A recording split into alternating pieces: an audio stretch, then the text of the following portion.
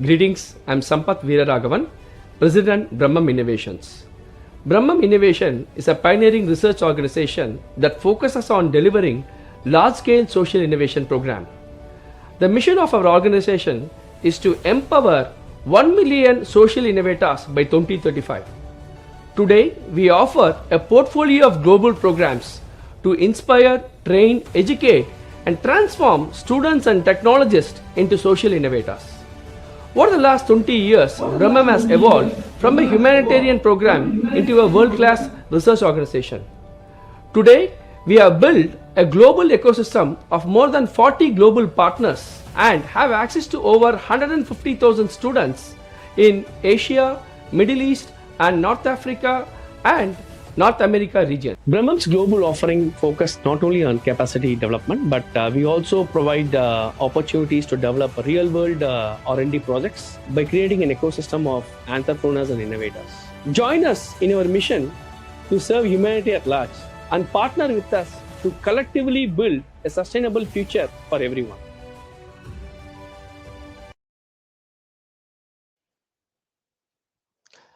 Wonderful. So, welcome you all to the Global Innovation and Impact Summit, organized by Brahmam Innovation in partnership with our host partner, INSET, and all our partners here. Quite excited to be thrilled here, in front of distinguished honorary guests, eminent visionaries and innovators, students, technologists, industry champions, policymakers, who are all connected via online as well as here physically, at Morocco in Casablanca. The main theme of this conference or the summit is advancing social innovation for humanity. Right? And Brahmam Innovation, as you all see here, we are a global leader on social innovation and impact. Over the last 20 years, Brahmam has evolved from a humanitarian program to a world-class research institution. Today, the Brahmam ecosystem partners with over 40 global organizations, and we support about 150,000 students to the fabric of our partnership. Our North Star goal is to create 1 million social innovator by 2035. And you may ask why we are doing this, right? The question is, we are now living in the age of AI, right? Pretty much AI is integrated in our living daily activities, right? If you come here, you might have used Google Maps, which is again machine learning technology. When you walk, your smart watches measure your calories. It measures your heart rate. It's amazing, right? But still, there are larger global challenges. About 4 billion people nearly are yet to be connected to internet. About 1 billion people live in extreme poverty. About 1/3 of the world's food resources are wasted. At one end, we have children who are hungry and they don't have food to access. The other end, we are wasting about 30% of food security. Then about 40% nearly of the world's population, they don't have access to clean water. These are not statistics. These are life. These are stories. These are people. And these are not challenges. These are opportunities for innovation. And that is where Brahmam Innovation comes into play.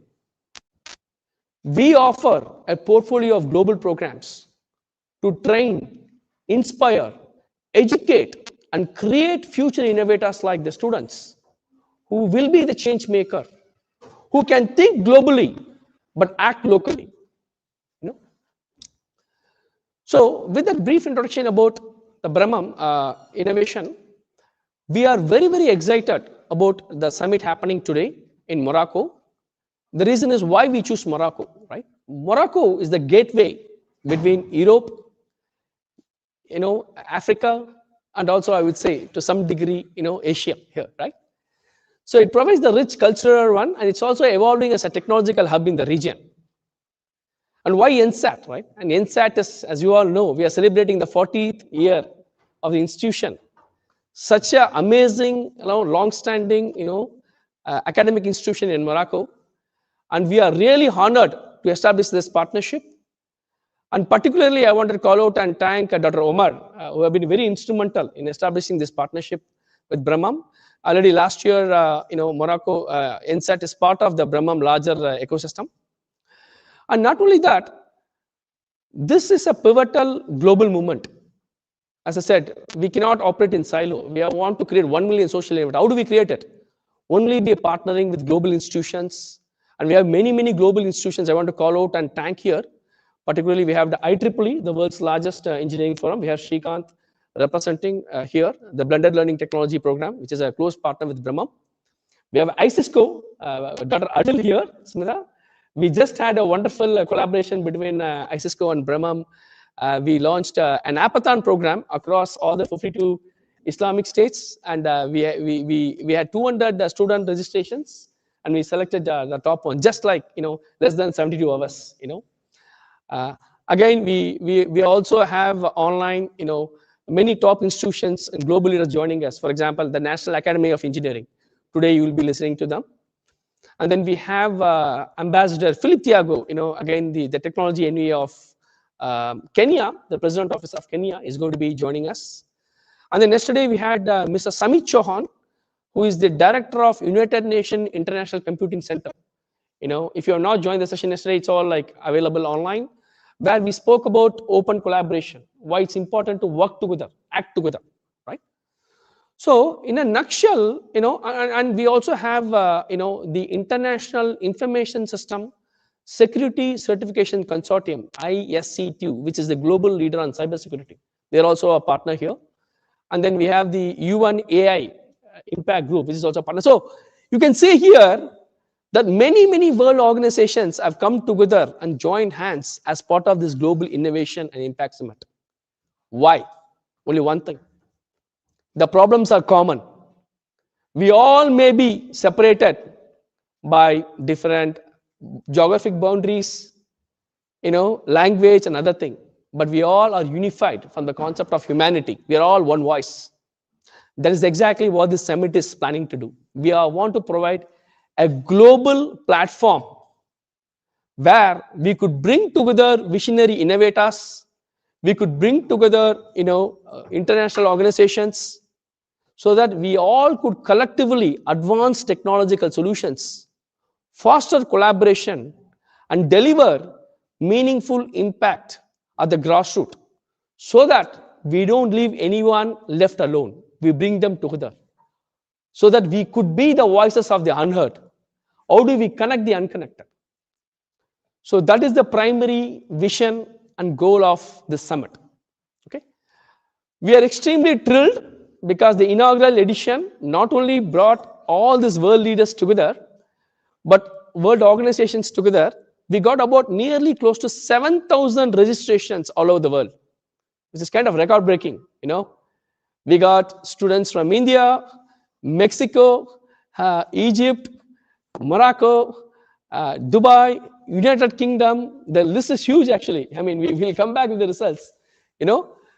So with that brief note, I want to actually, take this moment to make you all to think, right? I mean, why the big takeaway, what we want to go out of this summit is threefold.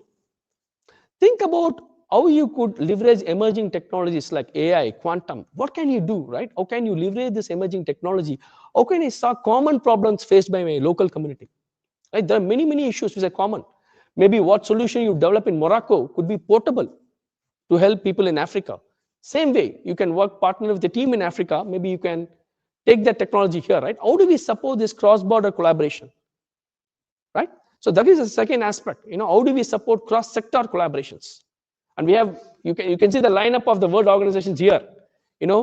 So primarily all of us are like Santa Claus. We say in US, we are here to give you a gift, the gift of opportunity, right? So make best use of it. And if you're a student, don't even hesitate, because we have a lot of fellowship program. I'll be talking about, later today. You will be hearing about it. So without any further ado, I would like to, finally conclude my talk with three important things. One is thank all our global partners who are here physically for us, and also who are present virtually and supporting us through. And we would like to thank all the speakers, the students and technologists all over the world for rallying up and being part of this global movement. Okay, so I want to say, like, there's a famous quote from Nelson Mandela: "It is impossible until it is done." Right? So I think be bold, be creative, be collaborative, and work together as one voice and one family. And also, I would like to also call upon the quote from my beloved mentor, Dr. APJ Abdul Kalam, the former president of India, where he say, dream, dream. If you want to be a sun, you have to burn like a sun. Right? So I think, students, you are all the future. And this summit is all about empowering you, the future for humanity. And our role here is to provide you that platform to you. I have been impressed with the urgency of doing. Knowing is not, it's not only fine. You have to act upon it. So this 2 days, is going to be very valuable for you. So with that brief moment, I hope this summit becomes the moment of hope, the moment of bringing together all of us as a single voice to serve the humanity. So with that, I conclude my talk by welcoming you all to this August forum. So now I request the program chair, Professor Muhammad Esaidi, to share a few words, and then we'll proceed with our two important guests who are waiting for us on online. Thank you, everyone.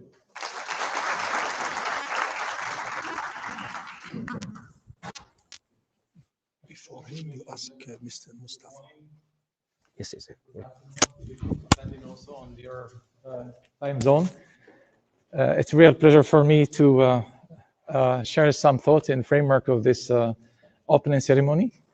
Well, I think that this is a real opportunity for all of us to benefit from thought leaders from different parts of the world regarding very important topics related to social innovation. When it comes to social innovation, I think that it's about technology in the service of humanity, mainly to address all kinds of challenges.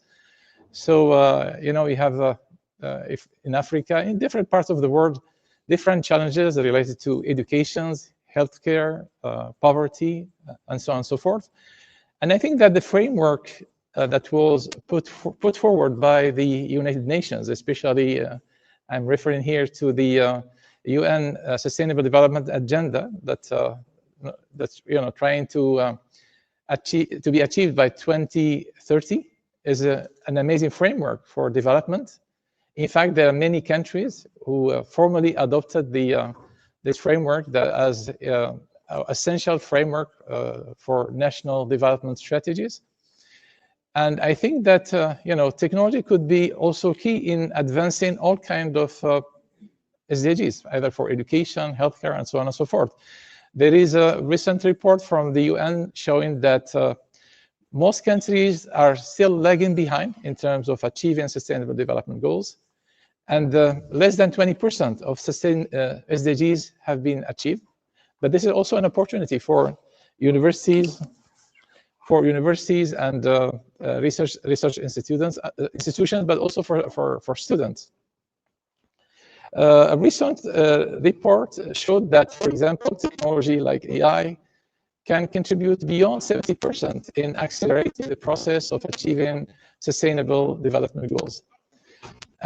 Well, I think that all the universities could contribute to this effort. I think through the research work, even the project they carried out by engineering students, like the student we have in this room. And I think this is also, an opportunity for organizations like IEEE or Brahmam Innovation or other organizations involved in this global summit to benefit from I would say the resources we have available. And well, I think the global summit also is an amazing opportunity to highlight all, I would say, the challenges, but at the same time, the opportunities available. So we had amazing lineup of speakers yesterday from the UN, from big companies like IBM, that shed light on different aspects related to sustainable development, to leveraging technology for good, for humanity.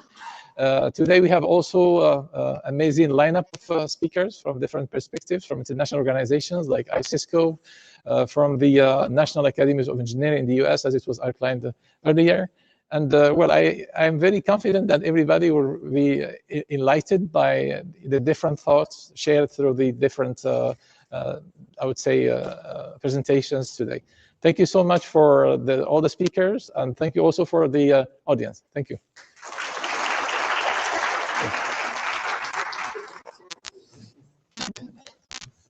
Okay. So.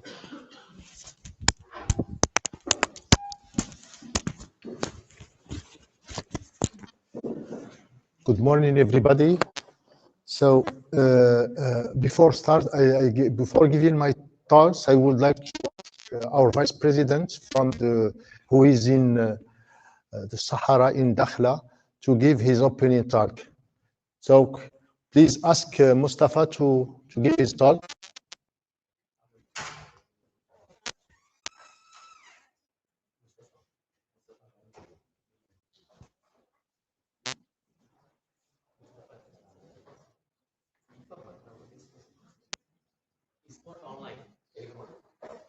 What is it?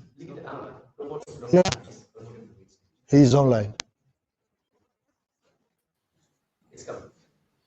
Hello, do you hear me, please? Yes, Mustafa, good morning. Good morning. So the floor is yours. Thank you, Samar. Really, I want to firstly thank Sam and Mr. Saidi for their inspiring speech. I'm speaking to you from Dakhla, one of the main cities of the Morocco South region. And please let me give in a word on the behalf of the president of the university as a vice president in charge of research, cooperation, and partnership. Ladies and gentlemen, distinguished representative of national and international institutions, distinguished colleagues, dear partners, esteemed faculty members and researchers, dear guests, and dear students. It's with a great pleasure to address you on the occasion of the official opening ceremony of the Brahman Global Innovation and Impact Summit, organized for the first time in Morocco at INSET Mohammedia. The school, which is one of the prestigious engineering schools of our university. We are deeply proud to host this event on global significance, held under the ambitious theme Advancing Social Innovation for Humanity, a theme that resonates strongly with the values, mission, and strategic vision of our university. The choice of Morocco at the natural crossroads between Africa, Europe, and the Middle East to host this first edition reflects the confidence placed in our country in terms of innovation, social transformation, and sustainable development. And I'm sure that it will be a real success of this event. The selection of Hassan II University of Casablanca, and more particularly INSET Mohammedia, stands as a clear testament to the role of our institution plays in structuring innovation, academic leadership, and high-impact international partnership. In this matter, I want to inform you that our university has just completed the structuring of its research and launched a call for projects for the creation of thematic research and innovation centers. Among the themes chosen for their centers are topics that coincide with international priorities and also correspond to the themes you will be discussing at this meeting. Today, the worlds come together here to reflect, to propose, and above all, to act in the service of a more inclusive, more responsible, and more resilient future for humanity. I would like to express my deepest appreciation to Brahmam Innovation, to its president, Mr. Sam, as well as to all his colleagues and collaborators around the world. Their vision, tireless work, and remarkable commitment have made this exceptional event possible. They have successfully mobilized an international network of researchers, leaders, entrepreneurs, and change makers, instilling a unique dynamic, transforming global challenges into opportunities for social innovation. To the entire Brahman team, I wish to say thank you for your trust, your professionalism, and your exemplary dedication. Allow me also to extend my warmest thanks to all the speakers, panelists, and experts who have agreed to dedicate their valuable time to enrich this inaugural edition. Thank you for contribution, your insights, and for sharing your experiences and vision.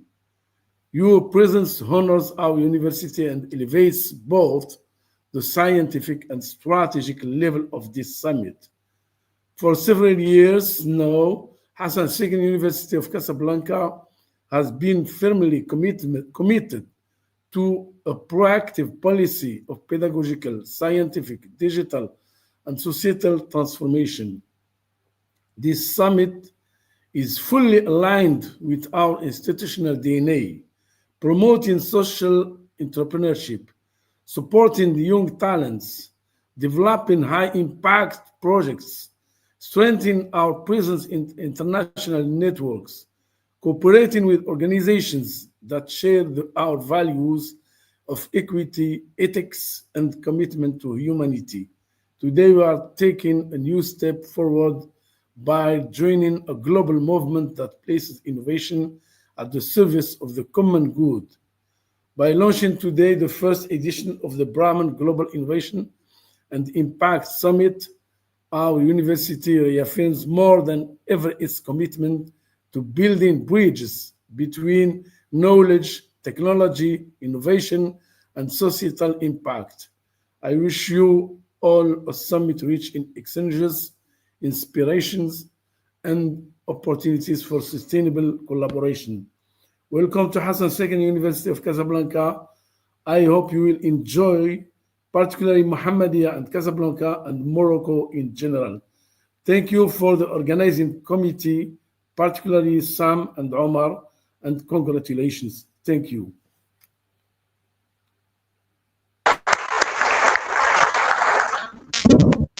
Thank you, Mustafa. Thank you very much. So I will give my opening talk also from NSET Mohammedia. Honorable audience, President, Vice President, distinguished directors and institutional leaders, esteemed partners, dear professors and researchers, honored guests, dear students. It is a profound honor to welcome you all to NSET Mohammedia at the heart of the Hassan II University of Casablanca for the launch of the Brahmam Global Innovation and Impact Summit, a landmark international gathering being held for the very first time here in Morocco and worldwide. Today, we inaugurate a summit dedicated to the visionary theme, Advancing Social Innovation for Humanity. This theme reflects both urgency and opportunity. Morocco, a strategic gateway connecting Africa, Europe, and the Middle East, has become a dynamic hub of innovation, cultural diversity, and technology advancements. Hosting this global initiative at NSET is a testament to our commitments to knowledge, creativity, collaborative research, and impactful innovation. Before continuing, allow me to express my deepest gratitude to Dr. Sampath Kumar and Mr. Saidi. Sampath Kumar, who is the president of the Brahmam Innovation, whose vision, leadership, and unwavering commitment have made this summit not only possible, but really exceptional. Dr. Sampath, your dedication to advancing social innovation at a global scale and your trust to Morocco and INSET Mohammedia for hosting this inaugural edition is profoundly appreciated. Your ability to bring together diverse talents, disciplines, and nations around a shared mission is an inspiration to all of us. I would like to express my heartfelt thanks to all your colleagues across the world, from North America, Asia, Africa, India, and Middle East, and Europe, who have worked tirelessly to prepare this event. Their combination express and generosity of spirit reflects the very essence to the Brahmam movement, innovation driven by compassion, collaboration, and impact. To each member of the Global Brahmam team, thank you for your remarkable effort, your professionalism, and your commitment to building a better future for humanity. Your presence and contribution honor our institution and enrich this summit beyond measure.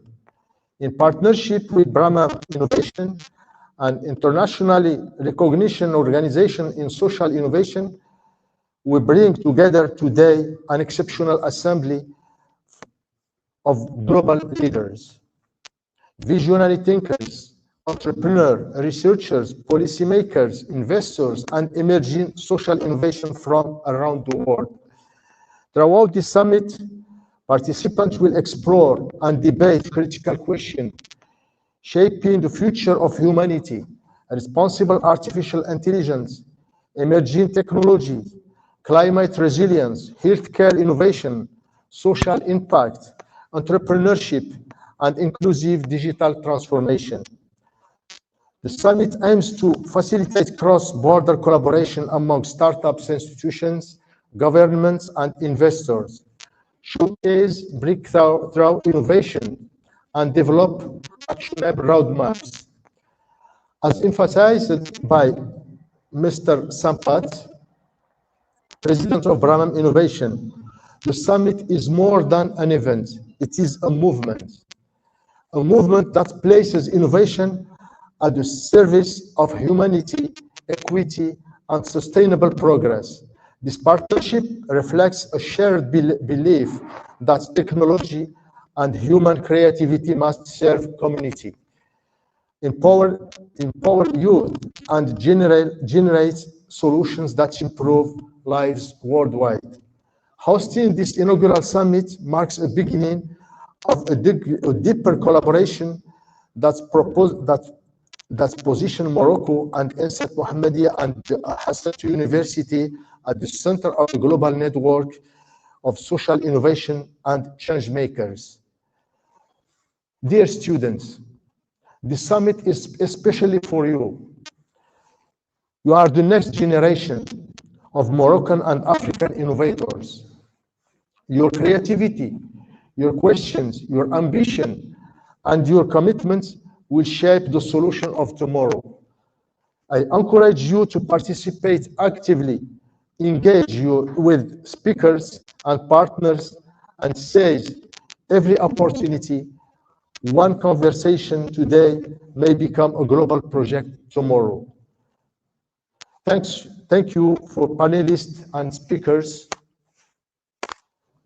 I would also like to extend my sincere appreciation to our panelists and speakers joining us from Morocco and from around the world. Thank you for the effort, dedication, and precious times you have generously invested in contributing to this summit. Finally, by hosting the Brahmam Global Innovation and Impact Summit, ANSET Mohammedia reaffirms its mission to be a catalyst for innovation, research excellence, creativity, and social impact. I would like to express my heartfelt gratitude to Brahmam Innovation, our esteemed international partners, our professors, researchers, and administrative teams, and our participants who believe in the power of innovation to serve humanity. I wish you all an inspiring, productive, and meaningful summit. Welcome to Global Innovation and Impact Summit. Thank you very much.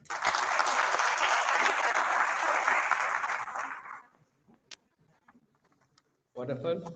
So I think we are now going on to an important segment of the summit. So me and Professor Omar are going to co-host this.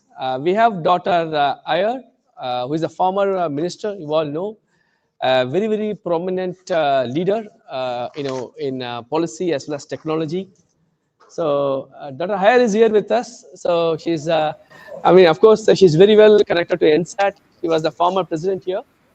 So we are very thrilled on behalf of Brahmam Innovation, all the global partners. We extended a warm welcome. In spite of her hectic schedule, she made it here.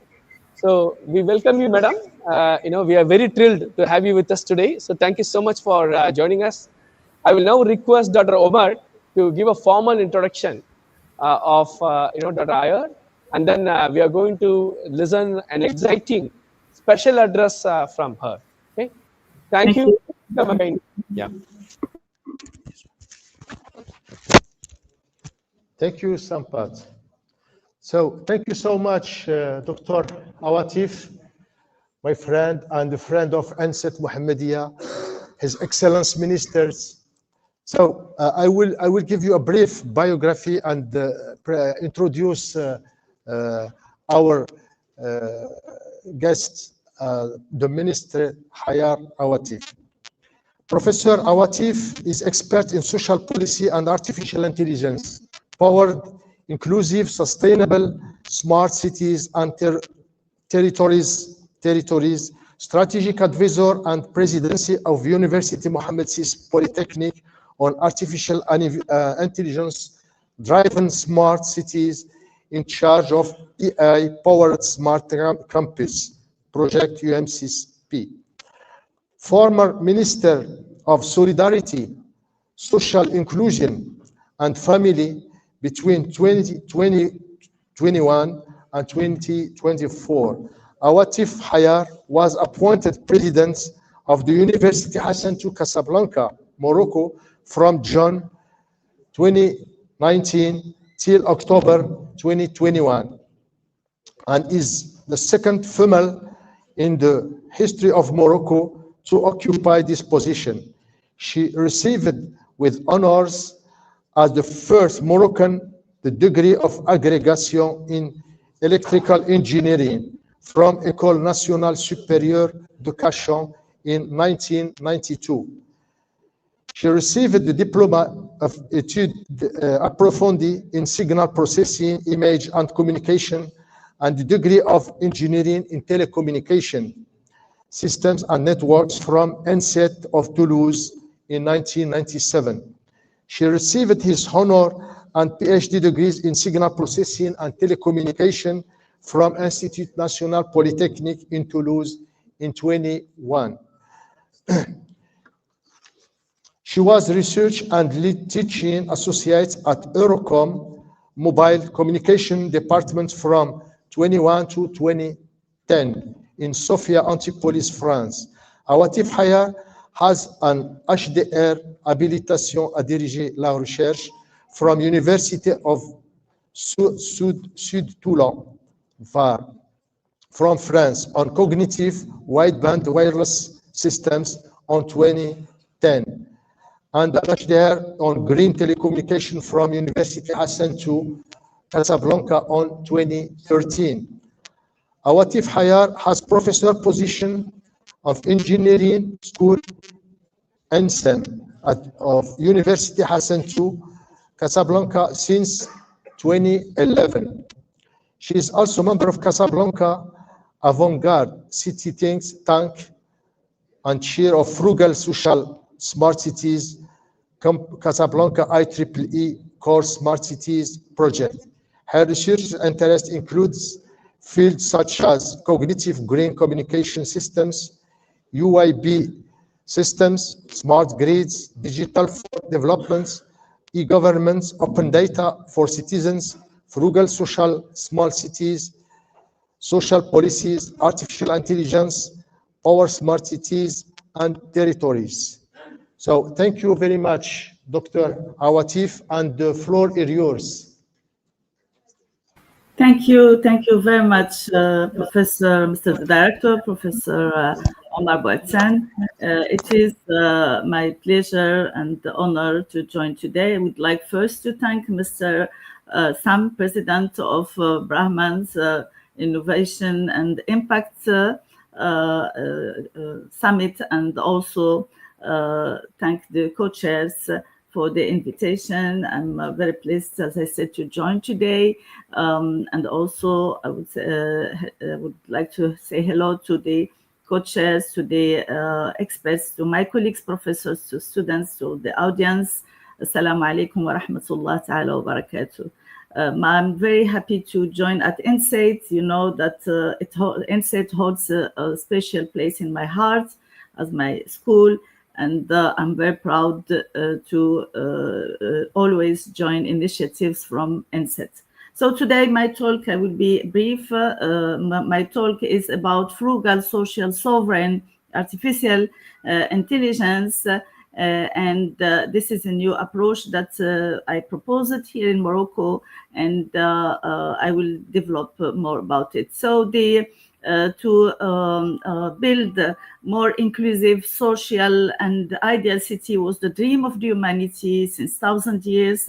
And here I mention the concept of a polis or political city built by Plato. And after that, many initiatives from Pliny l'Ancien in Roman age and from Al-Medina al-Arabiya in the Arab and Amazigh age. And also now we are talking about sustainable cities, augmented cities, cognitive cities. We are always dreaming about this ideal city that we want to build and to live in.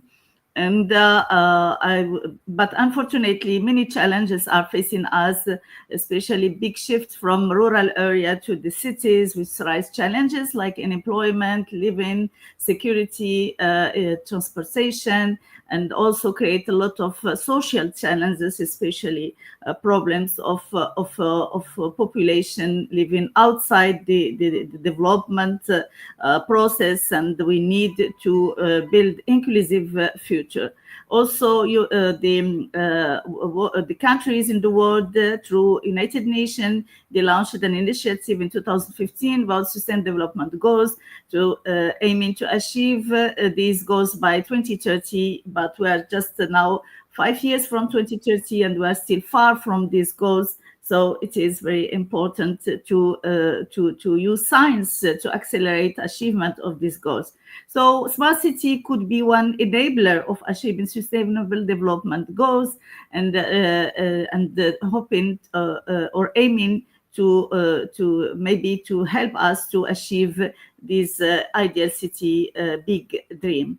So smart city is a concept started with Giffenger with these static 6 pillars, and we worked on since 2012, and we proposed a new approach which is more dynamic and inclusive. And this project was proposed for Casablanca, and Casablanca is a big city producing more than 30% of the GDP of Morocco, but at the same time suffering from unemployment and inclusion challenges. And following the vision of His Majesty and the speech of His Majesty in 2013 about Casablanca, where His Majesty King Mohammed VI, may God assist him, insists on the importance of positioning Casablanca as international financial social hub. and within the vision of His Majesty that started since 1999 about social states. So we proposed this concept of a frugal social smart city, which is human-centered and using accessible technology like smartphone, like accessible networks, low, I would say, cost-effective infrastructure to build the human-centered smart city. And we won with this concept a prize in 2015 from IEEE. It was about the concept frugal social smart city that started, that I proposed at that time. And it started from University Hassan II of Casablanca, and with the social partners, it started from Casablanca, from Morocco. And since that time, we're organizing international event that becomes now flagship events. And now we organized last year an extended event, including Casablanca, Ben Guerir, and Rabat. And we invite other cities like Marrakesh, Tangier, Fez, and Agadir, and other big cities, and even small communities to join this initiative, which is Smart City Morocco Road Show. And we started also, this concept evolved to be AI-powered augmented smart city and campuses that we initiated with University Mohammed VI Polytechnic. And now I will show at the end of this presentation a video about the achievement of an AI-augmented smart campus. So AI is started in the 14 with Norbert Wiener, who talks about cybernetics in 48. And then John McCarthy in 56 launched with the other famous researchers and scientists the concept of artificial intelligence, which include different subfields like deep learning. And deep learning is based on multi-layered neural network that tries to mimic the human brain and the human behavior. We are now using AI to build a digital twin to monitor physical world, including buildings, factories, but also humans, and helping to augment the city and improve the life of citizens, because our approach is always inclusive and human centered. And I will give some examples. So artificial intelligence, as you can see from this slide, thanks to this, the digital twin, we can analyze all the functioning of the city, and we can assist the city to be more inclusive, more optimized, but it has also some risk, and especially data energy consumption that is really exploding now. And you heard about now data centers that are put in space because the energy in Earth is not enough. So we need more cool environment. And you heard about companies that are planning to launch a data center in space. And so this is a big issue. Also manipulation of the opinion and the bias. When we use the limited data set, we have a bias, and we have problems of precision of the prediction or of the decisions. Also, when the artificial intelligence is trained in a data set that is not aligned with the culture of some countries, this can create, this can orient opinion in a way which is not necessarily aligned with the beliefs or the culture of the country. Also, data privacy is a big issue, and for me, and sovereignty is also a problem. And the data is in the clouds, that somewhere we don't know who is using them, who is processing them. And this is a big issue. Also, a social bond for me is a very big problem, because everybody will be behind its laptop and talking to artificial intelligence agents, and we will lose social bonds. And you know that the creativity of humanity is based on or is stimulated by social bonds. Sorry, I have a pain in my Joe. So it's sometimes I have problems to speak, so I'm doing my best. And this is the reason why I couldn't join today. So we can see here the consumption, energy consumption of brain to do what the brain can do is about 12 watts, and to do the same with the data center we need gigawatts to train and develop artificial intelligence agents and tools. So it's a big amount of energy consumption and the big issue which is needed to be addressed. So we propose to address all these challenges a new approach, which is frugal, social, sovereign AI. That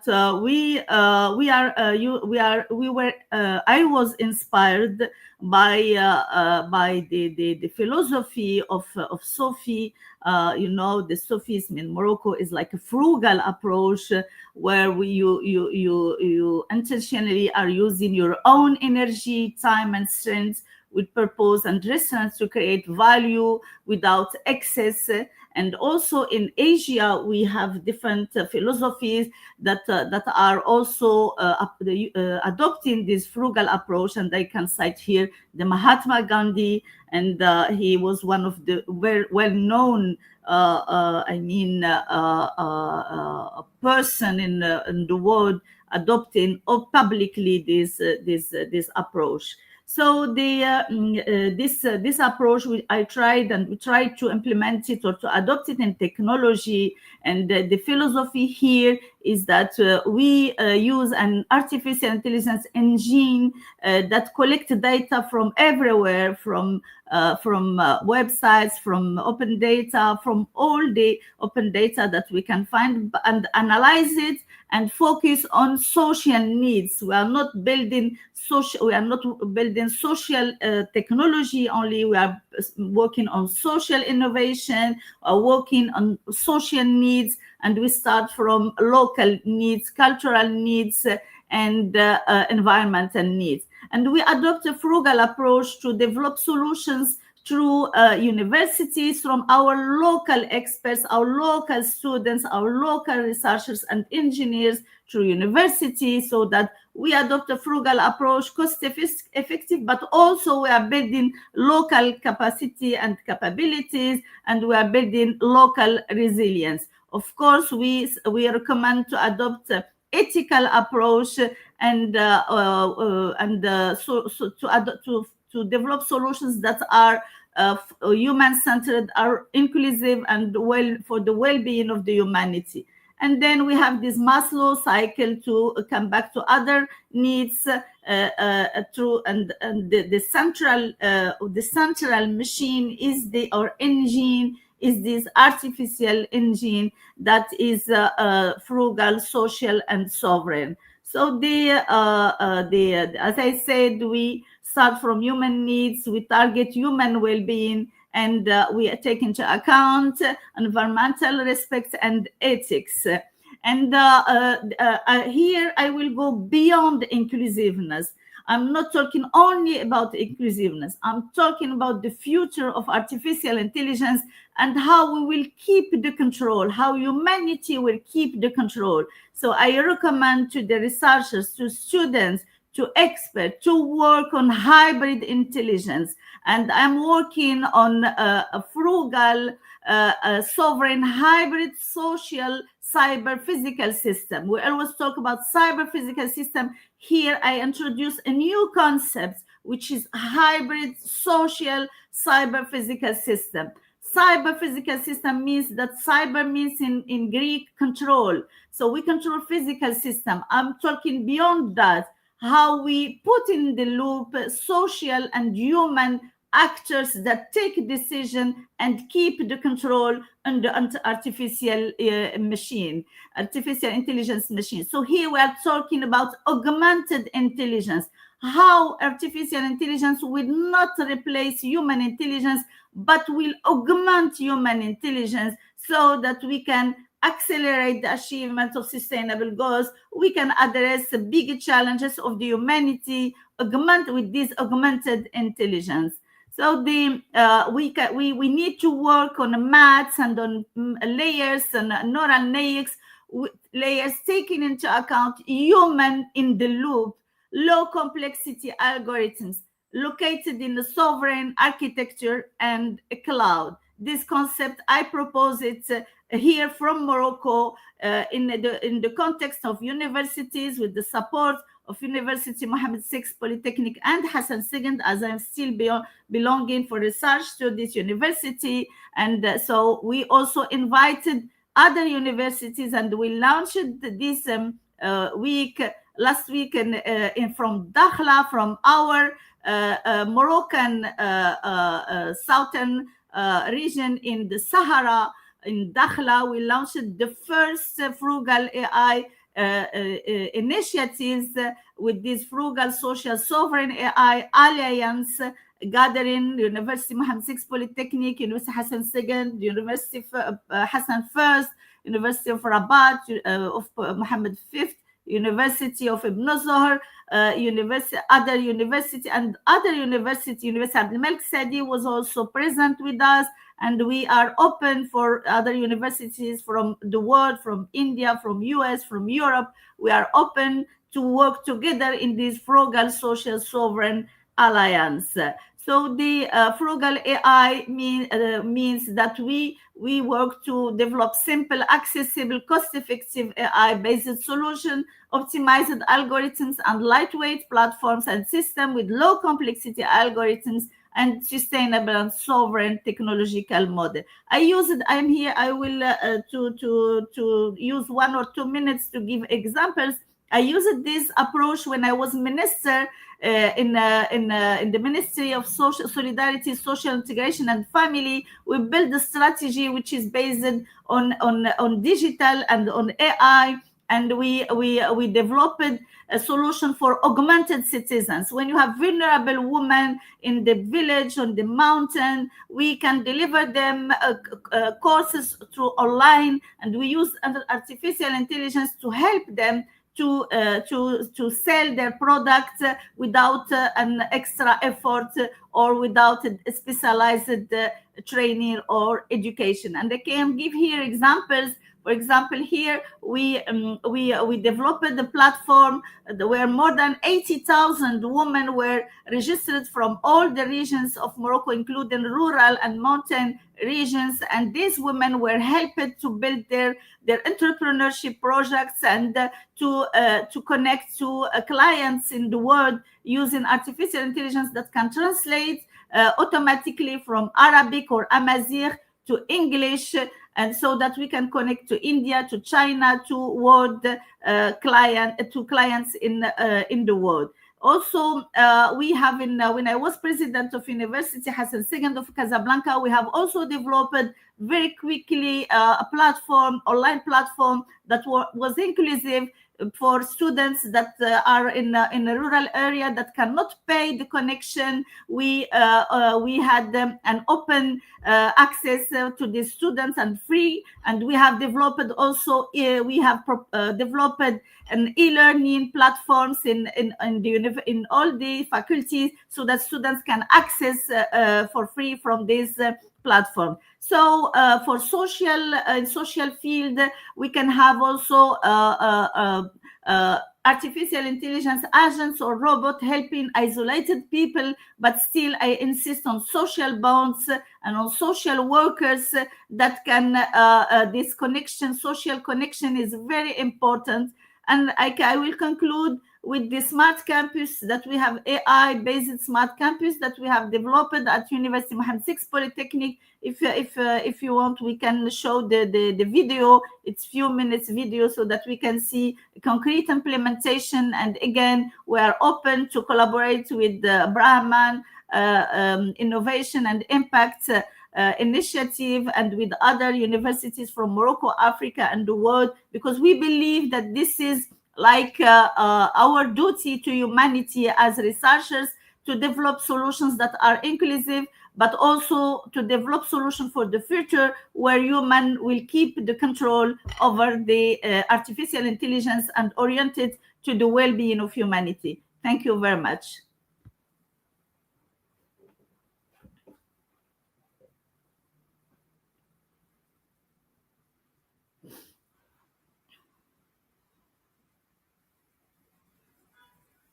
500 research universities, University Mohammed VI Polytechnic is committed to advancing knowledge and driving innovation, not only in research and education, but also in the way its campus operates and evolves. In partnership with Aquila, NVIDIA, and Dell, the university has introduced an AI-powered smart campus digital twin at its main campus in Ben Guerir, Morocco.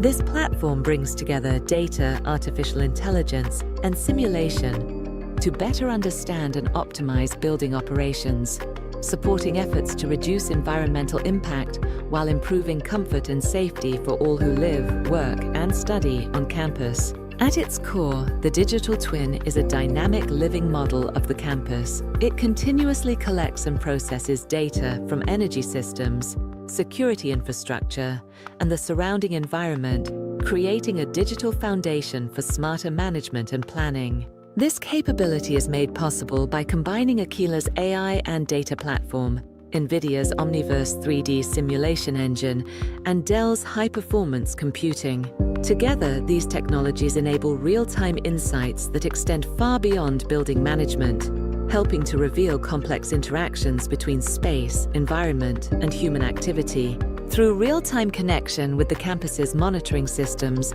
the platform can analyze movement patterns of people across campus. This helps anticipate demand for energy and cooling throughout the day, contributing to more responsive operations and safer spaces. One of the most immediate applications is in HVAC optimization, where AI combines real-time data on occupancy and weather forecasts to simulate different energy scenarios, continuously and autonomously implementing the most efficient configuration. This allows the system to continuously adapt to changing conditions, improving performance while reducing energy consumption. Looking ahead, the potential of this platform reaches beyond the boundaries of the university. Designed for scalability, it holds promise for supporting the development of smarter, more sustainable urban environments. In Morocco, across Africa, where the university is helping to advance the conversation on technology and sustainability, and beyond. Through this initiative, University Mohammed VI Polytechnic is contributing to a broader conversation on how data, technology, and collaboration can help address shared challenges, from climate action to urban development. This is not just about creating a smart campus. It's about exploring how the insights gained here can help shape smarter, more resilient cities for the future.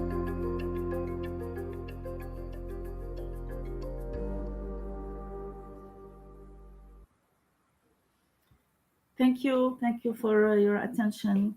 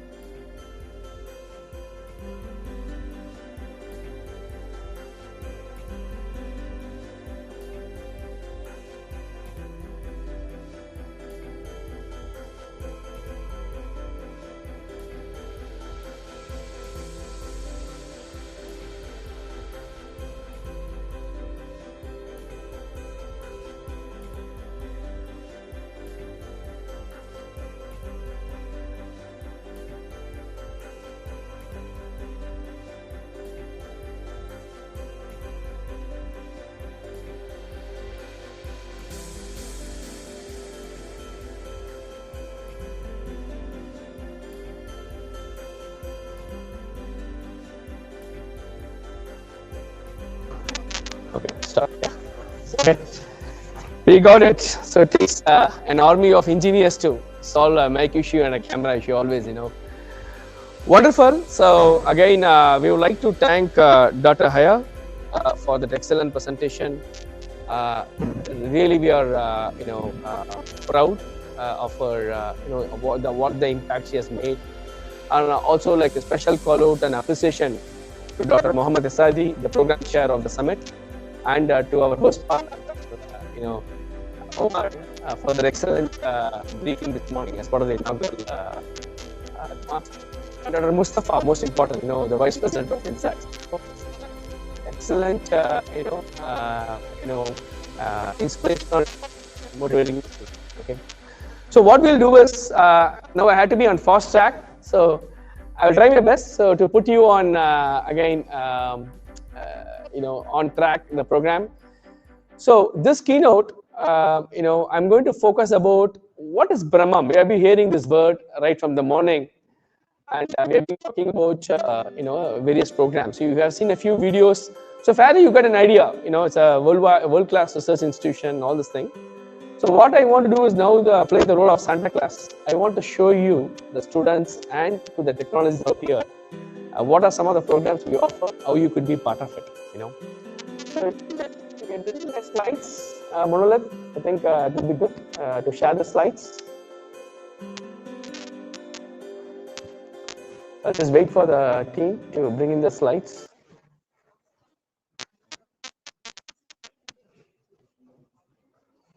Okay, I think I'll just wait for the technical team, to show the slides. So this particular, keynote, we are focusing on,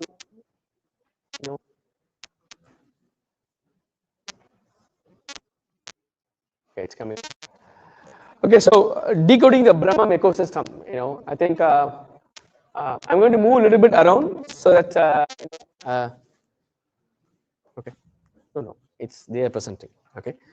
So leading the global frontiers of social innovation. Today you all heard about the social innovation. We have been talking from morning, So innovating for the global community with the local context in mind. It's primarily social innovation, right? And 20 years, originally the movement started, from India. Now we are present in about more than 100 countries. We collaborate with 100 global partners. So if you see here, the word Brahmam means knowledge. The idea is to build a global knowledge community and leverage your skills for social good. So next slide. So next slide. Monolith team, are you still there? So please move on to the next slide. We'll speed a little bit. So that's about me. Apart from the long name, I have a long profile as well here. Many hats. I think about 20 years as a student like you, I was very passionate about using technology for social good. So I devised one of the early systems to create an AI model that can detect autism. So that was the beginning where I got my inspiration, to help children with disability, and then it led to the creation of Brahmam, today. Apart from that, on my industry avatar, I have managed global scale programs on AI technologies in the industry. I'm an industry veteran there. And then I'm also associated with IEEE. I have many hats there. Served as one of the youngest which is the world's top honor society from IEEE, the Engineering Association. So next slide. So we'll skip a few slides. We'll go right to the slide about Brahmam, how we are democratizing social impact, So many of you, if you are not aware, we spoke about many kinds of problems, right? We talk about like, okay, I have a problem like I don't have access to water, I don't have access to clean, clear healthcare facilities, education, So all these problems are very universal. What the UN did was, the United Nations, which is the international organization that brings together all the countries, they created the framework. And they said like, we are going to identify these problems and put them into different buckets called as goals for development. So that is what you call it as SDG goals. Now, Now AI today, I mean, this 17 broader SDG goals is what Professor Saidi also referenced earlier. This provides a universal framework and opportunity for us to collaborate and work together. Today, particularly since we are living in the age of AI provides a lot of opportunity. We heard from Dr. Hire, the earliest presentation, that how AI could be used for providing solutions in healthcare, education, smart agriculture, and so forth, right? These are very, very interesting. That is why we want to focus on students like you. We want to actually provide you training through the boot camps and then provide you a real world opportunity to work on R&D. Okay. In fact, in Morocco, there are very, very great programs that's happening in collaboration as well. One glittering example I will call out is ICESCO and the Center for Innovation. I think Dr. Naiful should be here shortly. So we just had an AI-powered hackathon where we encourage students in the 52 countries to come back with technological apps which are relevant to a local context. There were an interesting project even here. A girl student developed an AI-based model for dermatology-related issues. It's one of the top entries in the ICESCO hackathon. We just had it in. So there is a lot more. You will see an examples of this kind of technology. Moving on to the next slide. So again, to re-emphasize, right, we are a global research organization, right? But we partner with more than 40 institutions around the world, and we support more than 150,000 students, right? And you will see some of the programs what we offer. So if you could see the slide on Brahmam, the first one with the logo on it, right? I think Monolith, can you just skip on to the next slide?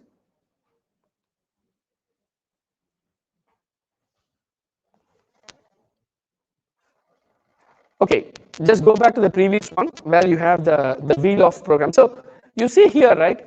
We have many programs here, as you can see here, like AI for social good. We have a massive network of social innovators. So you can register yourself. There's a fellowship program that's available to you all. I'm going to talk about that. So what happens is that you apply for the fellowship program, we identify you, then we partner with you with a mentor, and then you take up a project. And then we help you to find the right balance, like even it's a technical support or grant support, we will try to find it for you. Then you work on that solution and you deploy it to a local community. So again, here these are the aspects what I've been talking from the morning. How we kind of programs to create 1 million social innovators for you. So next slide. So the possibilities are immense. You could be sitting in Morocco or you could be in Africa, but you could partner with another team in India or US or Canada. You can collaboratively devise a solution.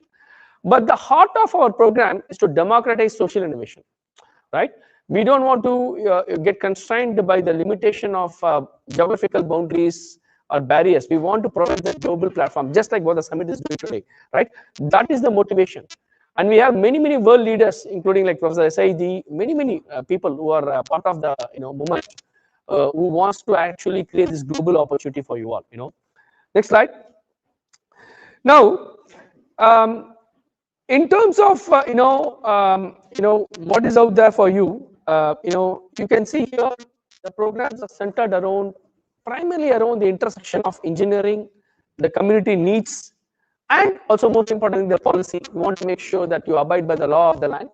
So our programs are primarily centered in this spectrum, right? That's why we call it as the community spectrum here. The community centered social innovation spectrum here. Next slide. So 4 major thematic pillars we have. We have community-centered projects, right? Once you become a fellow, you can go to the local hospital or a local village, you can understand the needs, you can do a survey, you can collect it. Then you can work with a stakeholder. You could come to us and we may help you to partner and provide opportunities to our partnerships.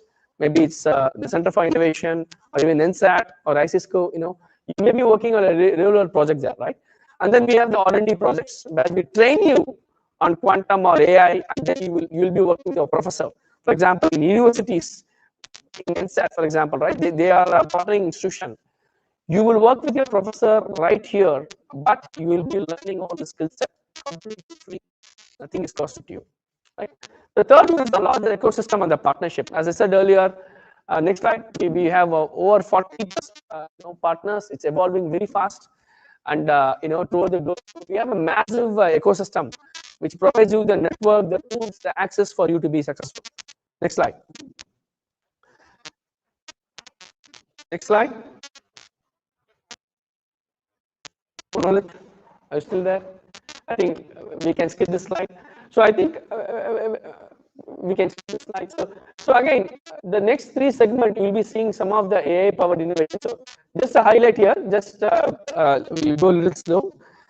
So I think AI is a big topic of innovations that has come out of Brahmam. World class technologies. Please go to the previous slide. So one, as I said earlier, the training tool in autism. 20 years back, we know that there's a huge demand, especially for parents to understand whether children fall under the spectrum of autism. So we devised a large-scale AI system, which is successfully deployed in Asia. Similarly, we also devised one of the large-scale information systems to track people with disability in India. So this is another example of a technology that has come out of Brahmam. Next slide. We also partner with major industries. You could see there is a couple of apps that's available. You can play it out actually. For example, Sympto is an app. We collaborated with Ocean to Sand. So if you tell the symptoms to this particular app, it will tell you actually what kind of thing you are feeling. If somebody says they have a stomach ache, it can tell you the reasons. It can tell you whom to contact, what type of doctor to contact, what type of test to be conducted, and then it also personalizes basically. So again, AI could be used for different applications. This is a simple example how day-to-day applications we could create it for you. Next slide. Again, farmers, smart is another big area for us. So what we have is another how AI could be creatively used is that there are many types of issues you see in the plant today. So how do we create a single-click solution which can empower the farmers to actually understand what kind of issues he's facing with his crops, and what kind of remedy is available. So that's another application called as crop cure. So this is again very excitingly developed along with the Ocean to Sand, who is again a technology partner with Brahmam. We heard from Mr. Vishal yesterday, the CTO of it. The third one is about democratizing aerospace, right? Space engineering is very unique, and yes, you students, if you wanted to design a satellite, right? We want to democratize that. So that is why the next one is about a nano satellite. It helps you to design a satellite, and you can bring in your own satellite design, or you can actually design it using the component here. So this app helps you to design a satellite, and then it helps you to launch it as well. It walks you through each steps actually here. So this is again an example of how we want to democratize education. So next slide. So we'll see some of these examples. So the second one, apart from solutions, that has come out of our R&D partnerships with the industry and academic institution, you can see here how Brahmam ecosystem is evolving. Now we'll talk about some examples with the world institutions here. Next slide. So again, here we have IEEE, the blended learning partnership. So IEEE is the world's largest engineering organization. They are present in about more than 190 countries. And they have nearly about 500,000 engineers officially, experts, everybody is part of it. So IEEE, now we have the head of the blended learning technology here, Srikanth, another glittering personality here, came all the way for us from India right now. So he will be talking about IEEE here, blended learning, but an example here is we want to actually provide skill development. So IEEE BLP is a digital platform, it's a learning platform that provides the skill set needed for the students like you, so that you become future ready to pursue research or to go to industry, right? So again, this is a standard organization. So we take the curriculum courses across AI, or you are talking about VLSI or any programming language, right? You get certified by IEEE and Brahmam. So we partner with academic institutions.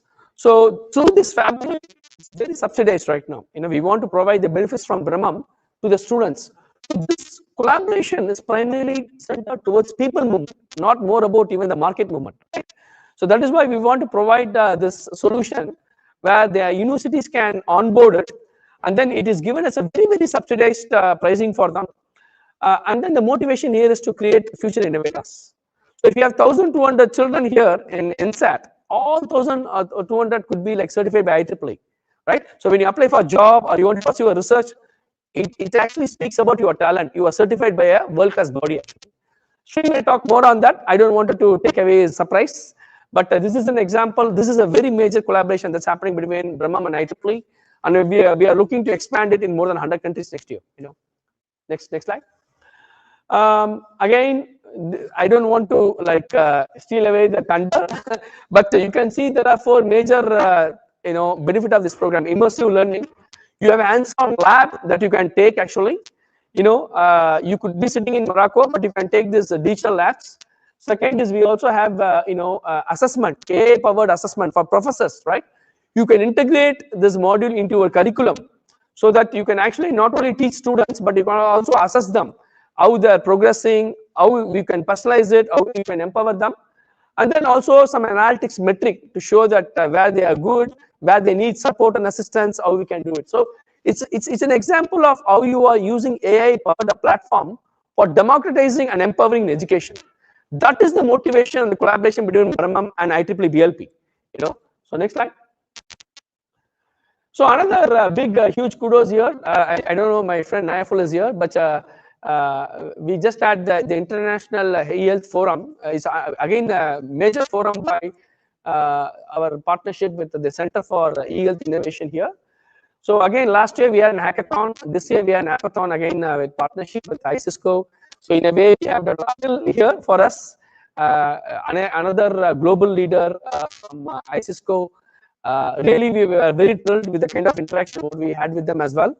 So again, health challenges are very, very massive, and that is why, like, I'm very delighted. Institutions like ICESCO is partnering with academic universities and research institutions like Brahmam and the Center for Innovation to see how we could provide global opportunities for students like you. Here, if you develop an hackathon and if your app gets selected, I think there were not only like mentorship opportunity. There's also cash award that was given graciously by ICESCO. Again, what more, right? What not more, right? You have been acknowledged for your idea, and also you get an opportunity to develop the idea to a product and deploy it, so that you can have a far-reaching impact in the 52 countries here in the Middle East. Next slide. So again, these are some additional programs what Brahmam is invested in. So again, for especially high school children, we provide digital labs. We help them to build. Again, an example here is in Uganda, where we provide electronic kits for them to train them to exposure to electronics. The interesting part is we provide an interconnected pipeline. So you saw so far R&D pipeline, right? Where we train you, you can participate in a project, right? Here, actually, the trained students, you will be a mentor to motivate the high school children. So you are not only you are being a researcher, but also you are building the next future as well. So it's very interconnected here. Next slide. So I'm going to speed up a little bit now. So again, examples of what's happening in Uganda. We again partnered with the National Innovation Hub. We trained over 200 innovators across Uganda, and they're all from different domains. So they are going and building their enterprise using the skills, product innovation, social innovation, and they are all going together. And next slide. And again, we also have a national level summit which brings together world bodies again in Africa region. So this is again a successful summit. I'm not going to talk about it more here. So we'll go to the last segment here about the partnership framework. Next slide. So GITEX, I don't know how many of you know here. GITEX is the world's largest technological exhibition that happens in Dubai. Now they are present all over the world. So again, this is an example where it all started in Marrakesh here. So again, AI Horizon, many other regional and national level summit we also collaborate with. So this is another example there. So next slide. So in GITEX particularly, I think yesterday you heard from Mohammed Aboud. We are partnered with GIE Dubai. So we have a DeepTech summit. So next year, I expect many of you to submit your ideas there, because if you become the top entry, we fund you to come to Dubai to present it there. So it's amazing, right? You are a student in Morocco, your idea gets selected, you compete, you come to Dubai in the world's largest, stadium, platform that you are presenting, and you have an opportunity to win. So again, we have many other global program. We conduct design thinking workshops. Many things are happening around the world. So in fact, Professor Saidi is here. I call him as the Captain Morocco always. because he always look out for the children here. He wants to support them here. So we want to see this movement in here in Morocco. We are partnered with INSAT, INSAN, Kadi, many leading institutions. Over 100,000 students are already in the framework. So we want to provide this opportunity from IEEE, ICESCO, to the partnership from Brahmam. How can we make you the change maker, right? Next slide. So we'll quickly give a roll up, and we'll close out in the interest of time. We can skip to the next set of slides quickly. Next slide. So this is again examples of students getting trained all over the world. You see here India, Africa, and many partnerships what we have, right? And that is Dr. Anas, a good friend and an amazing human leader here. And so the bottom line is, again, this is in World Bank, and also not only here, we work with many world-class institutions like UN agencies, right? Next slide, right? So you see some of our engagement with UN includes like, providing thought leadership, providing collaborative opportunities there, And again, Global Impact Forum, we'll play the video during the lunch. It's again a big forum that was launched this year in JITEX. We got over 1,000 participants. We flew people, students from India as well, to for them to experience it. So hopefully next year we can have you all. And this is some of our global ecosystem, of the partners who we had, in the global forum. But not only that, we have a big ecosystem around the world. So you can see some of our global partners. It's evolving. We are going massive right now. So the bottom line is, this is the best time to be a student, to be an institution. So the next 3 slides are important. You can scan it because we are going to show the model and the QR code for you to register. Okay. Next slide. So these are some global recognition for the work what we have done so far. I think the real happiness is not only about the awards, but also the impact what we make. You are all our happiness, the change we can bring in you. So next slide. So to close out, there are 2 sets of opportunity. If you are a student, you could first become aware about the programs what we offer, and that's what happening right now. And next, after, these are again the global UN engagements what we have been talking about earlier.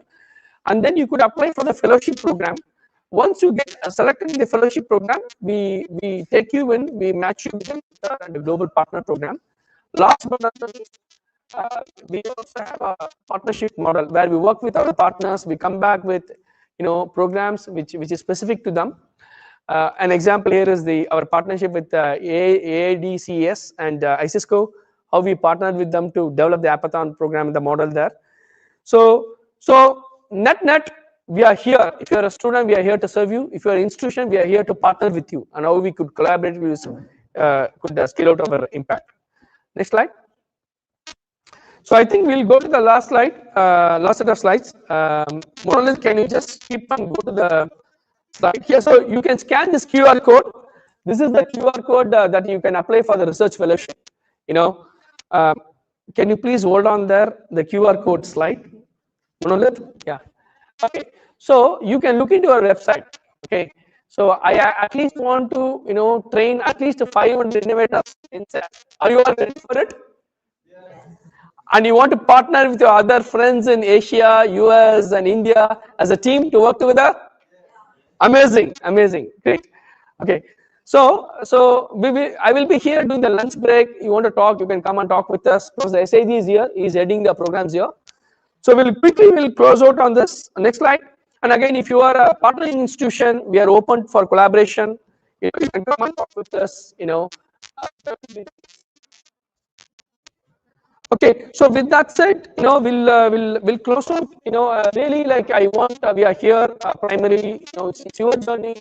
It's all about celebrating the spirit of humanity, coming together, traveling together. This is the beginning. So with that said, I would like to thank our team.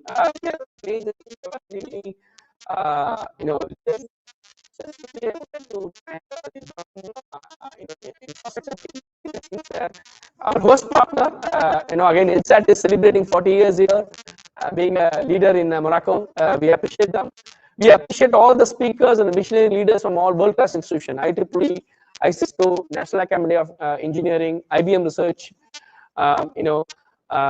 So there are many, the list is huge.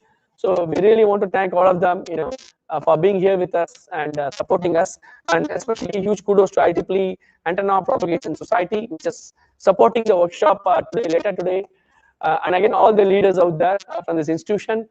So with that brief note, I will close out the keynote, and I want to thank Monolith Technologies, the streaming partners who have been working tirelessly day and night. I also want to show next set of people here. Do you mind sharing the screen? I want to show like there are a couple of faces there, the research fellows, who have been doing, huge thanks to Professor Mohammed Saidi for being the program chair, leading meticulously the program plans, and Dr. Omar for helping us to get into Mohammedia and putting Mohammedia in the global map today. Next slide. And also, I want to see many students from here. You can see many students who have joined as a research. The Brahmam actually behind the scenes driving the program. Ashwin, a special kudos to him. He is in India, sitting, right now day and night and driving the technology delivery for the summit. And then Roshan Ravi, again from US, another young, talented, amazing leader there, sitting in US, helping us with this. And then we have a couple of students there, Heram, who is graduated now. He's in the industry, but he's a research fellow. He maintains the full stack for the summit. And then Uday, and we have Venkatasai. So we have many students, but I wanted to just show these students because they have been working tirelessly day and night for the last 2 weeks. They barely slept 1 or 2 hours. So huge kudos to them. And next, I also want to call upon and thank the Monolith team behind the scenes right now. Ganesh, Ashok, Santosh, Jagadish. You all see all this, nice presentations here. Wilfred, it's all happening because of them behind the scenes. So with that, I'll stop here. Thank you all. And with that, we'll complete this keynote. And we now have a really exciting 90 minutes where we have all the world leaders here traveling from India, from Dubai, and and we also have somebody coming from United Kingdom just to interact with you. Are we ready? Are we ready to join the global Brahma movement? And I will say in French and Arabic. Awesome, great. Okay, with that I will conclude my keynote here. Thank you.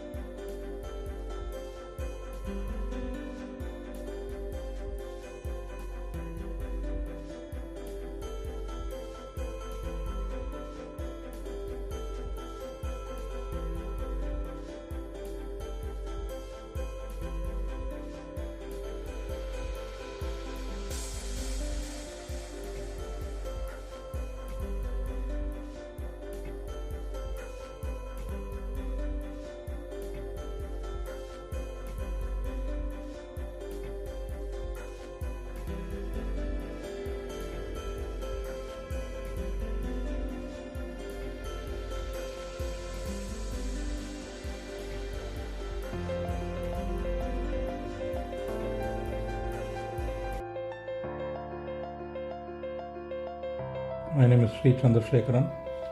I work for the IEEE as the country head. At IEEE, our mission is to advance technology for humanity, and education lies at the heart of this mission. Partnering with Brahmam Innovations, a global leader in technology-powered social innovation, has been transformative for the IEEE blended learning program. Brahmam Innovations' expertise in digital platforms, AI-powered learning solutions, product innovation, and social impact programs has enabled us to engage learners worldwide with exceptional efficiency. Together, we have built a powerful learning ecosystem that bridges theory and practice, empowers professionals, and delivers meaningful social impact worldwide. The eHealth Innovation Center of Mohammed V University of Rabat is proud to partner with Brahmam Innovations, a global leader in social innovation.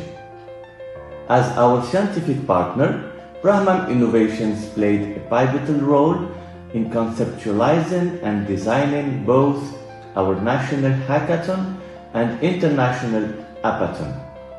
Together, we successfully launched these groundbreaking initiatives at the International eHealth Forum, inspiring young innovators across Morocco to create impactful digital health solutions. This is Professor Saidi from Morocco. Brahmam Innovations' extensive global program in Morocco have laid a crucial foundation for the nation's technological ascent, creating remarkable social impact by empowering youth, advancing digital skills, and driving innovation across key industries. These initiatives have not only equipped a new generation with future-proof capabilities, but have also actively strengthened Morocco's position as an emerging hub for technology and knowledge in the region. Hello, my name is Luanga Herbert, and I serve as the president of the Roger Science Foundation. Brahmam Innovations has been a true catalyst for change in Uganda. Through great initiatives such as the National Level Social Innovation Bootcamp, the National Innovation Summit, STEM Champions Labs, as well as those grassroots social impact projects. Brahmam Innovations has inspired young innovators, empowered communities, and built a strong foundation for sustainable development. By connecting Uganda's grassroots innovators to its global ecosystem, Brahmam Innovations is providing mentorship, exposure, and international opportunities that help transform bright ideas into actionable, scalable solutions. Hi, I'm Michael Short, Professor of Control Engineering Systems Informatics at Teesside University in the UK. We are delighted to partner with Brahmam Innovations in the USA. Their global R&D and social innovation programs really demonstrate how science, technology and innovation can work together to create inclusive and sustainable progress. By empowering communities through intelligent and collaborative innovation, Brahmam Innovations is advancing the global frontier of science and social impact. We are so much excited to be a part of Brahmam Global Impact Forum. Platforms like Brahmam Global Impact Forum gives opportunity for industries to co-create scalable, responsible, real-time solutions that make a huge difference in society. Hello, I am Professor Wafiq Mansour, the Dean of College of Engineering and IT at University of Dubai. And I am very excited about the partnership between University of Dubai and Brahmam Innovation, the global leader in social impact that will help students from all over the world to get certified in innovation and entrepreneurship. Thank you. Join us in our mission to serve humanity at large and partner with us to collectively build a sustainable future for everyone.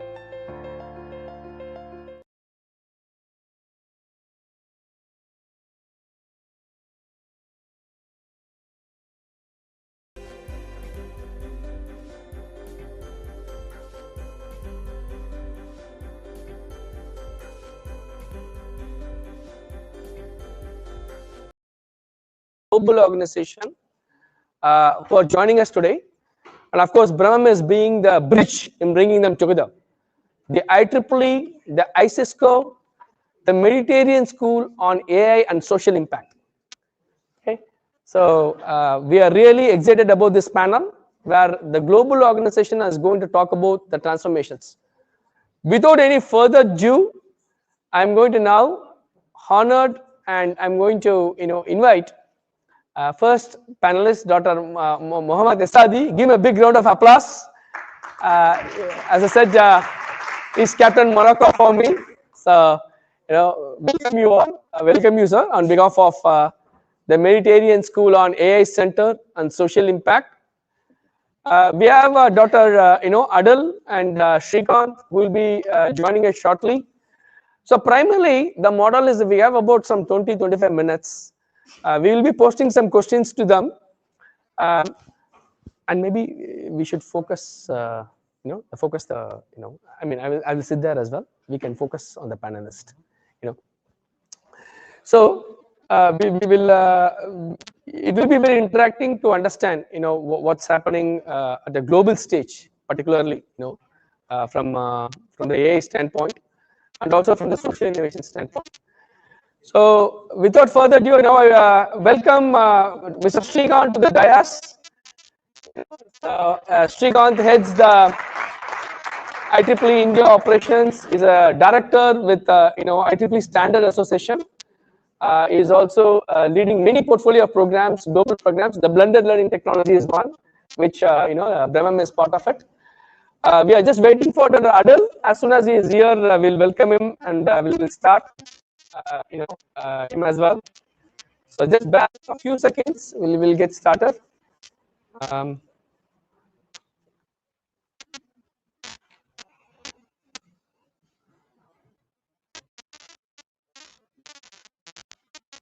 Okay, so I will take the center stage. I'll wait for Adil to join us. Can you adjust the camera so it can come closer? Okay, great, it's good. Okay, so we'll first start an initial set of questions. So I will request the Monolith team to pull in the the presentation online. So we'll have a set of questions that we wanted to talk to Dr. Adil as well. Okay. So first we'll start here. We'll wait for Dr. Adil, ICESCO. We'll ask someone to help us to find him.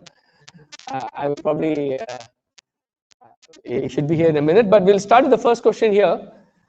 So first, I think the main theme of this particular panel is to showcase to you what is out there from the World Organization, and also talk about the use case of the partnership, how we are collaborating. So I will first start here with a question to Shrikant from IEEE BLP. IEEE is a world leader, on engineering and technology, right? So what I would like to hear from you, in your own view, is how the synergy between IEEE, BLP, and Brahmam is redefining the learning for the future. So I want to hear from you. Adil.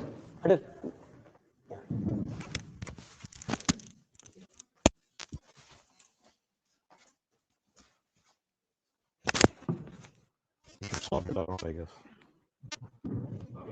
All right. Okay. First of all, Assalamu alaikum. Greetings, and I want to thank Brahmam Innovation and also INSET for hosting me here. So I deeply appreciate that. So now coming back to your question, Sampath, and people call me Shri, by the way. Don't say Shrikant. So so one of the key points is IEEE is a global organization. It is deep-rooted in education and technology development. And the collaboration between IEEE and Brahmam, which is about global social innovation, where they are trying to reach out to 1 million social innovators by 2035. I think this collaboration is extremely meaningful and extremely deep, right? The kind of partnership that we have been having with Sampath and with Brahmam not only is taking skill development in India, but now we are bringing this outside India.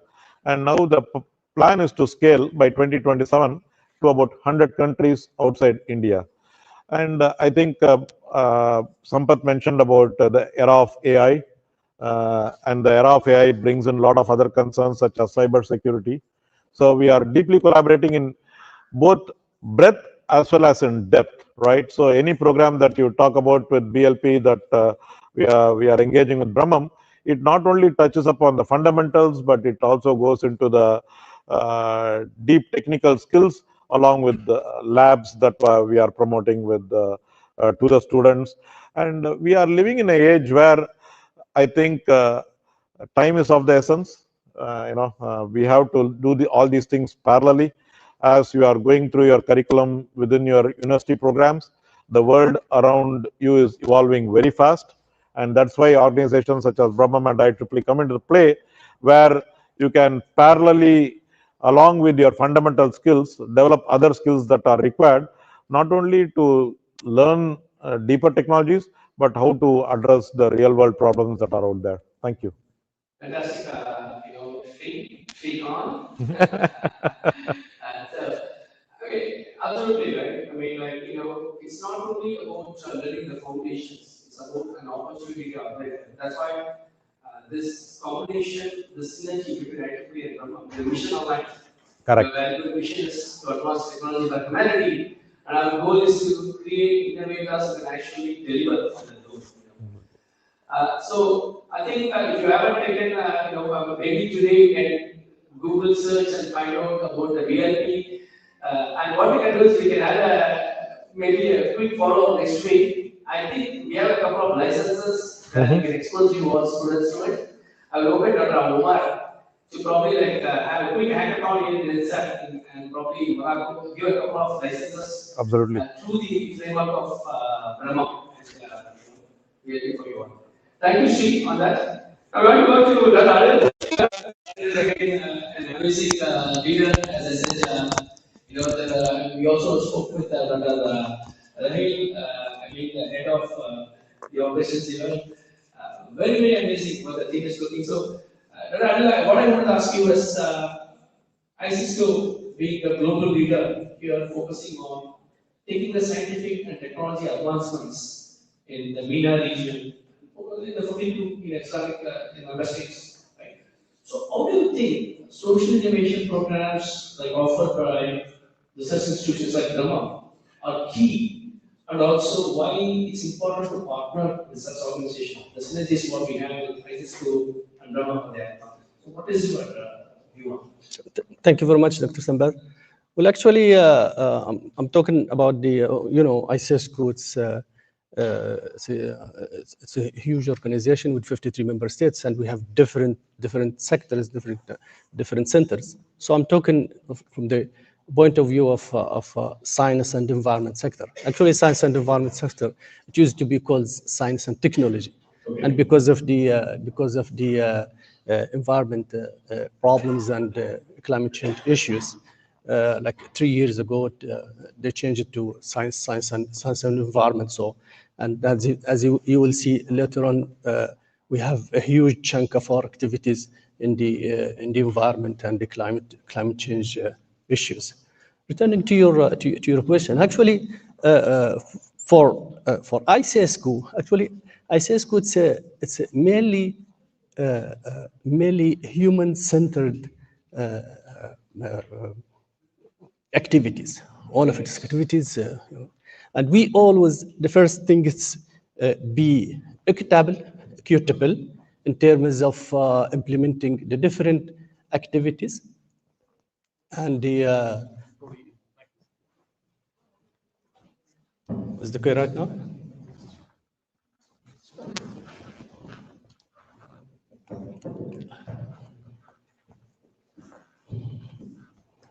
So the first issue is we're trying always to implement our activities and our projects in the three regions of ICESCO. ICESCO is divided in three different regions: African regions, Arab region, and Asian regions. So this is the first thing. The other thing, even for each country, we're trying to disseminate our activities in different parts of that country. We are not focusing on the main cities. We are not focusing in the rich neighborhoods. We are always trying to reach the needy.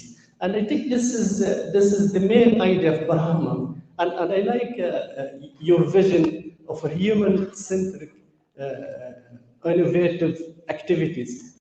And that's why we will be happy, and we are happy actually, to partnership with you for these kinds of activities that focus on the needs, The needs, I'll give you an example, which is a project, a very successful project, ICESCO, called WASH program.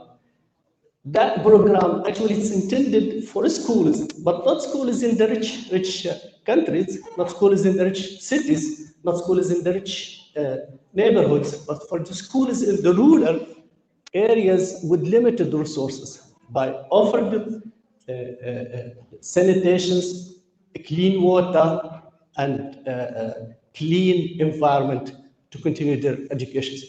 That program is implemented in more than 33 countries in our member states, and teaches more than 50,000 students benefited from that program. So in general, we are aligned that activities should be human-centered, should reach the needs where they are. We are not asking them to come searching for the benefit of each program. We're trying to get to them, to help them where they are.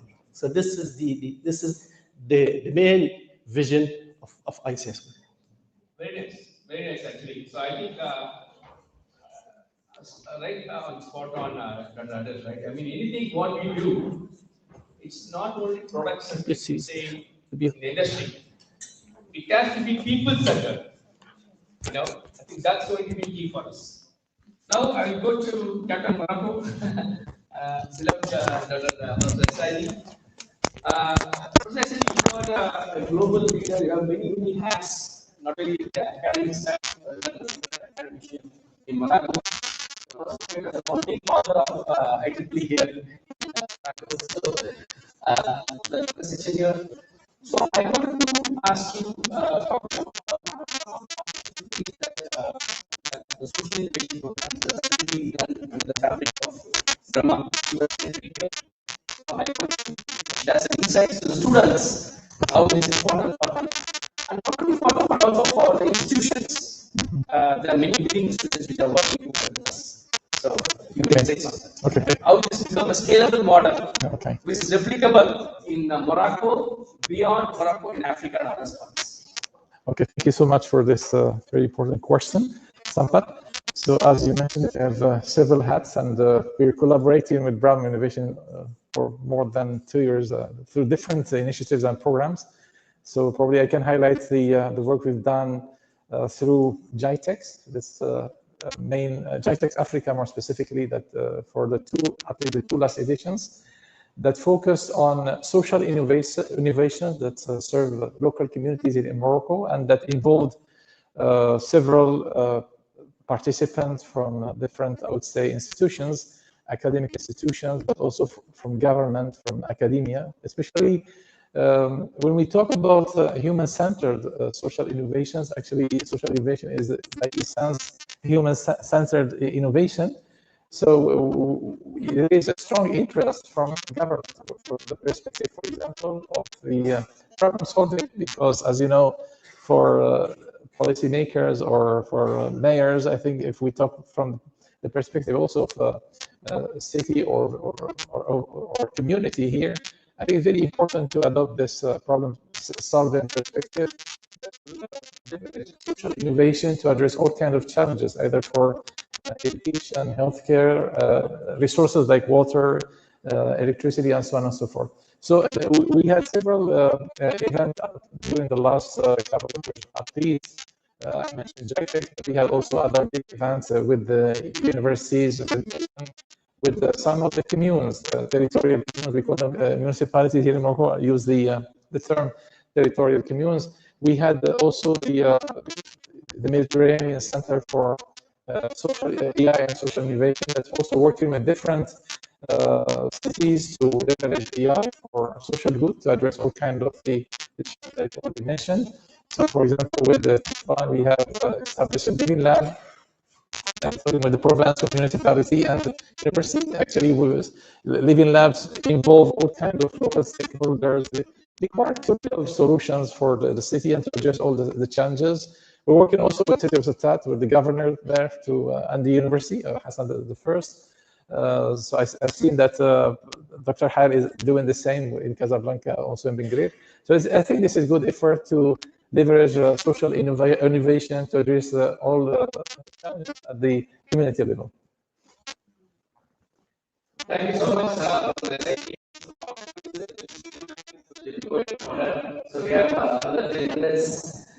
very, very interesting insights, right? We heard how IEEE is partnering with us to democratize education, to buy a perfect.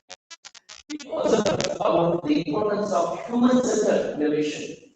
Great examples from Dr. Adam. And then we spoke about what kind of local innovation, how do we try a local ecosystem, right? How do we think globally but act locally? How we are bringing the those opportunities across. We can go from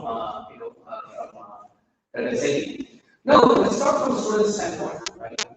What are the most difficult things student faces at their startup? They have access. They learn about all the courses. But most of the time, they don't get opportunity to apply on the real world, right? I mean, outside, right? Out of the classroom experience, right? So I feel like that is, I think, the heart of social innovation programs. That is what I want to do, right? So I want to ask from practical application standpoint, from institutional standpoint, right?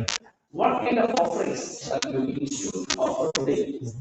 What are some of the roadmaps or your plans? How you work with them, right? Brahmam or like-minded organizations, right?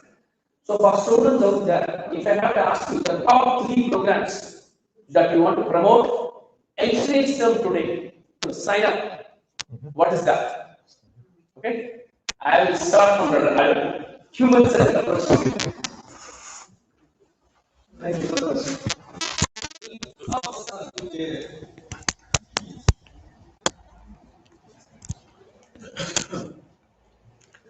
Well, the problem of the gap between academia and this is always, always discussed. Everybody's talking about, and nobody came with the tangible solution.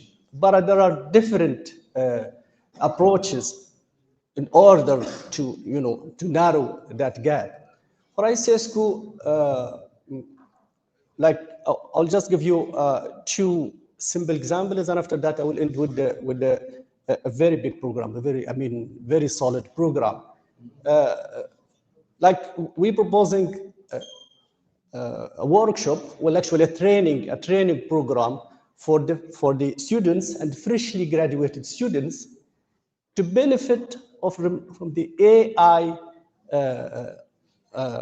models now. This is intended for students, freshly graduated students with low or even no background in coding and AI. So what we call it no code and low code coding, and we implemented in different countries before, as we will see in my presentation later on. This is one. The other one, we having different competitions. One of them, the hackathon that we implemented just a couple of days before. Also, we have another one. It's about in the how to convert food waste to combustible parts. That one, it's implemented competition with very interesting financial prizes. Okay, it's implemented last year, and it's going to be implemented in 2026. And I invite all the students interested in that to participate. Okay, But the most important program, it's what we call it YPP, Young Professional Program. That program is intended for freshly graduate students. Okay?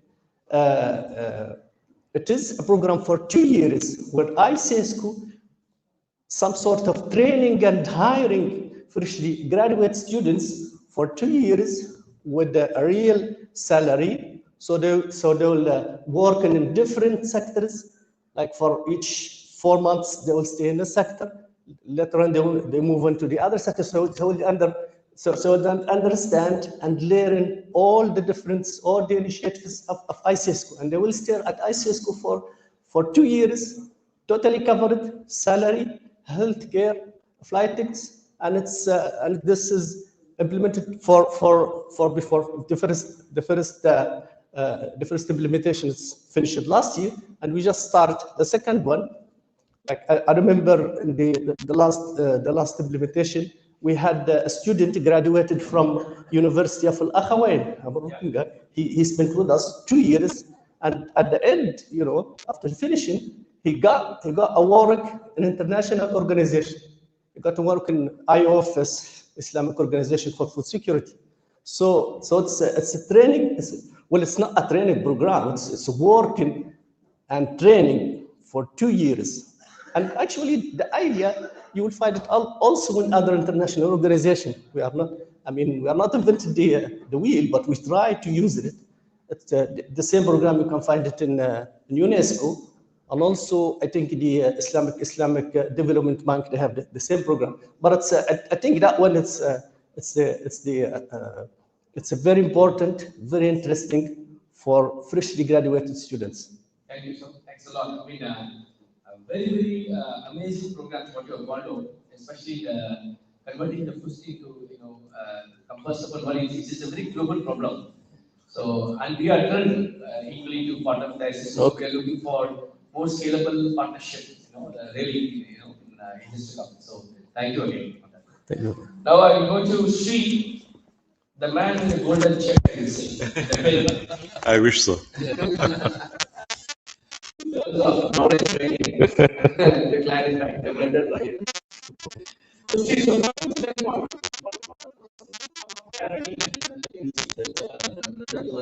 In general, the program is very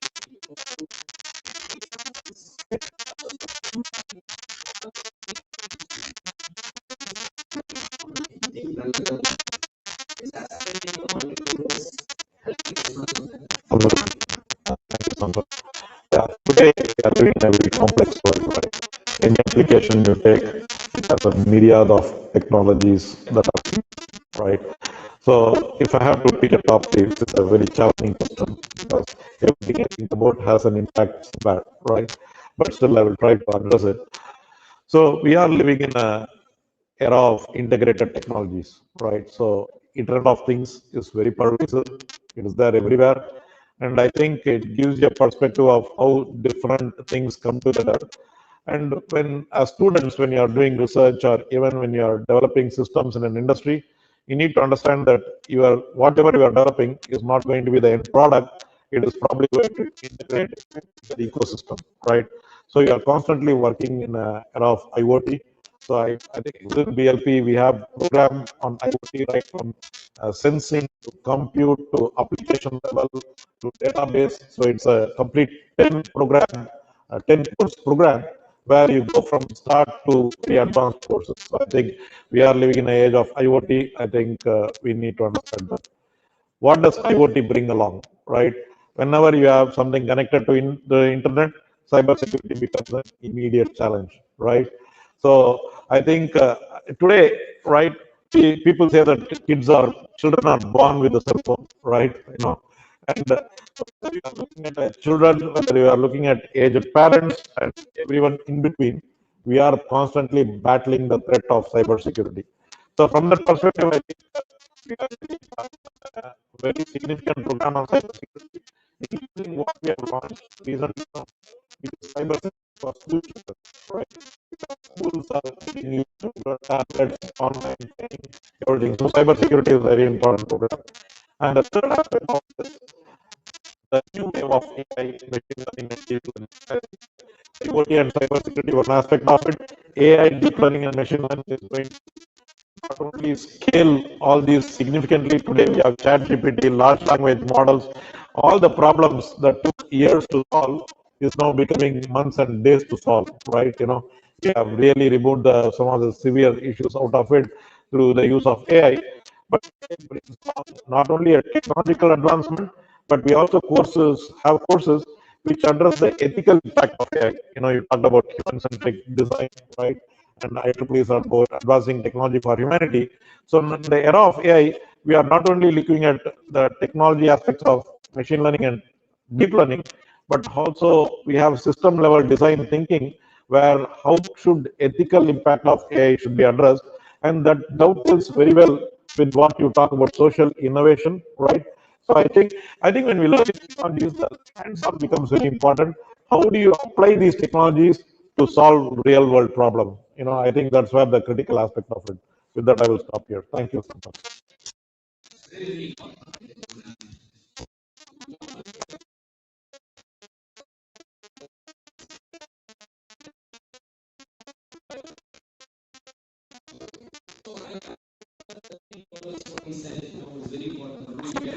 You have to do the independency, right? Cybersecurity is another skill. Quantum is coming up right now. 100%. So all this emerging topics you can access through YouTube with a world class. What you need to have the passion to learn. That is the talent which promotes the ICESCO. So we have the last question here to Professor Zeki. So Professor Zeki, I think Morocco is famous for anything. Couscous is one of them. Soccer, amazing soccer team, and fabulas. So how do you see in the next 5 years, what kind of opportunity do you think is we can bring it to Morocco, Brahmam? And how do you think the students are very important to convert Morocco to a leader in technological hub? So how do you think the social innovation, the opportunities for ICESCO, IEEE, this partnership with Brahmam, how they should be living? What is your guidance?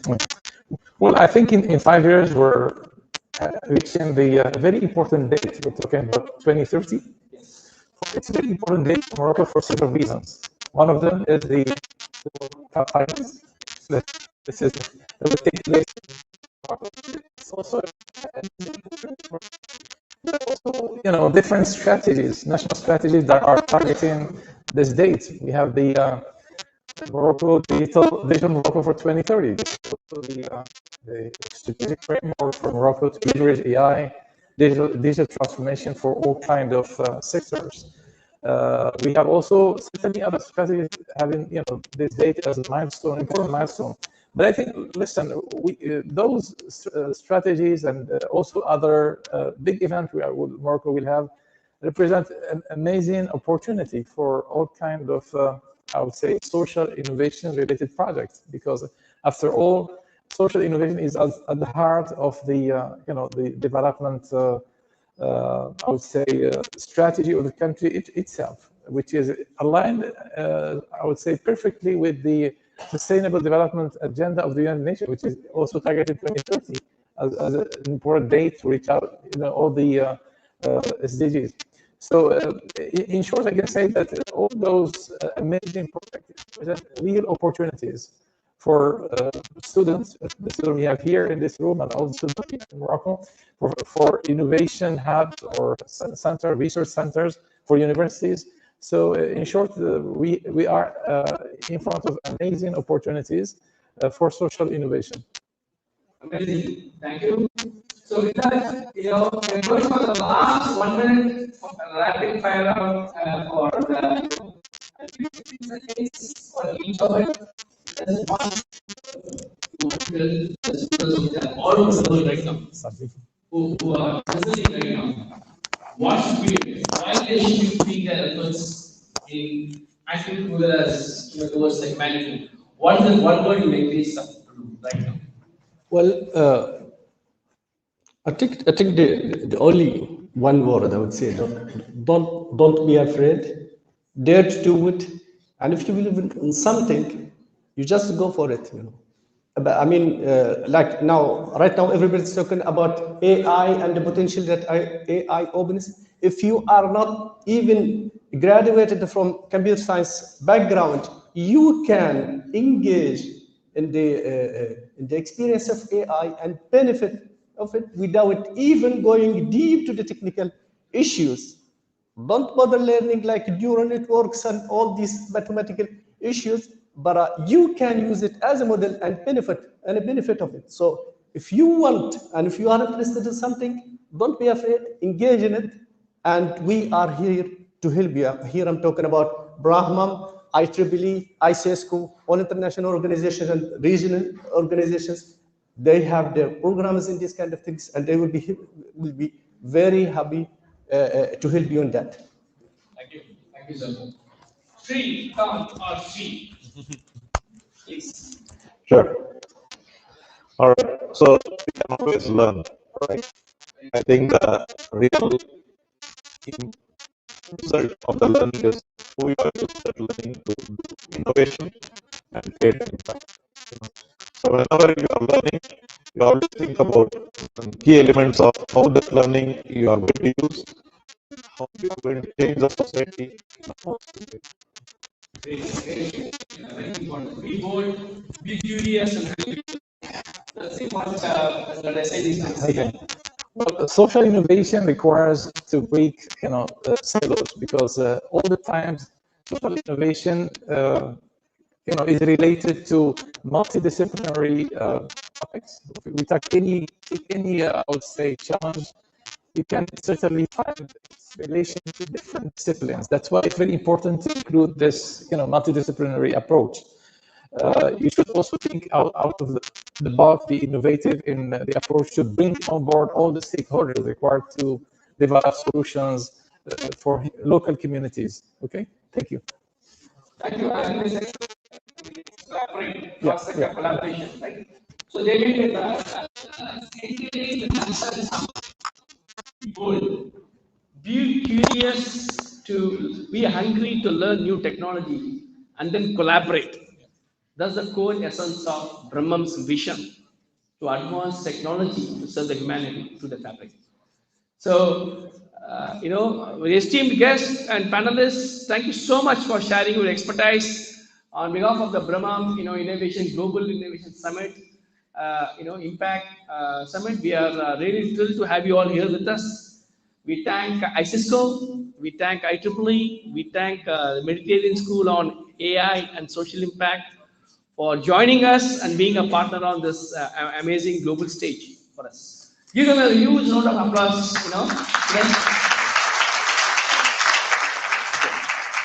So now we'll quickly move on to the next one. We are going to do a little bit of speed up because I promised you we are right on time for lunch. We have a very, very, nice lunch arranged by Dr. Omar. So we go on to the next panel right now.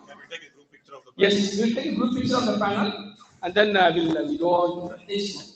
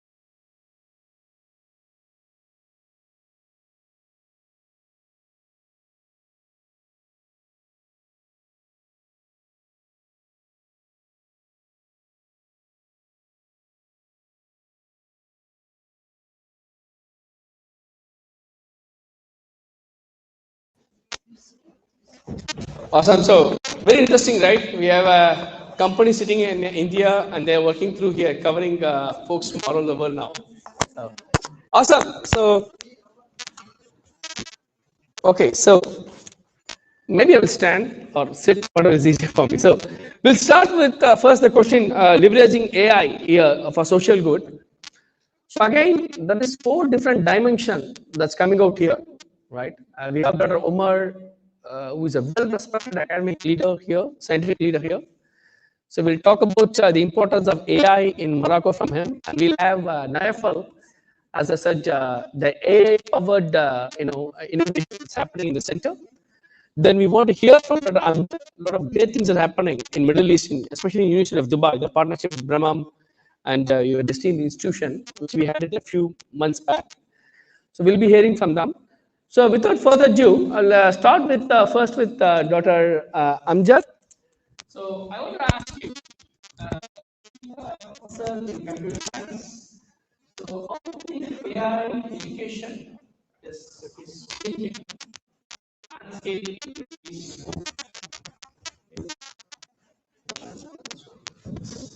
Assalamu alaikum warahmatullahi wabarakatuh. My name is Amjad Rawanme.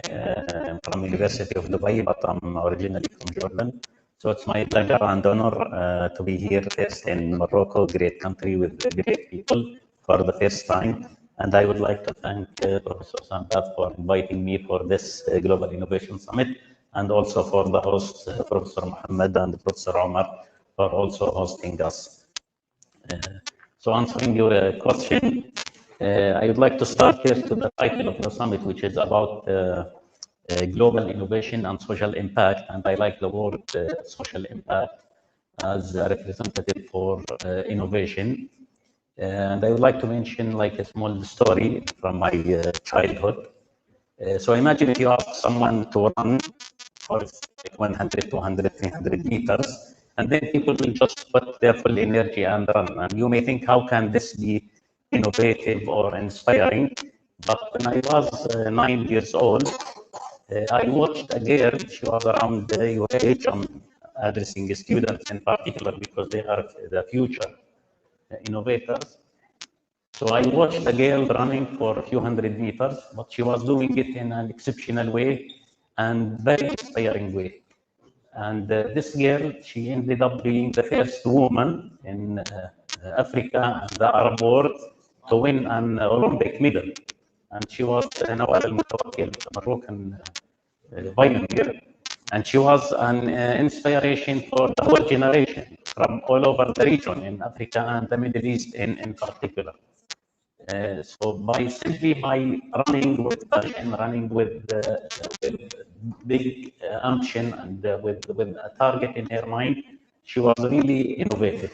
And this is a message for students, future generation, that you can also be innovative in anything you can do. So it's not only in inventing technology or inventing cars or science. You can be innovative simply by doing what you do with passion, with great power, and with target. So this is my message for. Thank you. So that's an excellent point. We go out to. So then I know like you've been leading large scale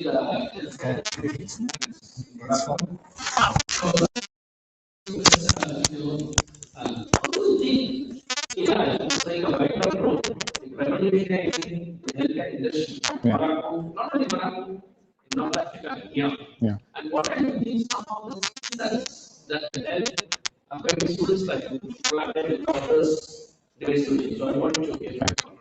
Thank you, dear Sampath, and happy to be here with you. And thanks for bringing all the time the energy for such events. And it's a pleasure to meet a lot of our colleagues and our friends here in this school. And just before answering a small story, I met one of my professors was like 20 years ago. I had a professor from here. I met him just today. Maybe Professor Daif, I don't know, is still here. 20 years ago, I learned Photoshop with this professor, just talking about AI. So Photoshop was in our engineering school, a module in second year. That means you should be really prepared and understand a lot of things before to use this simple software. And things are moving so fast because today I'm playing with banana with my kids just to make what we did with Photoshop 20 years ago to edit image, change everything. So how things are moving so fast that a module in engineering school 20 years ago became something that's just like what you said. Anyone today will be editing without any knowledge, absolutely no knowledge. So when I met this professor, it was really a nostalgia for me. That's man, it's changing. And yeah, that's just one example to say how AI is impacting. So it's something that's moving so fast, and that's maybe for the healthcare sector. I may give some examples, but to answer your question about the skills that the students in an engineering school may require in today, context, it's not easy to identify this new skill. What is sure is that we need to have a new skill which is not written in any CV or resume right now. We don't know what is the name of this skill. This is something that's become new for all of us. Because like 20 years ago, it was easy to say, I know Java, I know programming, I know, oriented object, and this is fine. You come with this, it's fine. To find a job and to start working and delivering. But today, it's hard, because if you say, I know Java, so what? ChatGPT do it better than you. So at least at a certain level, and it's challenging you. So if you say any skills which is technical, today you could be the expert, but really tomorrow, near short term, you may have someone just, normal that could do the same thing. So for a student, I believe that it's pushing us to learn something new. With all this intelligence that you have, around you today, in a cheap way, in a more affordable way, in a many alternatives. You don't have one intelligence, you have millions now of intelligence. We started with ChatGPT, now I don't know how many solutions do we have that could do us. So the challenge and the skill that you may require is just how you could use or delegate to those new agents to make you more productive and 10x what you can do. Something new is called 10x. You do 10 times what you was doing before. And this scale, I don't see a name for the time being, but it's something for sure that any engineering student must have during this short time to be able to live and to find, a best opportunity in the upcoming, let's say, months and years. So that's from my side what should be really the focus. Thank you. Yeah, thanks. I'm glad not only now Brahmam also and also connect to teachers. So a live example of that. But you well said that, right? The key important aspect, right? It's not only about learning, it's about relearning. There is a very famous philosophy in Asia. You cannot really once you have a full cup of tea, you can't really learn. You have to uncup yourself. You have to relearn, right? Again, 20 years back, was absolutely right. All the skills what we have now, they become probably not relevant anymore. With AI, it's important for you to be up to speed. You want to learn how to complement those tools and improve yourself. It's very, very important. And that actually follows my next question to Professor Omar, right? So, how do you think? What do you think that the AI, what kind of AI skills are important for the children in Morocco, right? Because the very example, this is the generation, they are born with a phone, iPhone, and earlier speaker said they have access to ChatGPT. They want to ask something, yes, you can get the answer. But what is really important is also the creativity in you. The human intelligence is far more greater than the artificial intelligence. So certain area, AI is doing tremendous help in reducing the workload, people can learn fast. But then there are certain areas it's also concerning. Because if you have to do a research, maybe 30 years back, you would have spent a lot of time to research and talk to people, right? So what I want to hear from you, what are the possible aspects that students could leverage AI? And what are the areas they should not forget the essential skill set? So it's more human-centered AI, not an autonomous AI. Please. Thank you. Thank you, Sampath. So I would like to start by one history with AI. What the history I had with AI when I prepared my PhD on 1990. So since that date, we are working in some program. We are programming by using all of programming language, but evolving by the time when we reached maybe 2010. So we saw that AI is evolving, is coming soon. It's coming soon to in terms of research and education. So since that date, I changed the mind and I asked all my PhD students to try to use AI in their PhD problems. So this is in research, but in academia, 5 years ago, we met here in ANSET, a big meeting to get to a big decision.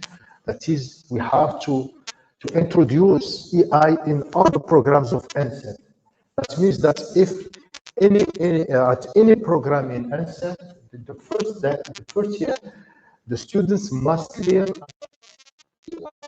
and data science. That was primarily the program, the modules that they have to take. After that, evolving in their programs, they will get a specific AI in their specialties. So since that date, we launched the programs, we made modifications on our programs, and they learn AI. So speaking about the effect of the AI for social impact, in ANSET, we introduce many projects of students that are mandatory to get projects outside of ANSET. So they go to society, they meet the problems of the society, the real problems of society, and they look for solutions using all of the technologies that they have in hand. Maybe computing, maybe technology, electronics, mechanicals, and all of these topics, they use them to help society.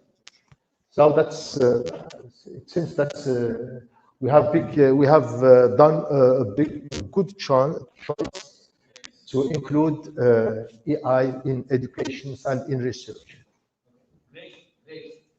Awesome. I think AI is only present now, right? It's truly integrated.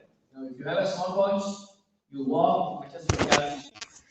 If you go and listen to YouTube, it's actually running you a pattern and recommending you what is the next song you may be liking, right? And then in North America, we use AI to get rid of activities. For example, we have a small refrigerator where you can actually ask for recipe. So it's really like amazing what you said, how AI is playing the role and how it's really important to keep yourself up to speed. Well, let me come to Ramzan again.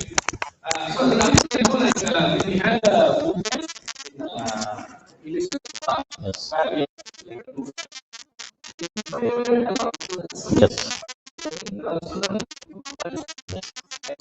How the program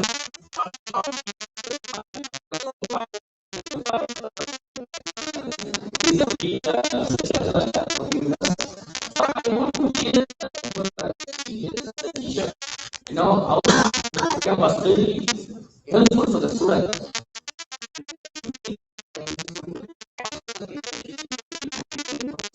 Thank you for bringing this point. Actually, the last year in December around this time, so we were to have some to install IEEE on public society of you at the University of Dubai for our students, and they also had a partnership with the Brahmam Innovation. So going back to 2022, there was like a change in Afghanistan with the Taliban took over the there, and during that time, so we for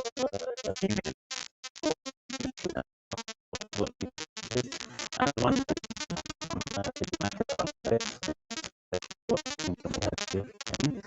he decided to sponsor to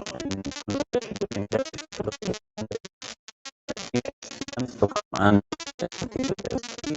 United Arab and we are hosting around 55 to 60 students from these engineering and business and IT as well. Some past and launch of the collaboration with the innovation. So we some students were invited to this Honorable Society of HCN, those who were really top students. And they also were given the opportunity to partnership as the fellowship students with the Brahmam Innovation. So this also goes back to the impact on society and also creating opportunities for people, especially people who don't have access to education or who lack this access in all over the world, not only in Morocco, where we work in peoples in other countries when they are given the opportunity. So I think the big challenge is to find the opportunity and to try to innovate there and to give new generation opportunity to learn and to innovate.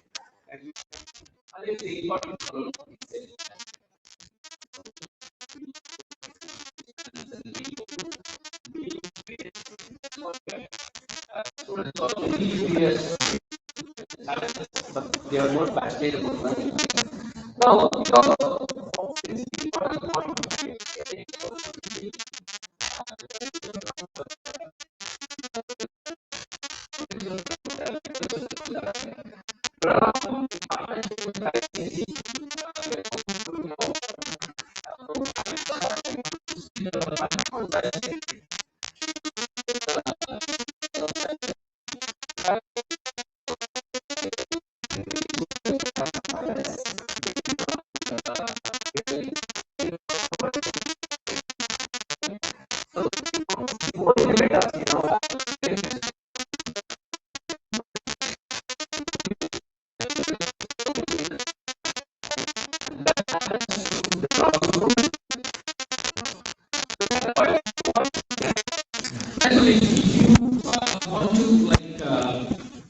advise today all over the world, right? When they design a solution, especially in healthcare, what are some of the aspects they are thinking? For example, they have to think from the standpoint of patient, compliance, and it has to be portable, right? So, what are some of these example elements you want to follow them? Like how they think holistically, not think in silos. Right? So, what are your advice to them on? Yeah, definitely for the healthcare sector, it's one of the, let's say, the most challenging sector on how you can introduce a new product or a new solution, especially for students. So I may talk about two major points. The kind of activities like hackathon type of, let's say, event where you have challenges and students are trying to develop something. This is something interesting in a certain way. It's a good thing.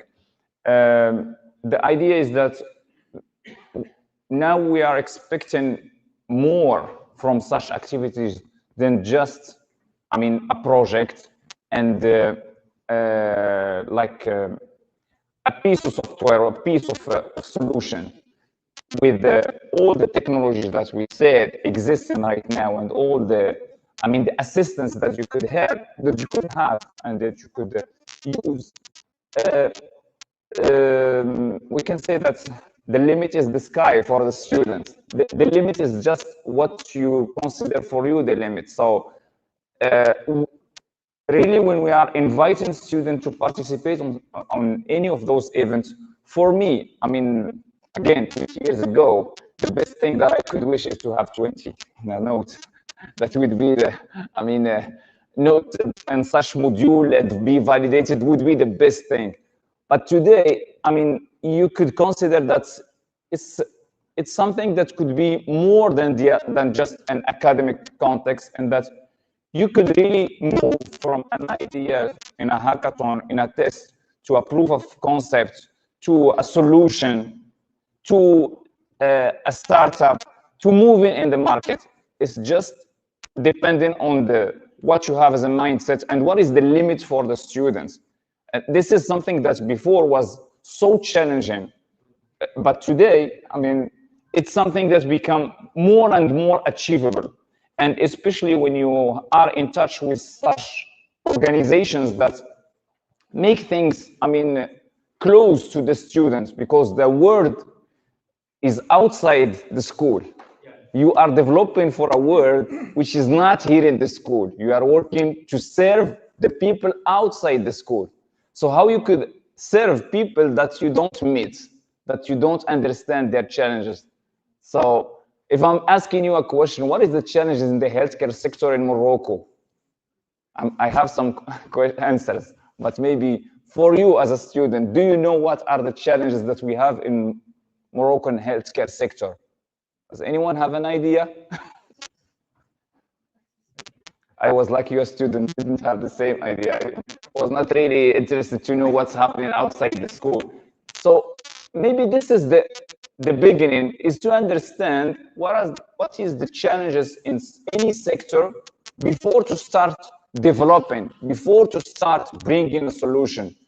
And when I'm talking about the healthcare sector, it's very difficult to identify a problem easily, because just people are, I mean, so busy that they don't have time to share with you their problems, and they are expecting from you to bring solutions. and it's something that you may not find, maybe not find in another sectors. But let me say that working with the doctors and really people in healthcare sector, maybe this is one of the most challenging things that I can say to you, is that you need to spend too much time to understand what are those challenges that they face, and to bring them the right solution in the right way to be adopted. Otherwise, you will just finish with a piece of software. Absolutely. Thank you. Yeah. So I think the key thing is, in the social engagement programs, you actually work with the local communities, what we call as end users. So you work backwards from the need, then you drive innovation. So it's purposeful, it is specific, it is actionable and relevant. That's the key point. So this skill set, you could learn it in your college or university, sitting here, being part of the Brahmam research fellowship programs. Those are the kind of opportunity what we are bringing right now, through the ICESCO collaboration, the center, the hackathons, and everything. So with that, we go for the last question.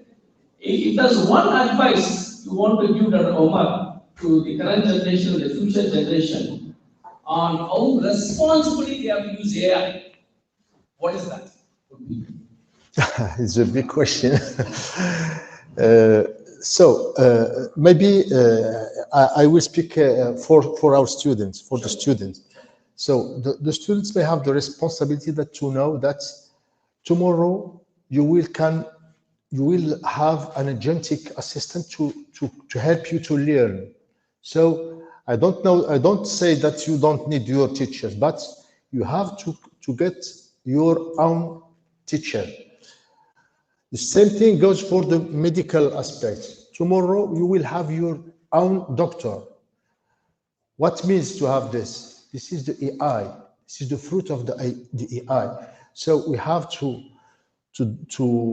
how to describe our problems, how to describe our prompts, how to, it means that's the topic of prompt engineering. We have to start by prompt engineering, how to define, how to describe the problems, and to ask GPT or other applications, so that you have to analyze the results and to personalize to yourselves. So maybe the responsibility is how to analyze the result of any application of AI, GPT as the famous one. Thank you. So with that, we thank the speakers here. Thank you, Dr. Omar. Thank you, National, and thank you, Dr. Amjad, for coming all the way. So again, AI is a very, very transformative technology.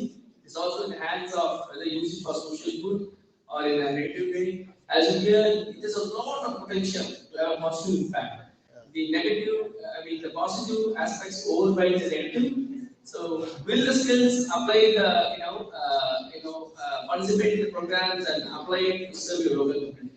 So thank you again to three of you. And now we'll have a last keynote from Dr. Adil, but we'll have a quick, picture and we'll go for the keynote from Brian.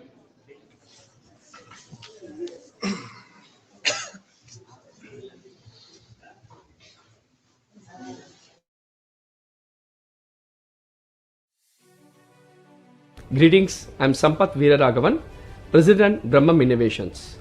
Brahmam Innovation is a pioneering research organization that focuses on delivering large-scale social innovation program. The mission of our organization is to empower 1 million social innovators by 2035. Today, we offer a portfolio of global programs to inspire, train, educate, and transform students and technologists into social innovators. Over the last 20 years, Brahmam has evolved from a humanitarian program into a world-class research organization. Today, we have built a global ecosystem of more than 40 global partners and have access to over 150,000 students in Asia, Middle East, and North Africa and North America region. Brahmam's global offering focus not only on capacity development, but we also provide opportunities to develop real-world R&D projects by creating an ecosystem of entrepreneurs and innovators. Join us in our mission to serve humanity at large and partner with us to collectively build a sustainable future for everyone.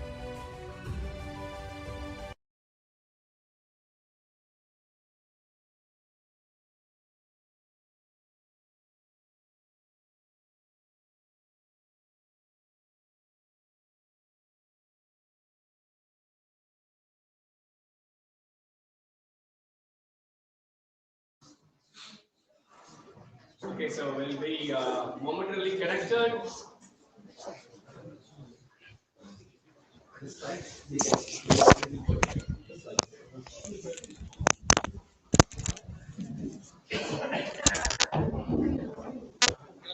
Ashok slides வந்து உங்ககிட்ட இருக்குல்ல, ஐசிஸ்கோ அந்த ஃபோல்டர்ல இருந்து எடுத்துட்டீங்களா?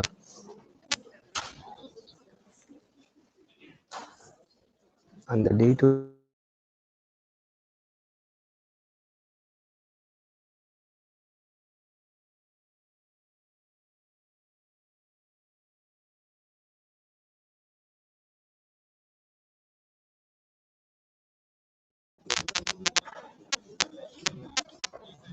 just so can you just play the video ஒரு இது அப்படியே இருக்கட்டும், ஒரே நிமிஷம் send it to you. ஒரே நிமிஷம்.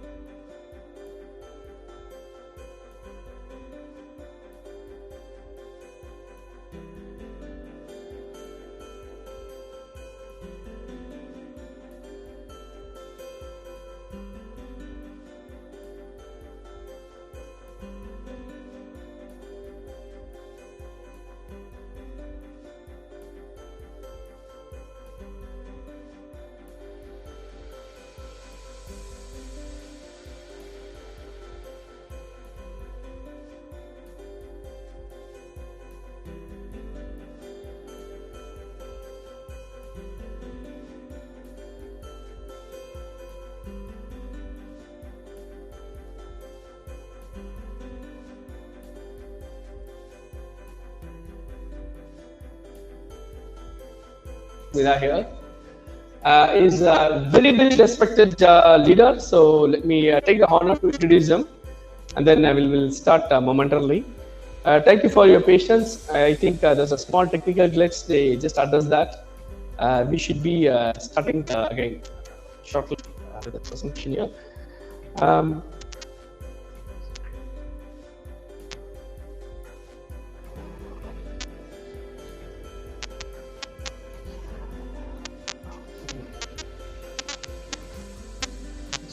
Second.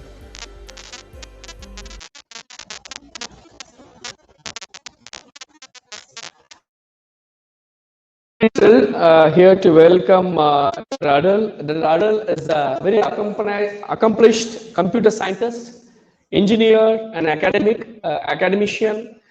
He's currently serving as a senior expert, in science and technology at the Islamic World Educational, Scientific and Cultural Organization (ICESCO) in Rabat, Morocco.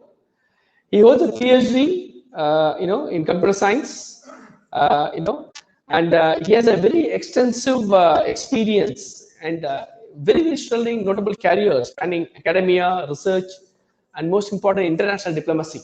In his current role at ICESCO, Dr. Adel Smita leads global initiatives on science and technology, and he fosters specifically strategic partnership with world-class institutions.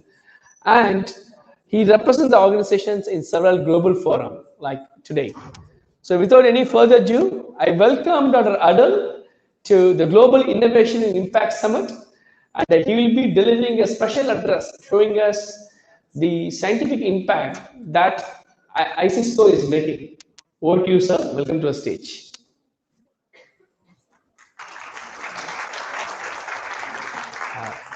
You will have the presentation loaded there shortly. Okay.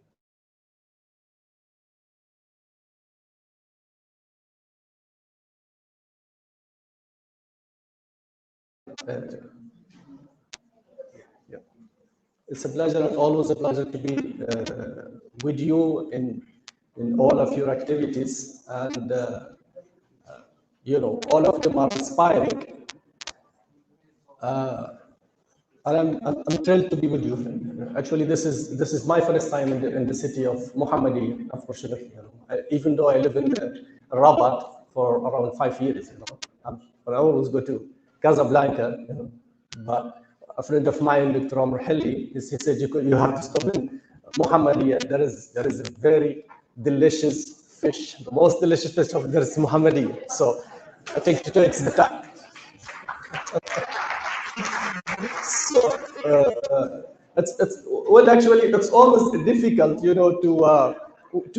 give a presentation before the lunch, especially when we are like 20 minutes late. Yeah?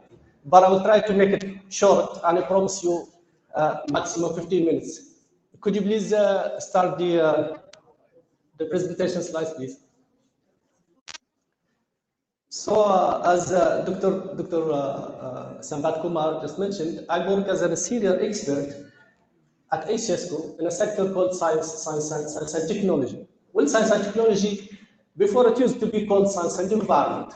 And because of the environment issues and climate change,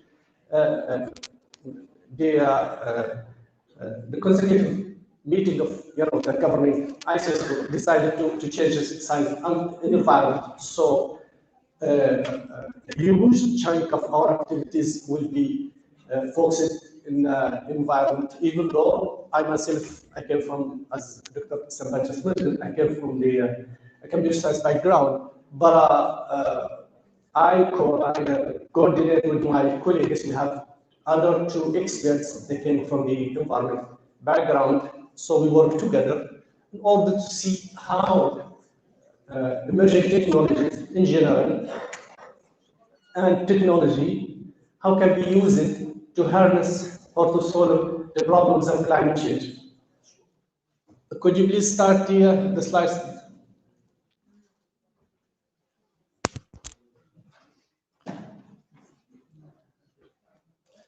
So, waiting for the slides, ICESCO, which is Islamic World Educational, Scientific and cultural organization. It's one of the organizations that belongs to the OIC, Organization for Islamic Cooperation, which their headquarters in Jeddah and Saudi Arabia. ICESCO is headquartered in Rabat and started in the 80s, I think in 1983, with initiatives of His Majesty, King Hassan II. We have 53 member states,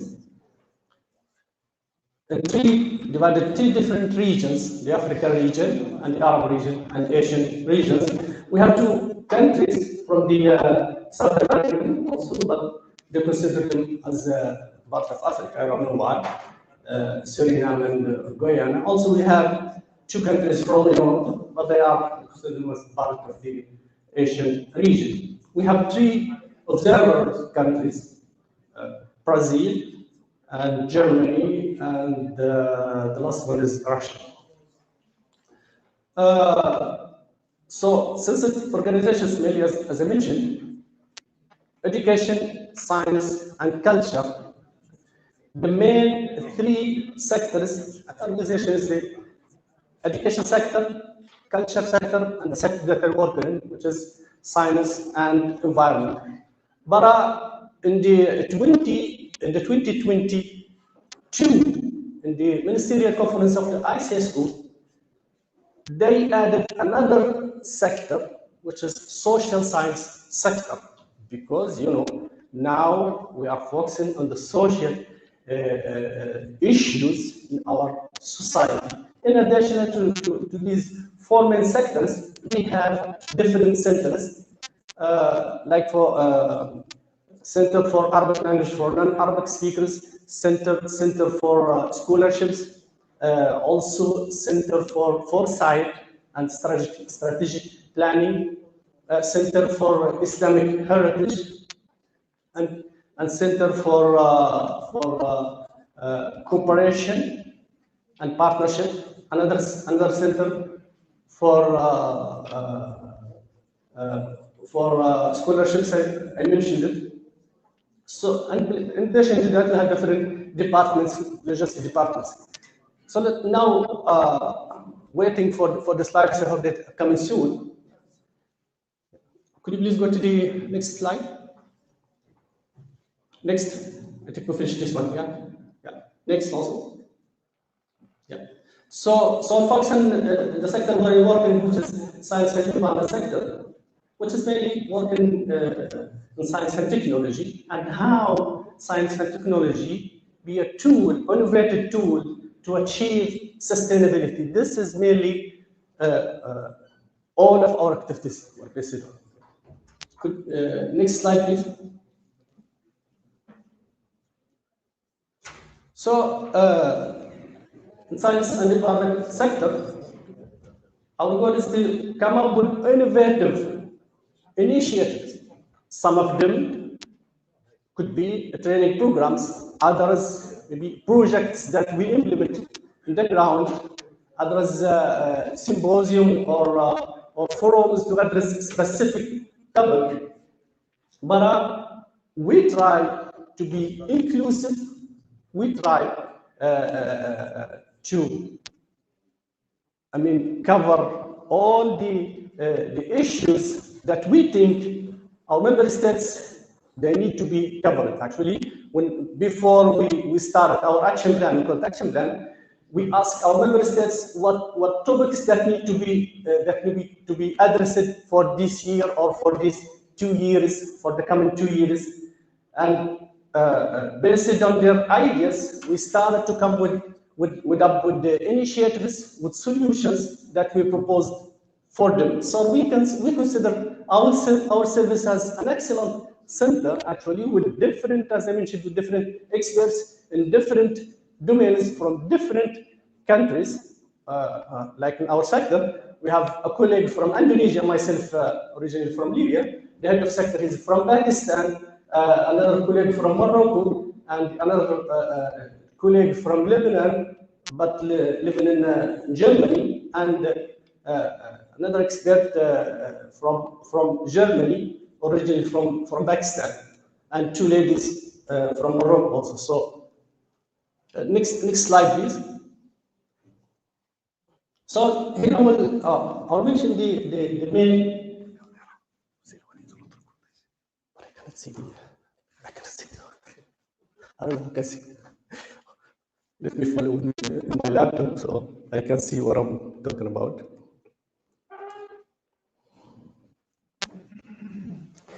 So here are some few main initiatives that we have worked on. Some of them finished, some of them are still working.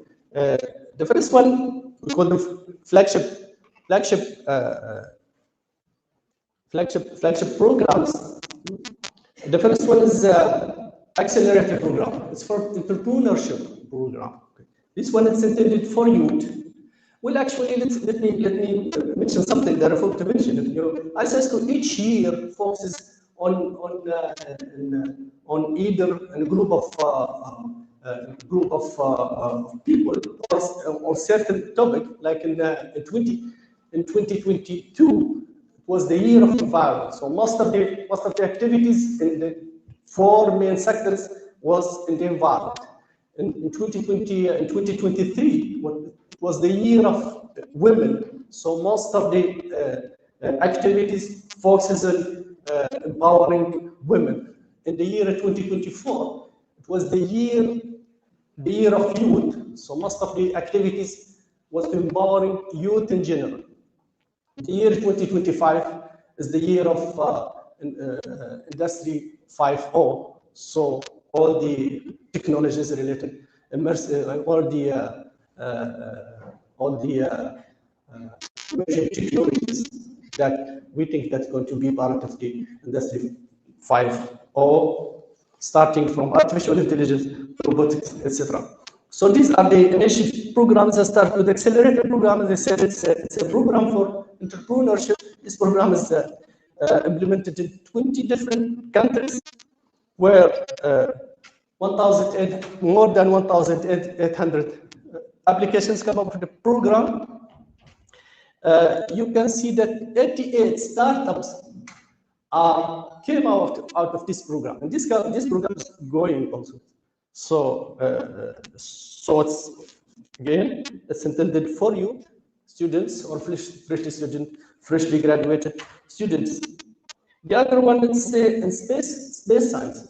Dr. Samdat later he talked about the space and its potential, and we should encourage youth to be part of this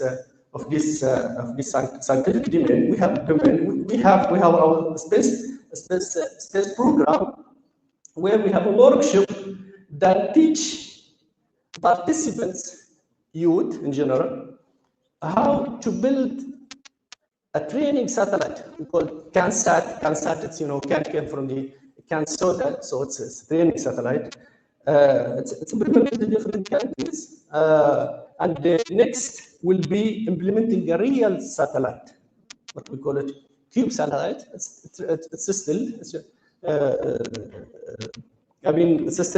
some sort of training, but this kind, the difference between can satellite doesn't go to the orbit, but the cube satellite for training, but we launch it and we can follow it. We have also an interesting initiatives.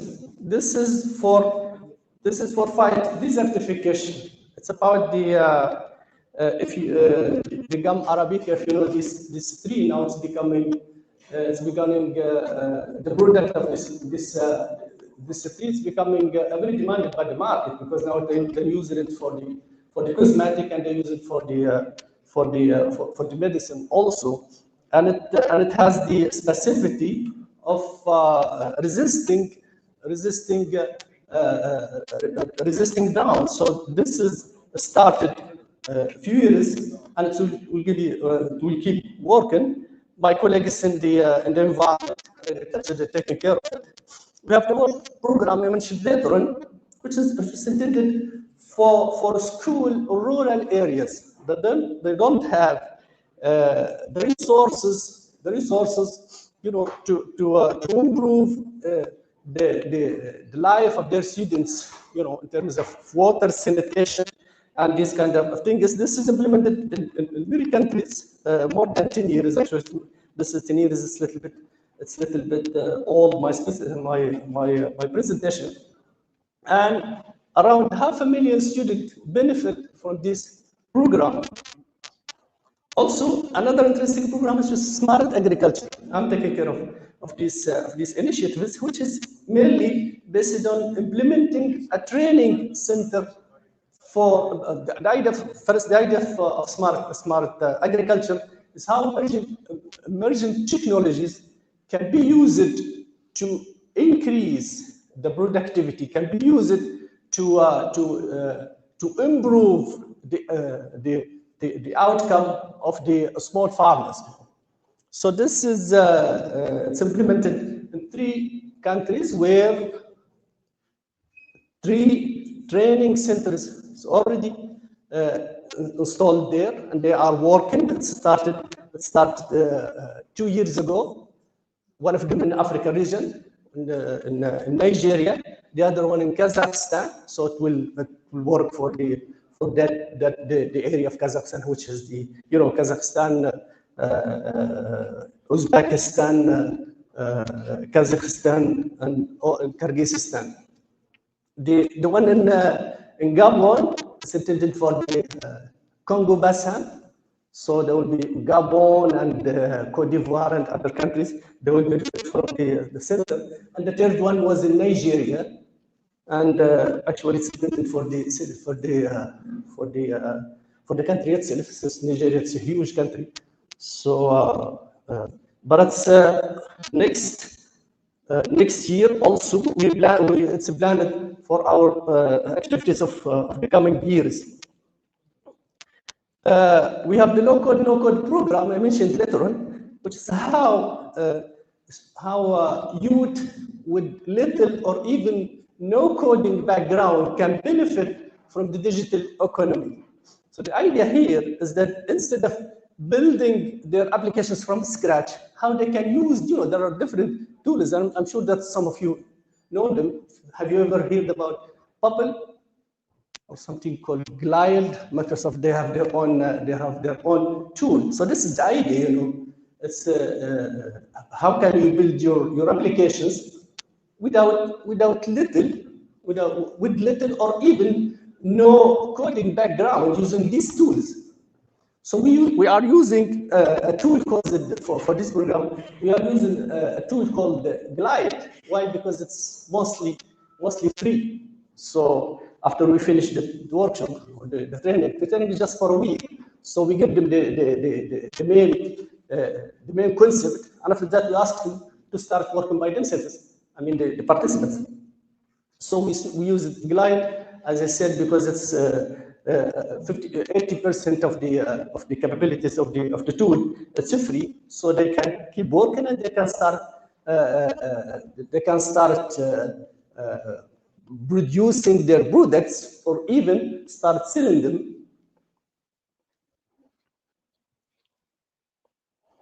Another interesting initiative is digital twinning of historical sites. We started 2 years ago in partnership with Professor Saidi and his school at that time.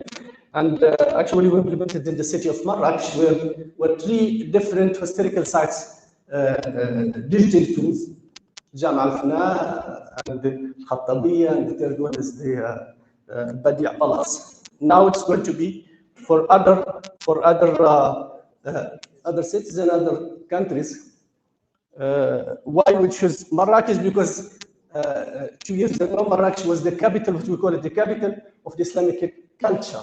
Each year, ICESCO selects three cities to be the capital of the Islamic culture. Like this, for the coming year, it will be Samarkand from Uzbekistan, and Iskandariya from Egypt.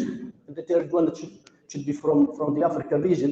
I forgot which one. So the idea, we started this is a pilot project that we did for Marrakech, and it was a total success. So we we'll keep doing the same thing for the 3 different cities that selected for the 2026 as a capital for the Islamic culture.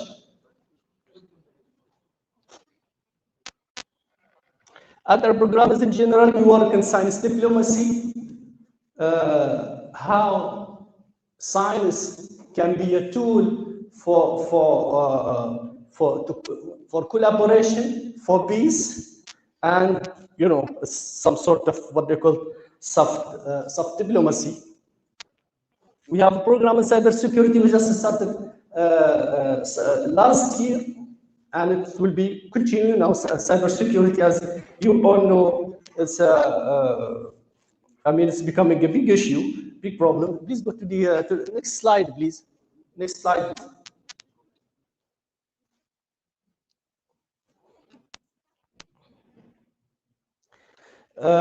Also, we are very active in COP. We participated in COP 27. It was in Sharm el-Sheikh in Egypt. In COP 28 in Dubai. Baku 29 this year. COP 38 in Brazil and the city of Biham. So we participated in, as I said, environment now, climate change. It's a very big issue, and it's taken maybe half of our activities for that. Also, we participated for the UNCCD. It was in 16. It was in Riyadh. UNCCD, United Nations, what is it? UNCCD, it was in last year, implemented in Riyadh. It's Convention of UN Convention on combating desertification. Next slide, please.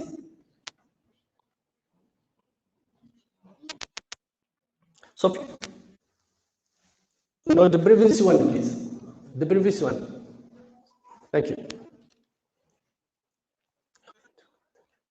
So, for future programs, we'll be working in technology and innovation, and our idea of using science and technology. Actually, it's not only promoting science and technology, and how science and technology can be an innovative tool for sustainability. This is our main concept in the science and the environment sector. So we have different initiatives. You can control them. One of them is it's an interesting one, which is what we call it AI for all. So now we have that's similar to the no code and low code for students or youth in general with low or even background in coding. This one intended for youth or freshly graduated students who came from different background in computer science, how they can benefit from the AI. Now, if you are graduated from social science or from medicine or engineering, you have to know in a way or another how to deal with the AI. Not using it, it's easy, Everybody's using it. In school they were using it, Some of them they use it for cheating, using ChatGPT, but in general, we can use it. But how to build your own model? The same thing, there are tools that you can use them without going deep in the technical issues to build your own AI model, start to train it and benefit of it.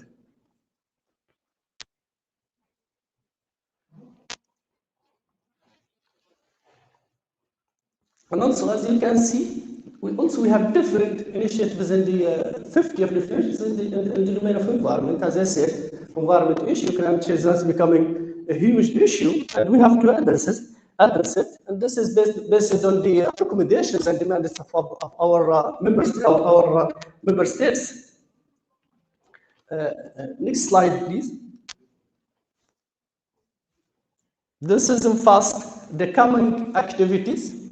Okay, some of them in AI, and the hackathon program just will start with Brahmam. It will continue for the coming years. Other initiatives in the environment, the initiative in spaces, it will continue for the coming years, because we are preparing now for the activities, our action plan for the coming 5 years. So we have different initiatives. Next slide, please. Next. So those are the different projects, and as you can see, in different domains. Next, please, because I don't have enough time to go through them. Could you please go to what, slide 7? Go back to slide 7.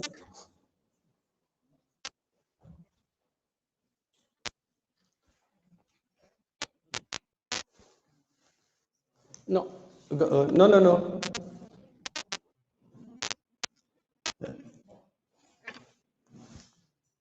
I think it's 16th or 17th.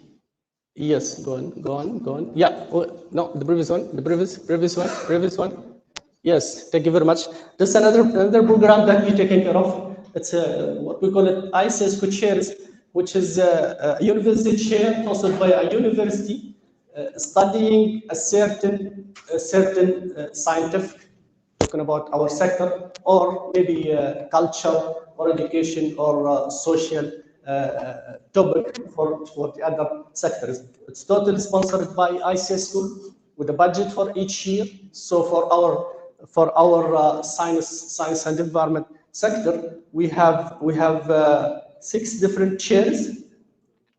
For the others of each sector or department, have their own chairs hosted by different universities. So we have, for our science and development, we have a chair in sustainable engineering hosted by State University of Baku. The second one, a chair in biomedical materials hosted by National University of Pakistan. The third one is machine learning for remote sensing hosted by Campus University in Oman.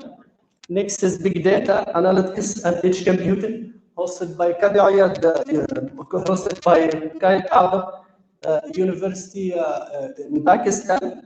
Data science and analytics for business, hosted by Cairo University, and space engineering and space science, hosted by Strasbourg University of Science in France. These are our different. Next slide, please.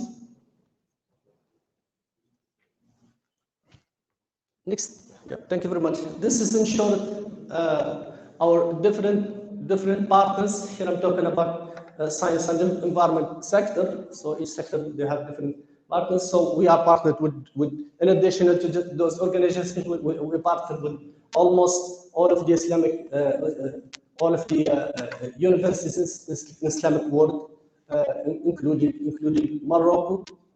ICESCO have also, we have the what we call it Union for Islamic Universities, where almost all of the universities in Islamic world, they are member of that union. So next, please. I just want to end by last year ICESCO nominated as the innovative organization. It's nominated by an organization called GE, Global Innovation Institute, and it is the only organization in the region that becoming certified as innovative. Another thing, in 2024, since we're talking about AI and ethics of AI, in 2024, ICESCO and Sadaya, which is a Saudi data and AI authority, implemented or presented an ethical charter for AI during the International AI Summit in Riyadh for 2024. And based on that chart, all of our activities should respect what's given in that chart. This is in terms of AI or any emerging technologies, including like transparency, equitable, also respecting the culture of our member states. This is in very general way, in very fast way, a short presentation of ICESCO. And I would like to thank Brahmam Innovation for inviting us and also becoming a partner. And we look forward to keep working with them. Thank you very much. Thank you so much. Fantastic. Brahmam Innovations to partner with ICESCO and really look at the large amount of opportunity what we have, collaboratively what we change. So with that, we'll come to the end of the morning segment. The afternoon is going to be exciting. We'll be hearing from Professor SRD on the IEEE APS program, the funding opportunity. Right? And there are about 100,000 dirhams that's given to students for the project. We'll be hearing shortly after the lunch. And then after that, we have world leaders waiting for you. We are getting Dr. Philip Tiago, one of the most top global leaders. He's going to talk with you from Kenya. And then followed by Dr. Guru Madhavan, connecting from Washington, D.C. He's going to be presenting about from National Academy of Engineering. And then we have people all over the world, global leaders from Mexico, from Egypt, and then from US that's going to join and talk about this. So 2 to 3:30 is exciting, and then we have hopefully here Dr. Michael Short from United Kingdom. He's just coming to meet you all today, and then we have some live interaction with the students. Okay, so with that we'll stop. We'll now stop here, and then we'll go out for a quick group picture, and then we'll go out for lunch. Let's try to be back here by 1:35. You know, about 45 minutes. But we'll take a quick picture, a group picture, and we'll go on. Before that, I would like to recognize two gentlemen here. Dr. Adil and then Dr. Naifal. So Naifal, I request them to come to the stage. We want to honor them. So thank you.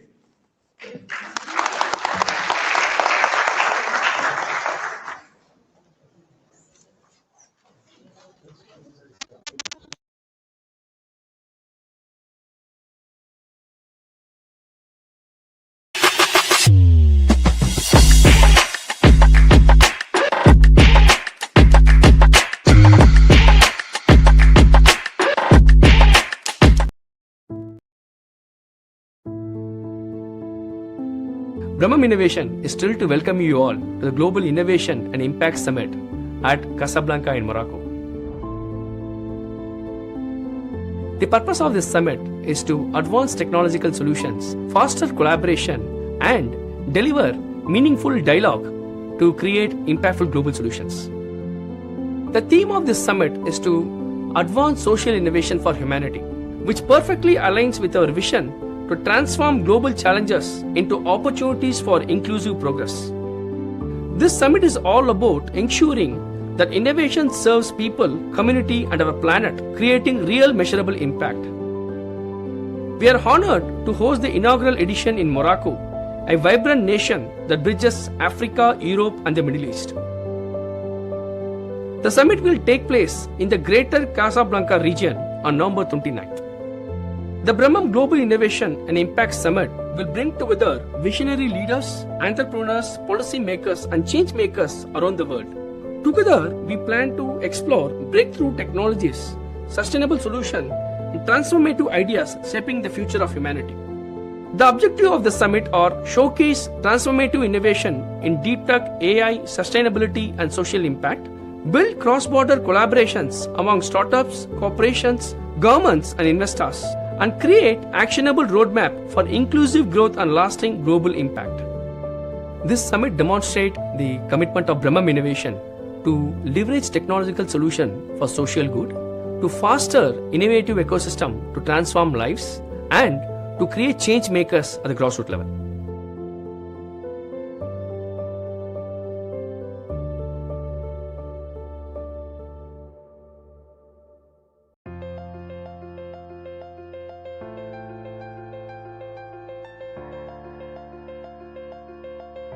My name is Sri Chandrasekharan. I work for the IEEE as the country head. At IEEE, our mission is to advance technology for humanity, and education lies at the heart of this mission. Partnering with Brahmam Innovations, a global leader in technology-powered social innovation, has been transformative for the IEEE blended learning program. Brahmam Innovations' expertise in digital platforms, AI-powered learning solutions, product innovation, and social impact programs has enabled us to engage learners worldwide with exceptional efficiency. Together, we have built a powerful learning ecosystem that bridges theory and practice, empowers professionals, and delivers meaningful social impact worldwide. The eHealth Innovation Center of Mohammed V University of Rabat is proud to partner with Brahmam Innovations, a global leader in social innovation.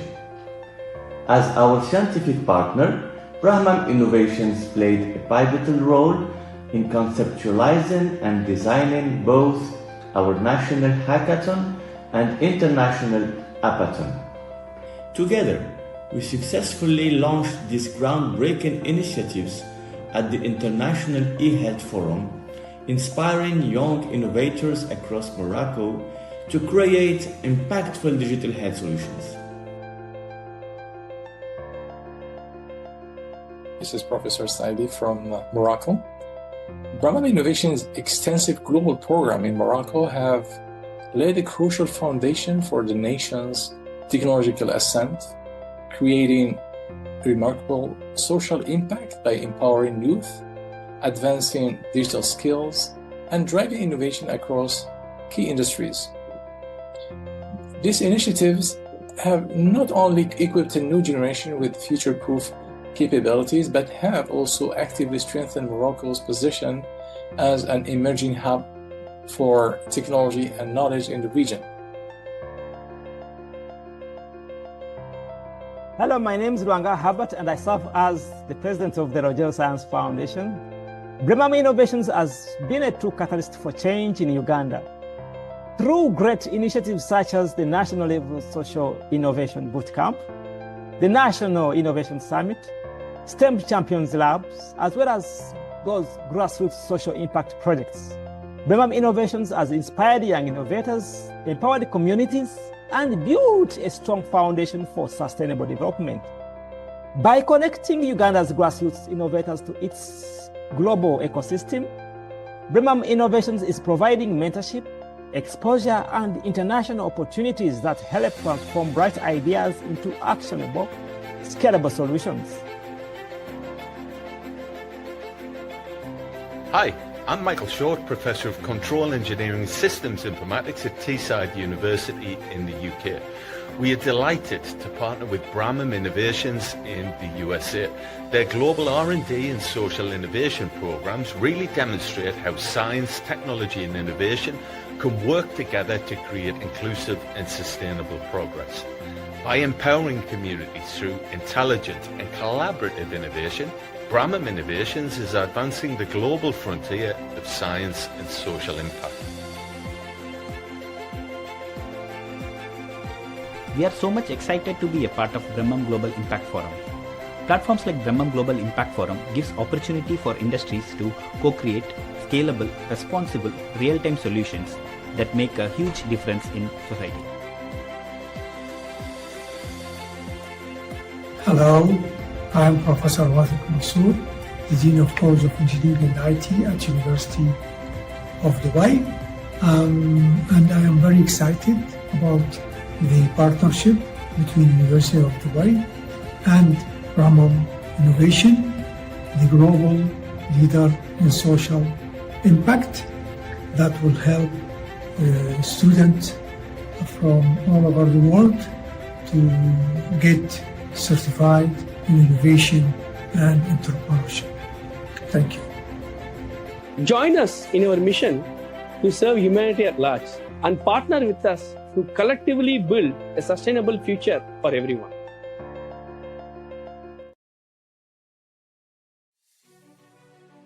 Greetings, I am Sampath Veeraraghavan, President Brahmam Innovations. Brahmam Innovation is a pioneering research organization that focuses on delivering large-scale social innovation program. The mission of our organization is to empower 1 million social innovators by 2035.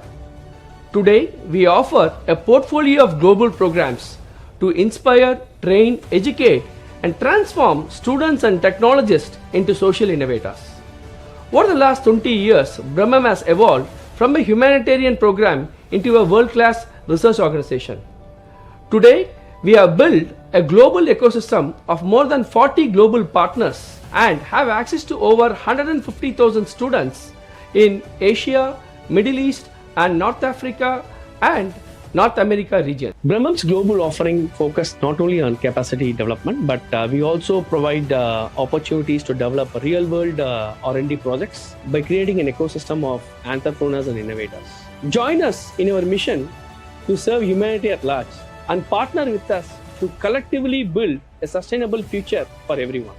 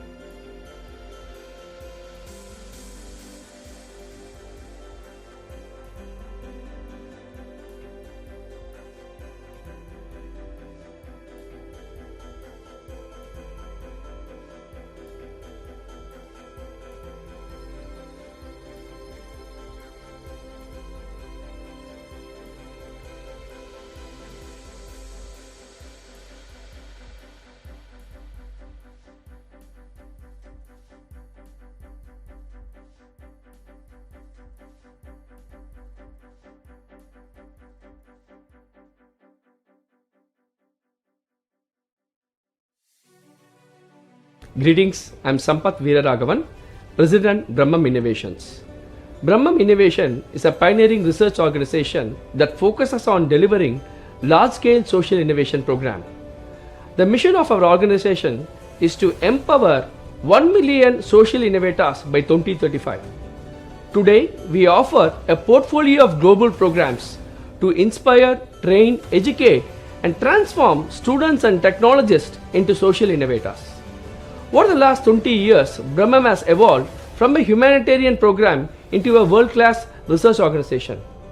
Today, we have built a global ecosystem of more than 40 global partners and have access to over 150,000 students in Asia, Middle East and North Africa and North America region. Brahmam's global offering focused not only on capacity development, but we also provide opportunities to develop real-world R&D projects by creating an ecosystem of entrepreneurs and innovators. Join us in our mission to serve humanity at large and partner with us to collectively build a sustainable future for everyone.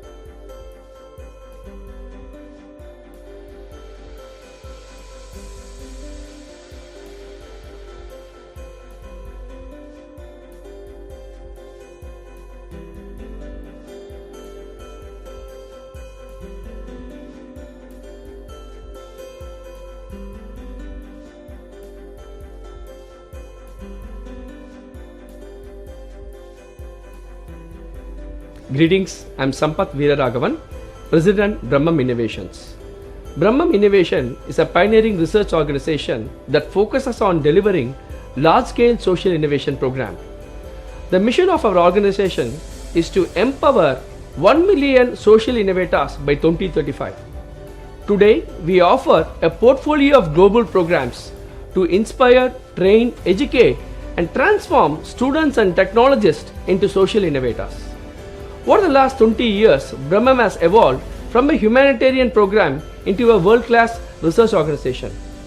Today, we have built a global ecosystem of more than 40 global partners and have access to over 150,000 students in Asia, Middle East, and North Africa and North America region. Brahmam's global offering focused not only on capacity development, but we also provide opportunities to develop real-world R&D projects by creating an ecosystem of entrepreneurs and innovators. Join us in our mission to serve humanity at large and partner with us to collectively build a sustainable future for everyone.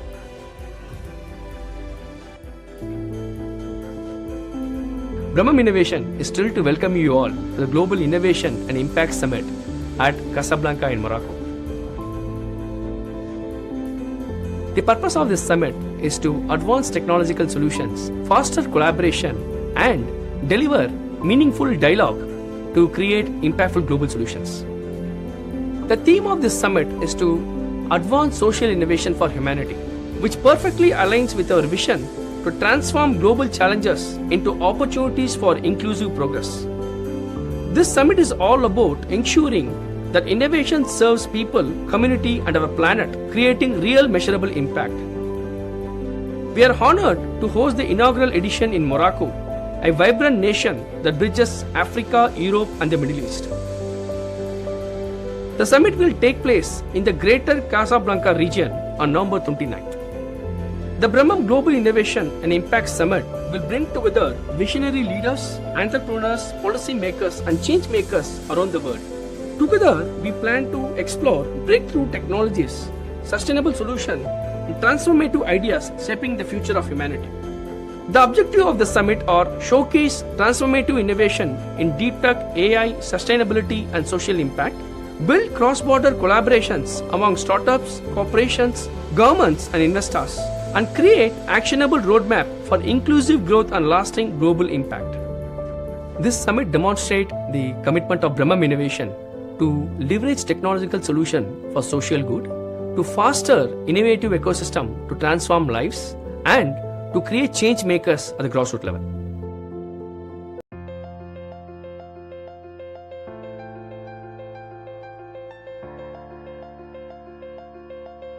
My name is Sri Chandrasekharan. I work for the IEEE as the country head. At IEEE, our mission is to advance technology for humanity, and education lies at the heart of this mission. Partnering with Brahmam Innovations, a global leader in technology-powered social innovation, has been transformative for the IEEE blended learning program. Brahmam Innovations' expertise in digital platforms, AI-powered learning solutions, product innovation and social impact programs has enabled us to engage learners worldwide with exceptional efficiency. Together, we have built a powerful learning ecosystem that bridges theory and practice, empowers professionals, and delivers meaningful social impact worldwide. The eHealth Innovation Center of Mohammed V University of Rabat is proud to partner with Brahmam Innovations, a global leader in social innovation. As our scientific partner, Brahmam Innovations played a pivotal role in conceptualizing and designing both our national hackathon and international hackathon. Together, we successfully launched these groundbreaking initiatives at the International eHealth Forum, inspiring young innovators across Morocco to create impactful digital health solutions. This is Professor Saidi from Morocco. Brahmam Innovations' extensive global program in Morocco have laid a crucial foundation for the nation's technological ascent, creating remarkable social impact by empowering youth, advancing digital skills, and driving innovation across key industries. These initiatives have not only equipped a new generation with future-proof capabilities, but have also actively strengthened Morocco's position as an emerging hub for technology and knowledge in the region.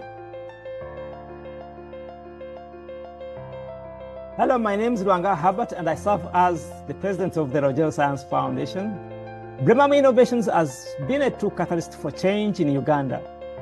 Through great initiatives such as the National Level Social Innovation Bootcamp, the National Innovation Summit, STEM Champions Labs, as well as those grassroots social impact projects.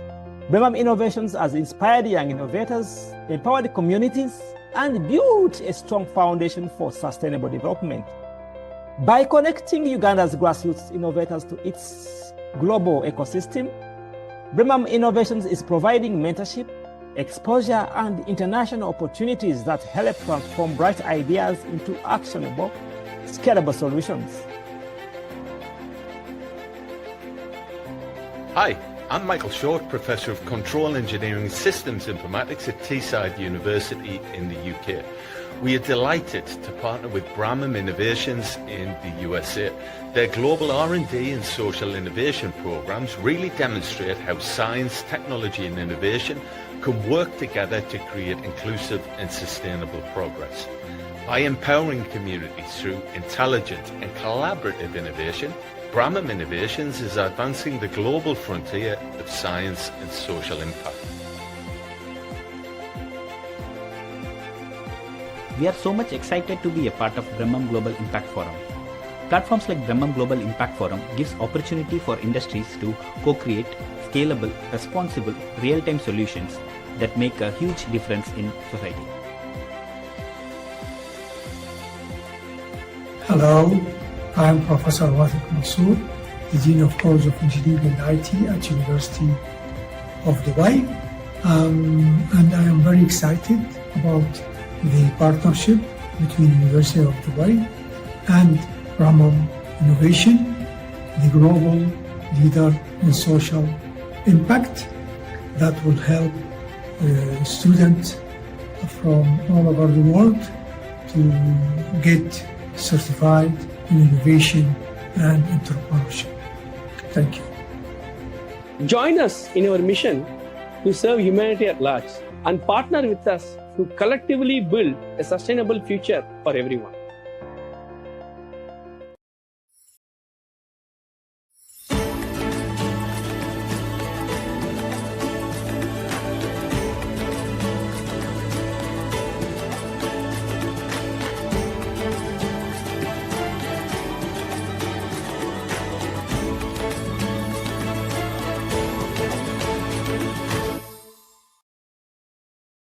Brahmam Innovation, as a global leader in social impact, has successfully launched a flagship initiative called Global Impact Forum, are the world's largest technical exhibition, GITEX 2025 in Dubai.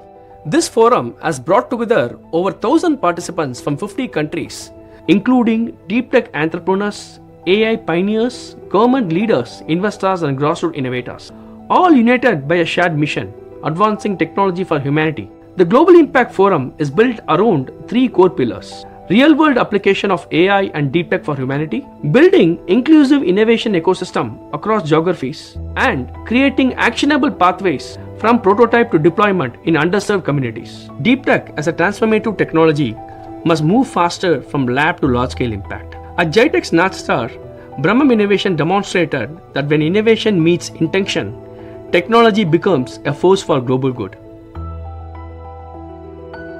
The motivation behind the Brahmam Global Impact Forum is to provide a pathway where innovation meets inclusivity, where we join forces with world-class institutions, bring them together as one global voice so that we could partner, we could design solutions, and we could scale up our impact at the grassroots level. Global leaders, featuring experts from academia, industry, and policy think tanks, explored how deep tech technology could be leveraged to address pressing challenges in healthcare, climate actions, and educations. Strategic partnership announcements were made between world-class institutions with a common focus to scale global deep tech programs to benefit the community at large.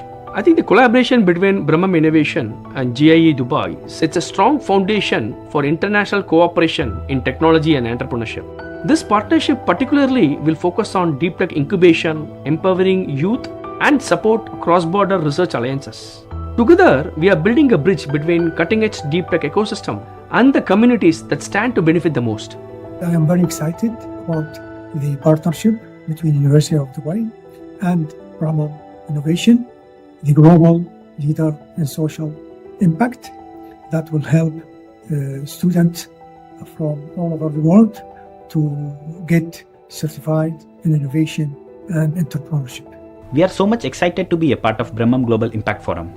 Platforms like Brahmam Global Impact Forum gives opportunity for industries to co-create scalable, responsible, real-time solutions that make a huge difference in society. I think the Brahmam Global Impact Forum has already catalyzed tangible global initiatives. I think one of the key outcomes, what has happened after the forum, is we have launched an AI-enabled smart learning platform, especially for rural education in South Asia. And we also have working on launching a climate-resilient agriculture program, especially focusing on Africa. And we are rolling out a digital health innovator accelerator connecting startups with research institutions around the world. Brahmam's core vision is to create the next wave of social innovators. And we are proud the Global Impact Forum provides a pathway for the entrepreneurs and innovators to convert their dreams into reality. And also, it provides an opportunity to leverage deep technologies to deliver solutions with deep purpose.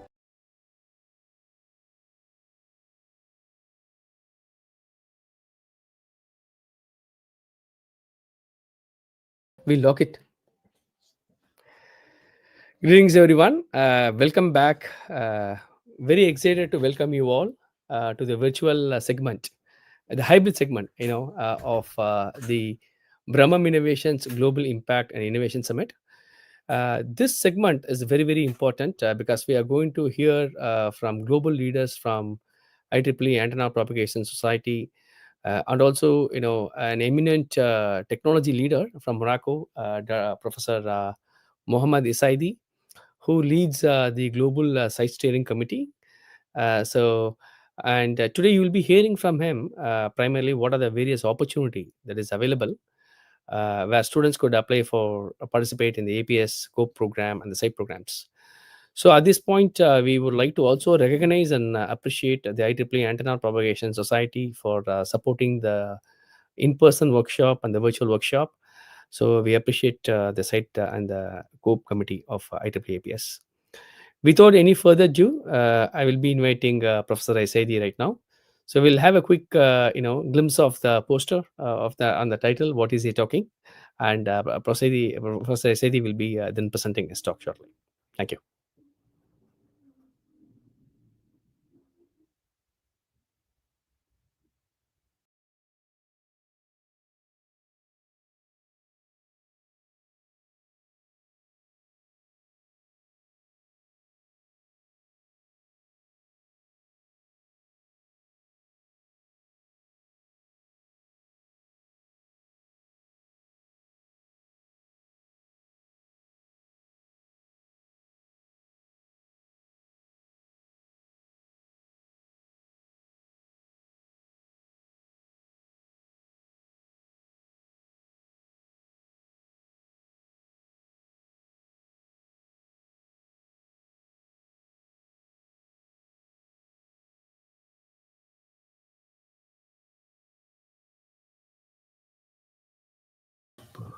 very much. Once again. Just took him backstage. அப்ப இப்பதான்ப்பா mail பண்ணப்பா.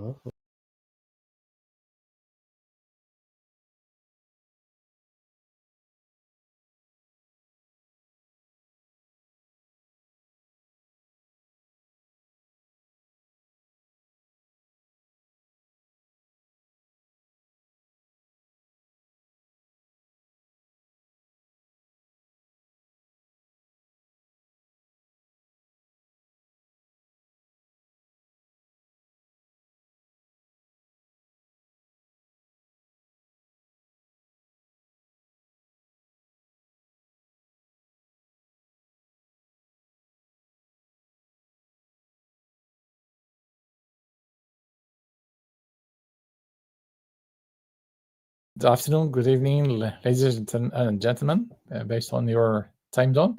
So this is a real pleasure for me to present this token framework of the Global Innovation and Social Innovation and Impact Summit. So you can just share the slide, please.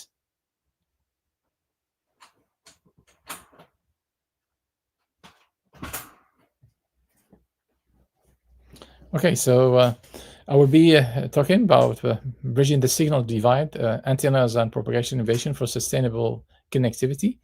This talk is in framework of the APS sponsorship to this great event. If you go to the next slide, please. I will share a few thoughts regarding IEEE first, because if you go to the next slide, please.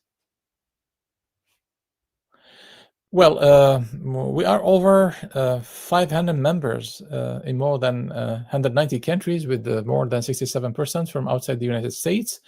There are 39 technical societies covering all kinds of disciplines. We have like computer science, communications, AI, and so on and so forth, including 8 technical councils representing a wide range of IEEE technical interests. There are also big number of papers, 6 million documents in the IEEE Explore digital library, which is available for members or institutional membership.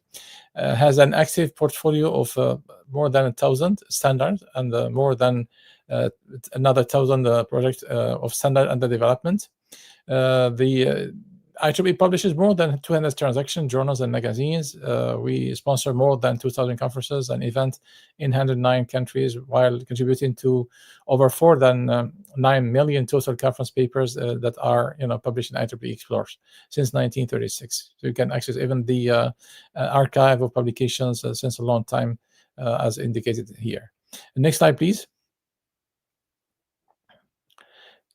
In terms of organization, you see in on this map that we have 10 regions within IEEE based on the number of memberships. There are region 1 to 6 in the US, region 7 in Canada, region 8 is Africa, Europe, and Middle East, region 9 is Latin America, and region 10 for the other part of Asia. Next slide, please. Well, through history, IEEE celebrated recently its 140th anniversary, but you see here very known figures of technology engineering from Tesla, Edison, if you're talking about the founders, if I may say, of the IEEE, and recent names also that joined recently based on their contribution and amazing achievements in technology, science, and engineering. Next slide, please. IEEE also will focus on social innovation through the Humanitarian Technology Board that was established thanks to amazing effort of guys like Sampat. And you see here some description of the HTB. Next slide, please. We have also under HTB, we have SITE, which stands for Special Interest Group of Humanitarian Technologies, which is also another, I would say, environment in which we are developing social innovation, engaging IEEE community worldwide. We have more than 70,000 site members globally, and more than 160 site groups also globally. Next slide, please. Among other programs we have within HTB, or Humanitarian Technology Board, there is the IEEE Tech for Good. This is a grant available for side groups, to develop humanitarian projects, engaging local communities to address and also local challenges. You see here some I would say metrics regarding this program, the number of countries covered, the number of projects, nearly 500. Also the funding that was available, about more than $3.5 million. Okay, also the number of people impacted, more than 362,000 members. Okay, next slide, please. Among the other programs, we have the Gen AI for Good Challenge. This is a competition that was launched jointly with ITU. ITU is the International Telecommunication Union, which is also an organization part of the United Nations ecosystem. I think this competition is still open, so if there are any student interested to participate, I think it's a good opportunity for you to benefit from this challenge. Next slide, please. In Morocco, well, I've been involved in Morocco through the section. So I'm the founder chair of the section. So the section has more than 5 years. So we have some success stories to share with you. Salima used to be a student member in INSA School of Engineering in Tangier a long time ago. And now she is the global leader, and she's leading also one of the unicorns in Silicon Valley. Next slide, please. I would like also to share with you another success story from the Morocco section. We have this, also global leader, Yasmina Benhoui, who is working for NVIDIA. NVIDIA is one of the biggest AI companies worldwide. She is a global manager for NVIDIA. And next slide, please. So here I'm talking about IEEE Antennas and Propagation Society, which is our main sponsor here for the event. So, well, sustainable development refers to a mode of progress that meets the needs of the present without compromising the ability of future generations to meet their needs. It seeks a balance between economic growth, social inclusion, and environmental protection, ensuring long-term sustainability. Next slide, please. So we have also a site program within this society. We have IEEE APS site. So IEEE Special Interest Group on Humanitarian Technology is an initiative that focuses on creating opportunities for members to devote time and talents to humanitarian work consistent with IEEE's constitution to bring the benefit of technology to the entire world. So we have the famous, I would say, motto of IEEE, advancing technology for humanity. The next slide, please. The focus of APS site is inspire students and practitioners to make a difference in solving chronic problems, including crises with food, water, communications, information access, and power lighting. In times of disaster, APS members can help provide emergency communications online so that relief agencies can bring the needed medical food and shelter supplies to the regions and the greater need. This is one of the possible applications, but certainly there are many others. Next slide, please. So you have here the members of the IPS site committee. So you have here Professor Jawad Siddiqui, who was yesterday online, okay, and we have also Ajay Podar and other leaders from APS. Next slide, please. Well, here I will go quickly through some funded projects. As you know, examples you can probably get inspiration from. And certainly for students, I think those products could be a good inspiration and also good motivation for you to join IEEE, IPS, and also IEEE site. By the way, there is some grants available to sponsor students wishing to join and also wishing to form the IEEE chapter of the INSET and maybe also of Hassan II University. Next slide, please. The first project that was funded is called Eureka 22. It was proposed by, I would say, student branch from IEEE Pune section. This is part of India, so Pune section is part of India, so next slide, please. So, well, you can find here brief description of the Eureka 22 project. So this is a flagship to elevate the educational RECA line at the all levels of society, ensure inclusivity and equitable quality education, interactive programs related to STEM topics. STEM stands for science, technology, engineering, and medicine. And math, science, technology, engineering, and math, okay? Addressing the issues of the high dropout rate of high school girl students in the region of Pune. Eureka 68 teams from all over India participated in this initiative. And next slide, please.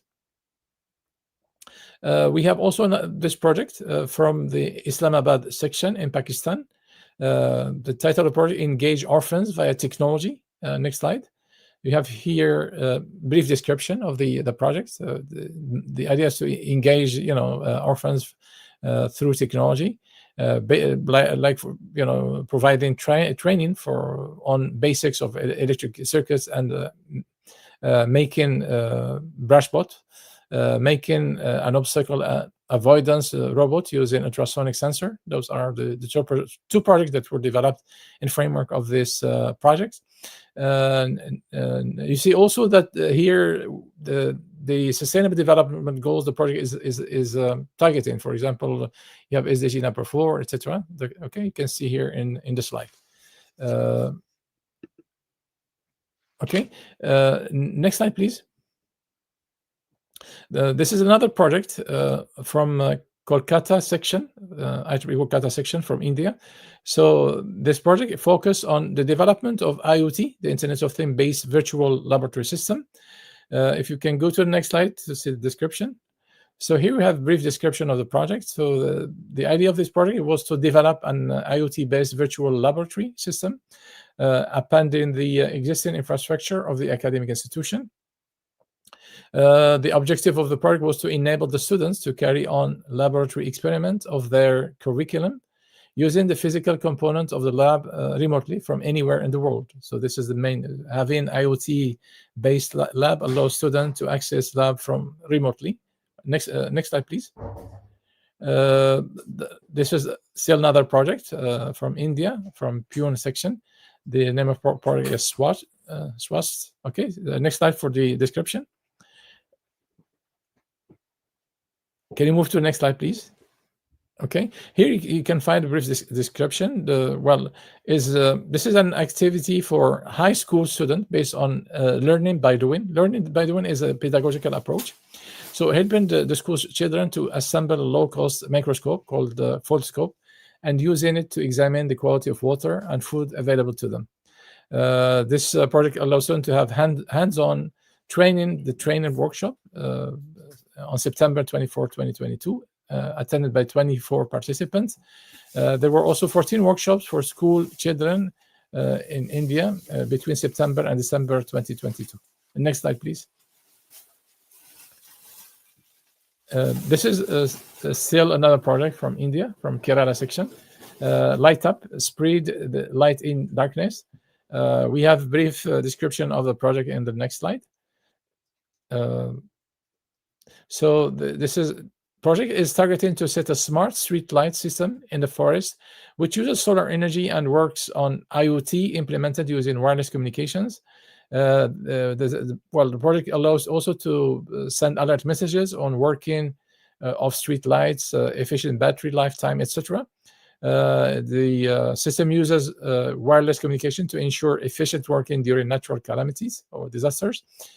Safety provided to 250 families living in the forest, working for daily wages with no street light throughout their journey. Next slide, please. This is another project from Egypt section. It's focused on IoT education management and consultancy system for Egyptian public schools. If we move to the next slide for the description, please. You have here the outcome of the project. You can see here the mobile app. So, and this system allows to ensure quality and high performance in public schools in Egypt by implementing a smart system. A mobile app named Athena is designed to track and record volunteers' teaching activities and calculate their earn point.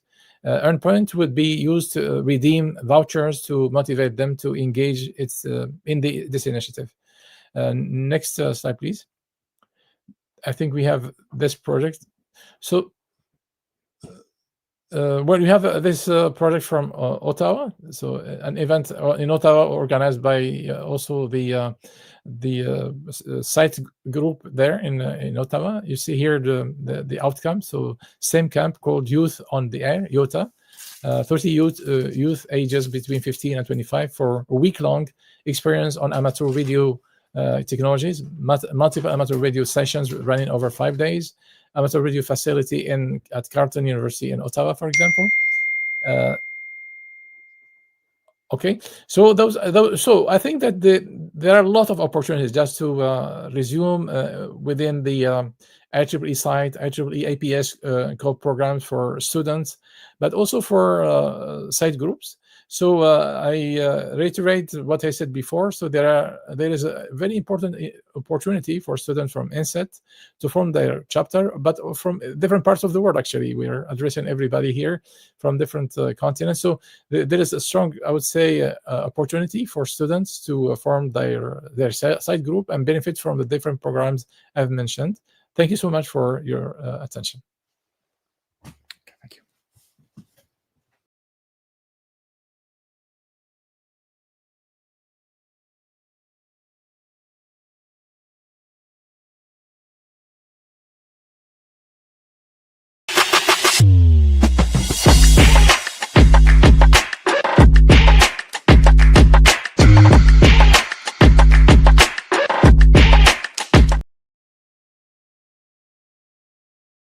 Yes, sir. Greetings, everyone. We are very, very excited to be back here again. We are starting keynote sessions shortly right now. So I think we have a small change in the programming. I think Dr. Philip Thiago is running into delay in the flight. So I think we'll have an offline message from him. We're looking forward to receive it. But now we are moving on to one of the keynotes, featured keynotes, session here from Dr. Guru Madhavan, a senior director from National Academy of Engineering. Again, we are very excited. Dr. Guru is a well-known global leader, very, very inspirational technologist. He has done a lot of great innovations. He has led large-scale global programs around the world. Also, recently was inducted into the Royal Academy in UK. More than anything, I think a very amazing human being. It's I could proudly say a man with amazing talent, and leadership, and he always look out for the welfare of students. So it's really a honor for us to have Dr. Guru with us. So he will be talking about engineering for social good, and as I said earlier, he spearheads many of the large scale programs especially for the National Academy of Engineering. And a quick welcome introduction about Guru Madhavan is that he is also a Norman Augustine Senior Scholar, and currently he's the Senior Director of Programs at the US National Academy of Engineering. Prize-winning author, of course, of his famous book, The Applied Minds, How Engineers Think and Wicked Problems. And also many, many interesting books have come from him, How to Engineer a Better World. So, Dr. Madhavan explores how engineering can transform the system that shapes our life. His work, combines deep technical insight with the human-centered design, innovation, and systematic problem solving, offering inspiring perspective on how engineering and leadership can drive meaningful global impact. So without any further ado, we are very, very proud and thrilled to welcome Dr. Guru Madhavan. Over to you, sir. Sampath, thank you very, very much. And greetings to everyone from a cold morning in Washington, D.C. And I'm going to share my screen here. There you are.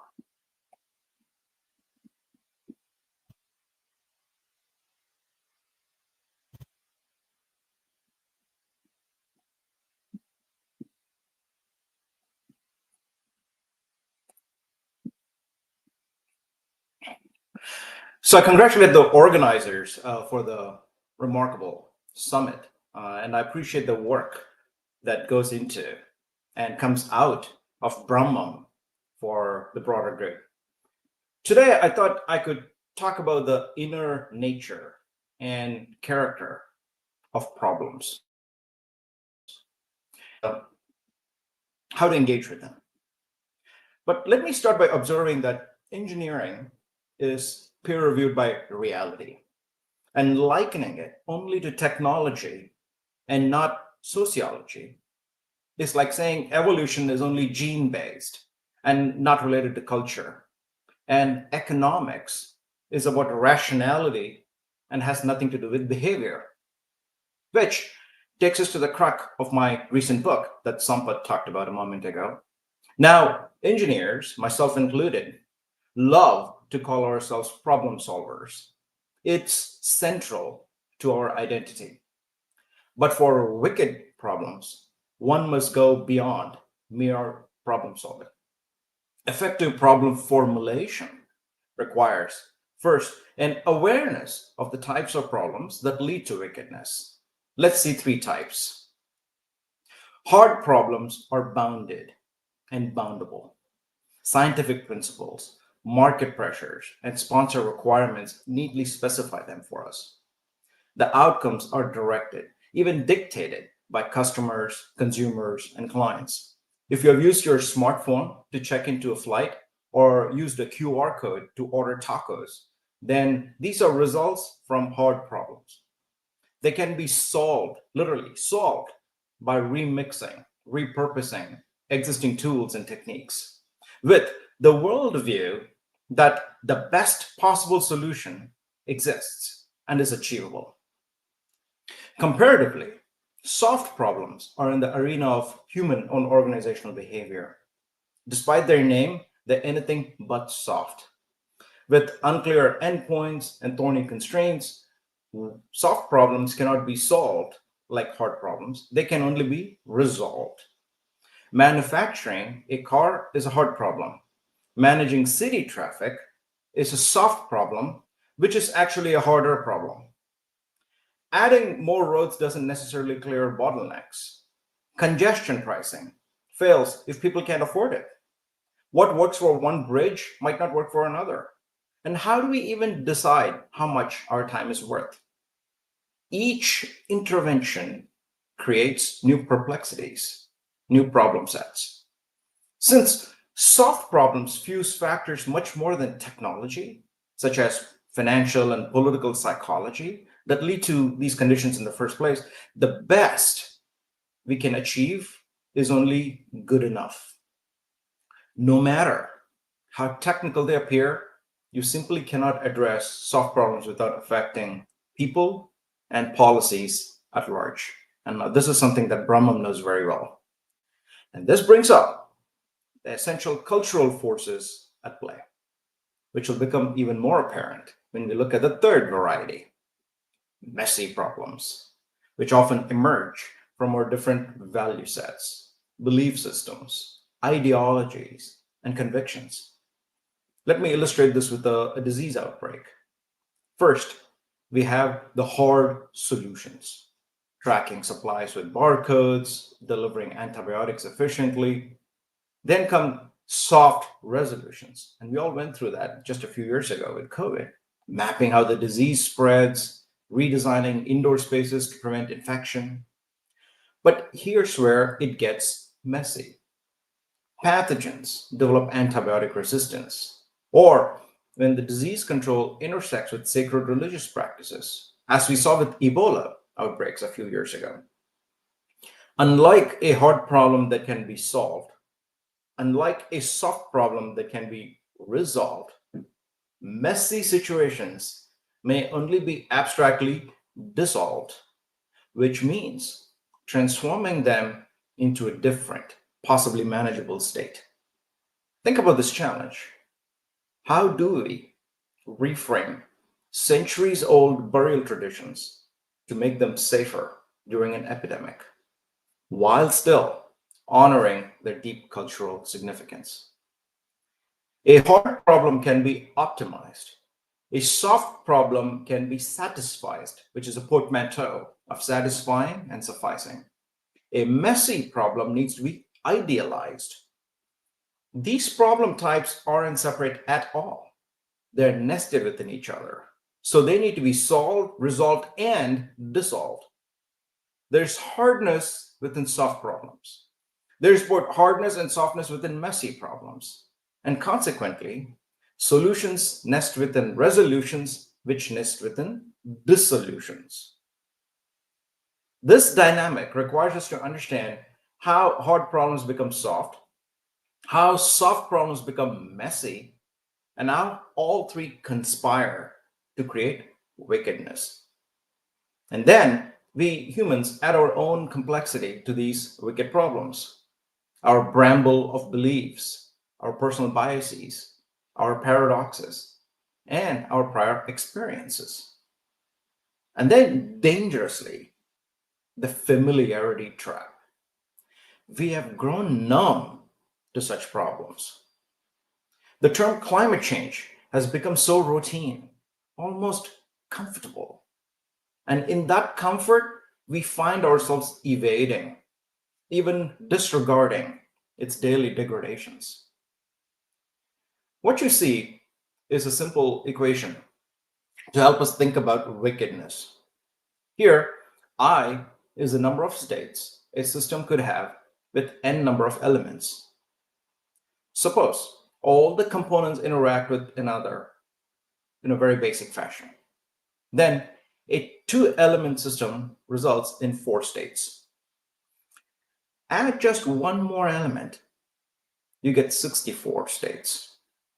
With 10 elements, the number of states will exceed the number of stars in our galaxy. That's why we call this equation the monster.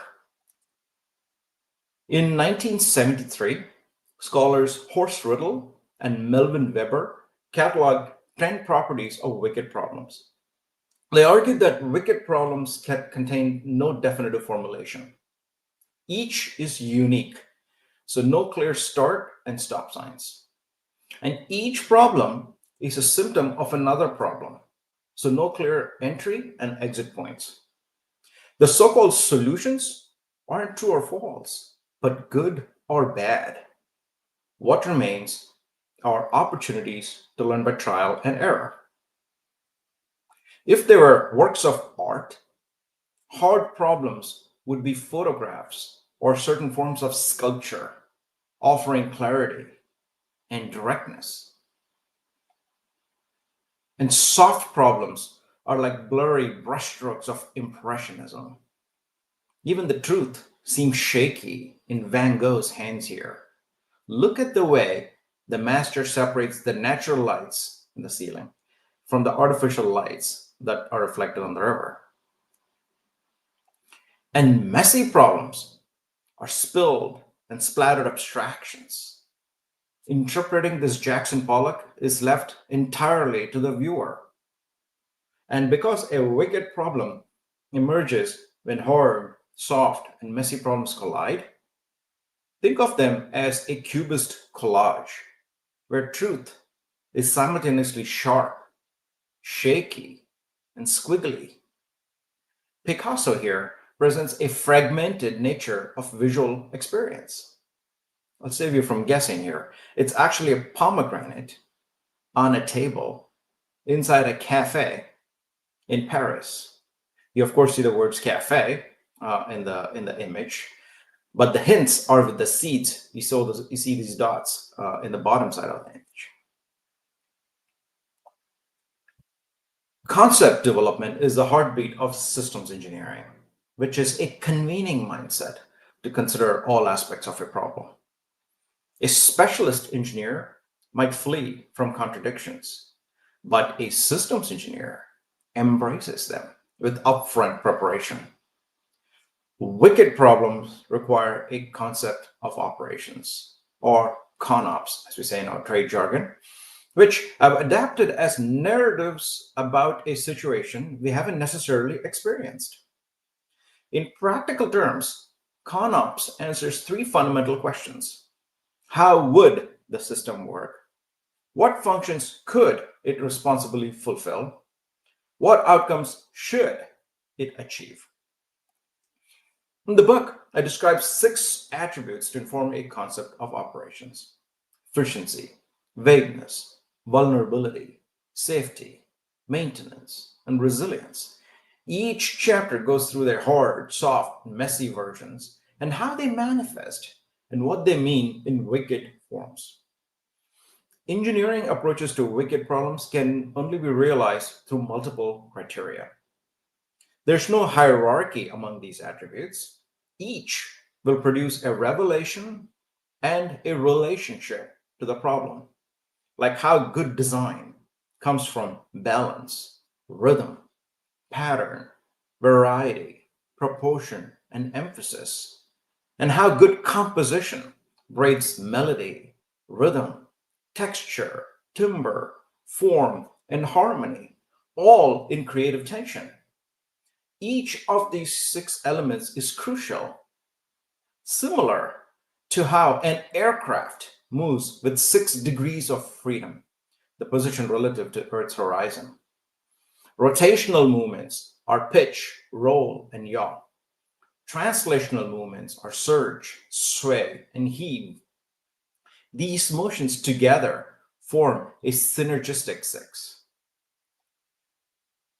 All too often, frustratingly, our cultural and commercial ideals are such that we prefer a single action item to pursue.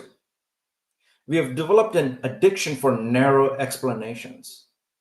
Monocausatoxophilia is the love of single causes that explain everything, or at least claim to explain everything. Yet, true accomplishments reside in simultaneously understanding many facets of the problem. Since we are in DC, let me say this. Wicked problems aren't 2-sided issues. They are 6-sided issues. An acceptable solution, resolution, or dissolution should go through all 6 filters. We can mindlessly prioritize one concept over another. In my book, I look at the past and possibilities of flight training through the story of the forgotten engineer Edwin A. Link and his Link trainer that was created in 1929 in the city of Binghamton in New York. The abominating device flew and felt like an airplane. The Link trainer's initial version featured a hooded cockpit mounted on a turntable, a turn and bank gauge, a compass, and indicators for airspeed and rate of climb. Pilots safely rehearsed at a fraction of actual flying cost without concern for losing life or equipment. Ed Link's generic aviation trainer adapted the suction principles he'd used to great success in player pianos. Talk about distant transfer, moving ideas from a completely foreign domain to another to great success. Player pianos. But instead of making piano keys go up and down, the electrically activated bellows drove compressed air that mimicked the aileron, elevator, and rudder functions. The machine's overall setup looked like an 8-foot bumblebee turning in a 15-foot diameter. Inside the dark and cramped chamber, pilots had no outside horizon for reference. This was a precondition to train for instrument flight. The trainer twisted and turned in a geometric ballet, puffing, wheezing, gasping, and groaning. The instructor's desk contained an automatic plotter of the student's course. The two-way radio allowed the student and supervisor to communicate during the session.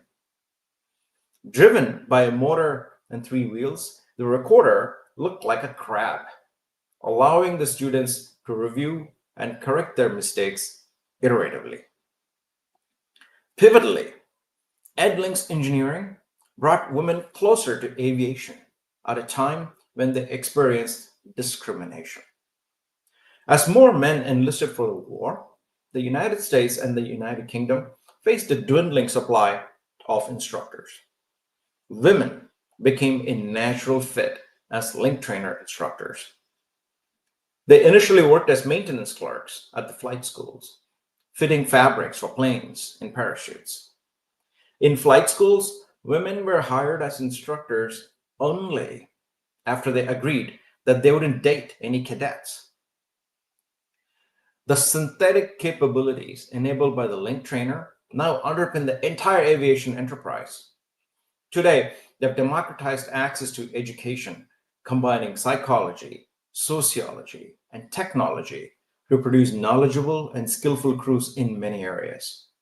Just consider the collective cost of World War II without flight trainers, the sheer feasibility of the original moonshot, the viability of the modern airline business, and even the global commercial and cultural connectivity.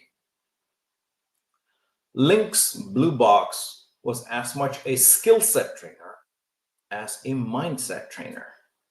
It was never a solo solution for a hard problem. It's a model mindset to identify the problem qualities, engage with them on their terms, play the future out, and be open to corrections. You see, we tend to pursue civic decisions as if they're about comparing one option to another. Civics isn't a blind taste test. It's more like a blind flight test. It requires mixing instrumental, sensory, and environmental awareness in our minds. In the parlance of flight training, civics is often in a state of unstable equilibrium, sensitive to disturbances, with stability arising from tugs and pulls. Like engineering, civic competencies to address wicked problems are trainable traits. As the link trainer showed, training in confinement and training under constraints can offer not only a path to freedom, but show us that it's made of degrees of freedom. Importantly, the link trainer gave trainees the consciousness of the many angles to approaching a problem. In a way, it's an invitation to think inside the box. Thank you.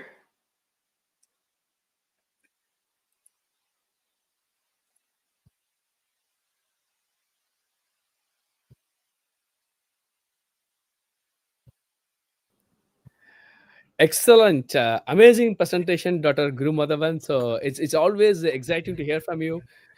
In this Global Innovation Summit, we have about nearly 7,000 students registered all over the world, all continents except Antarctica, I would say. Pretty much we have a representation across the board. So we are very, very thrilled. And especially, today you touched upon very, very important aspect, not only being a technologist, but also how to be a socially responsible technologist. And engineering is also not about a classroom experience, how you think in a 360 degree, how do you put your skill set for the larger good. So we are very thrilled, and we are already seeing a lot of great comments from the audience here, particularly in Morocco. The students are all very excited to see you here. And again, this is a Thanksgiving weekend, we know, but you took the time that talks about how much you care about the future generation of students all over the world. So really, really excited, Dr. Guru Madhavan. And again, on behalf of the organizing committee of the Brahmam Innovations Global Innovation Impact Summit, we would like to thank you and the National Academy of Engineering for being part of here to provide this featured keynote talk today. And again, we are looking at the possibility what you have opened up today, because Brahmam is today a movement. The movement is to bring together visionary innovators and leaders like you all. So I'm pretty confident this keynote would have inspired people and got the line of thinking how to think out of box to put their skills for the larger good. So really thank you for taking the time to connect with us, and we are really grateful for your leadership and your support towards this summit. Thank you, Sampath. And the small suggestion is to think inside the box like a link trainer. But really much appreciated, yes. And keep up the wonderful work. And I thank you and the organizers for pulling together this online global summit. I wish I was there in Morocco, but here we are.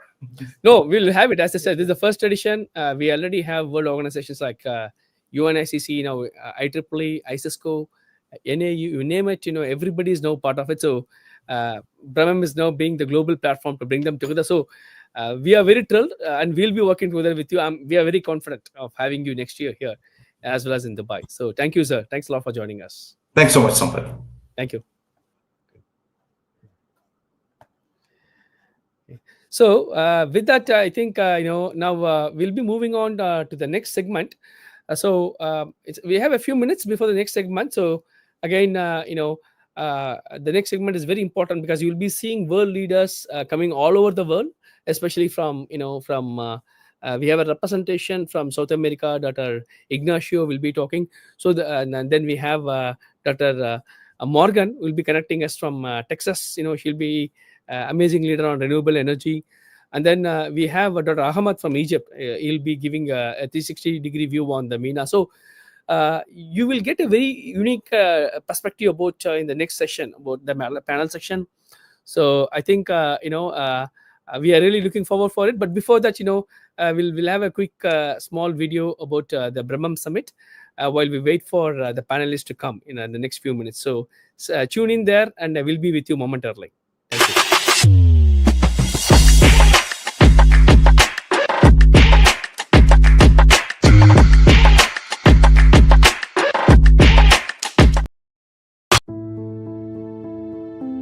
Brahmam Innovation is thrilled to welcome you all to the Global Innovation and Impact Summit at Casablanca in Morocco. The purpose of this summit is to advance technological solutions, foster collaboration, and deliver meaningful dialogue to create impactful global solutions.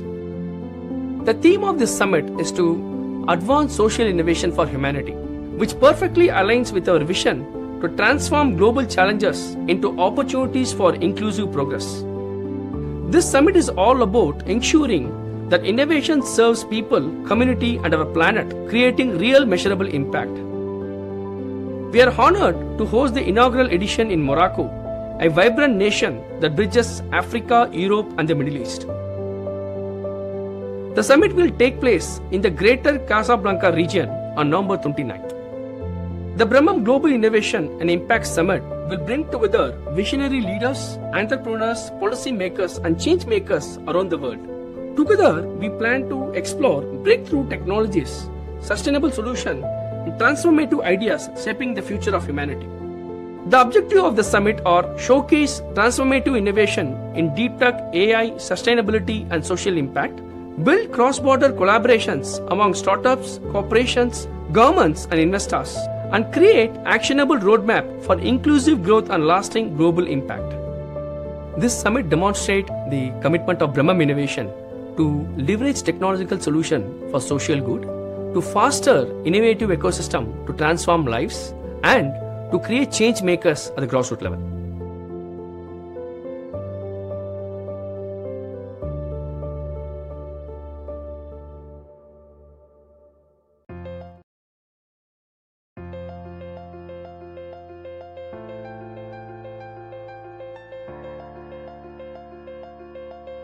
My name is Sri Chandrasekharan.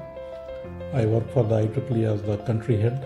At IEEE, our mission is to advance technology for humanity, and education lies at the heart of this mission. Partnering with Brahmam Innovations, a global leader in technology-powered social innovation, has been transformative for the IEEE blended learning program. Brahmam Innovations' expertise in digital platforms, AI-powered learning solutions, product innovation, and social impact programs has enabled us to engage learners worldwide with exceptional efficiency. Together, we have built a powerful learning ecosystem that bridges theory and practice, empowers professionals, and delivers meaningful social impact worldwide. The eHealth Innovation Center of Mohammed V University of Rabat is proud to partner with Brahmam Innovations, a global leader in social innovation. As our scientific partner, Brahmam Innovations played a pivotal role in conceptualizing and designing both our national hackathon and international hackathon. Together, we successfully launched these groundbreaking initiatives at the International eHealth Forum, inspiring young innovators across Morocco to create impactful digital health solutions. This is Professor Saidi from Morocco.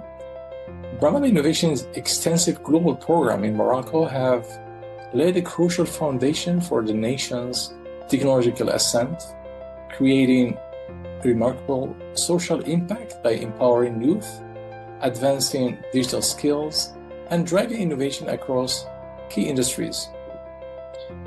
These initiatives have not only equipped a new generation with future-proof capabilities, but have also actively strengthened Morocco's position as an emerging hub for technology and knowledge in the region. Hello, my name is Luanga Herbert, and I serve as the president of the Roger Science Foundation. Brahmam Innovations has been a true catalyst for change in Uganda. Through great initiatives such as the National Level Social Innovation Bootcamp, the National Innovation Summit, STEM Champions Labs, as well as those grassroots social impact projects, Brahmam Innovations has inspired young innovators, empowered communities, and built a strong foundation for sustainable development. By connecting Uganda's grassroots innovators to its global ecosystem, Brahmam Innovations is providing mentorship, exposure, and international opportunities that help transform bright ideas into actionable, scalable solutions. Hi, I'm Michael Short, Professor of Control Engineering Systems Informatics at Teesside University in the UK. We are delighted to partner with Brahmam Innovations in the USA. Their global R&D and social innovation programs really demonstrate how science, technology and innovation can work together to create inclusive and sustainable progress. By empowering communities through intelligent and collaborative innovation, Brahmam Innovations is advancing the global frontier of science and social impact. We are so much excited to be a part of Brahmam Global Impact Forum. Platforms like Brahmam Global Impact Forum gives opportunity for industries to co-create scalable, responsible, real-time solutions that make a huge difference in society.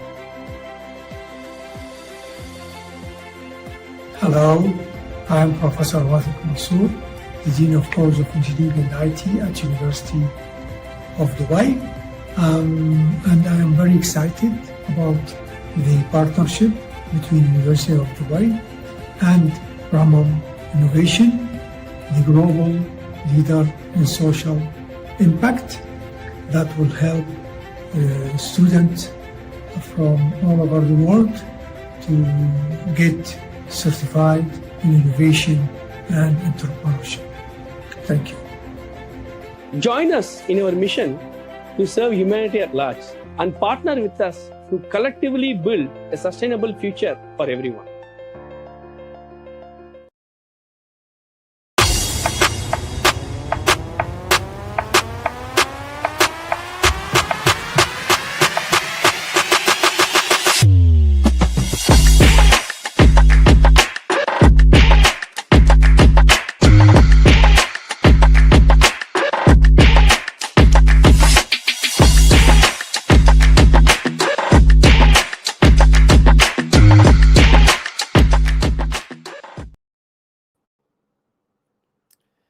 Greetings, everyone. Welcome back. We are really excited to have heard from many global leaders in the last few hours as part of the Brahmam Global Innovation and Impact Summit.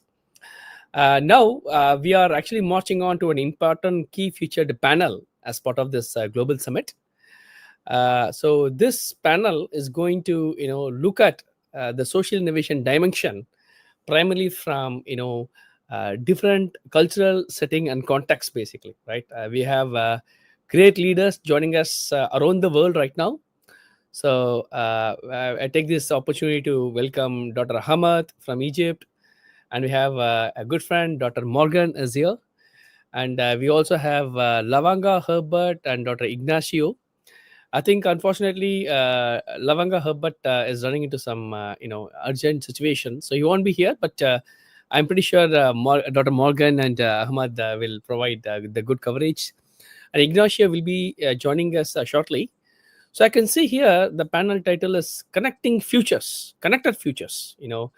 I think right from morning, we all have been hearing about from leaders from UNICC, IEEE, ICESCO, National Academy of Engineering, all the global organizations, right? They are now like part of our partnership with Brahmam, right? So Brahmam means knowledge, right? So the entire, the theme upon which this summit is built on in advancing social innovation for humanity.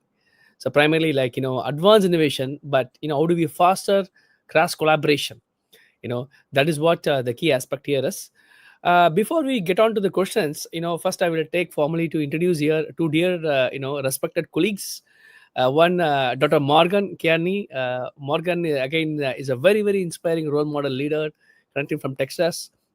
She has done amazing work in renewable energy, and needless to say, her humanitarian work in Nepal is a standout example of how not only she being an academic leader, but she also apply her engineering skill for the larger social good. And also we have here with us Dr. Ahmad Azan, another very respected friend and a colleague, the president of Sutek University from Egypt. Dr. Ahmad again has done a lot of great work, in the MENA region. So his dimensions and insights will be very, very valuable to showcase, why social innovation is very important and key, especially in the Middle East and Northern Africa. And last but not the least, we have here our wonderful dear friend, Dr. Ignacio, joining us from Mexico City. Dr. Ignacio, apart from, being one of the stellar researcher and a professor, Mr. Ignacio from, in Mexico City, he also leads, important portfolios in IEEE. He is actually the incoming director for the entire South America. So he will be also sharing why programs like Brahmam Innovations, social impact programs are critical in empowering students and providing them real world opportunity to work on it. So really happy and thrilled to welcome these three outstanding global leaders. Welcome Dr. Ahmad, Dr. Morgan, and Dr. Ignacio to this forum. Thank you. So without any further ado, we are really thrilled to have you. Nearly about 7,000 students have registered all over the world, except Antarctica. I'm sure next year we'll cover the penguins as well. We have students all continent here in the, have registered. And, first I want to bring in the slides. Monolith, team, if you could bring in the slide. So I want to start, some warm-up questions, because we are going to touch different aspects, Now, we are a research lab. Brahmam Innovation is a research organization. As you all know, we train, we inspire, and then we provide real-world opportunity for students involved in solving local challenges, right? So I want to ask you all from the cultural standpoint, from the context standpoint, where you're coming from. For example, I'll start with Ignacio, South America. How do you think, today the academic universities can leverage programs offered by, Brahmam Innovations, where we could train and involve students on real world problems? What do you think, what kind of problems it will empower the students to solve in South America? We would love to hear your thoughts. Hello, everybody. It's a great pleasure to be with all of you. Sempat Kumar, thank you very much for the invitation. It's an honor to be with you, with Morgan and Hamed. Well, I think talking about specifically of institutions, we have to face many different things. I see mainly two dimensions. The technological contents are one, but that's by granted. But here, there is another very interesting point. Considering the artificial intelligence facts, I think we have to center everything in the fact that we need to improve our soft skills. Why? Because we must sit and check the human intelligence. Why the human intelligence and the many different human intelligences to make sure that people can make the plant, the seed, the development, and the harvesting of those. Why? Because artificial intelligence will be the human intelligences and the different human intelligence will be the only one difference that we will have against or companion artificial intelligence. So what do we have to do in our societies? Let me give you a specific example. In Mexico, everybody know that we celebrate the Day of the Dead.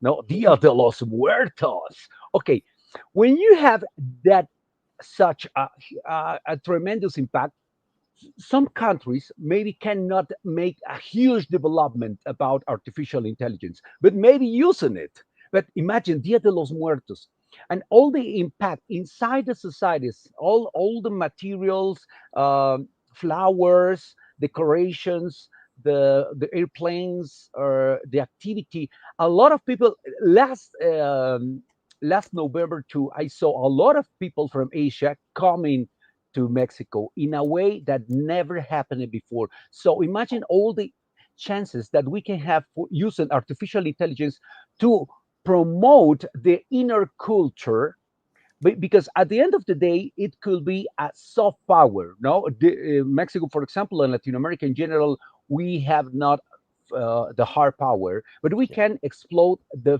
soft power. And inside universities, we can develop many tools, even related to augmented reality, artificial intelligence, to provide an extra experience to the terms, for example. Great, Dr. Ignacio. That was a very terrific response. Now I want to go to Morgan. Again, Morgan, Dr. Morgan, again, you are one of the inspiring women leaders I have worked with. I had the joy of working with you.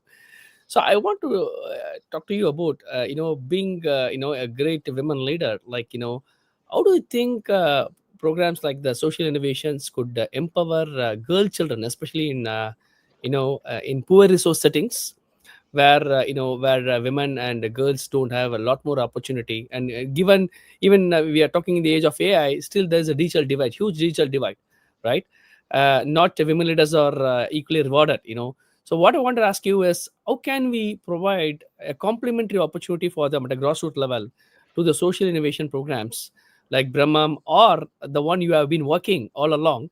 How do we inspire them? How do we provide? So we would like to hear some your personal experience, and what key takeaway you want to tell to the young girl children who are out there. Hello, everyone. Thanks for the opportunity and thanks for the invitation. I really appreciate for the time and this opportunity to talk to you all.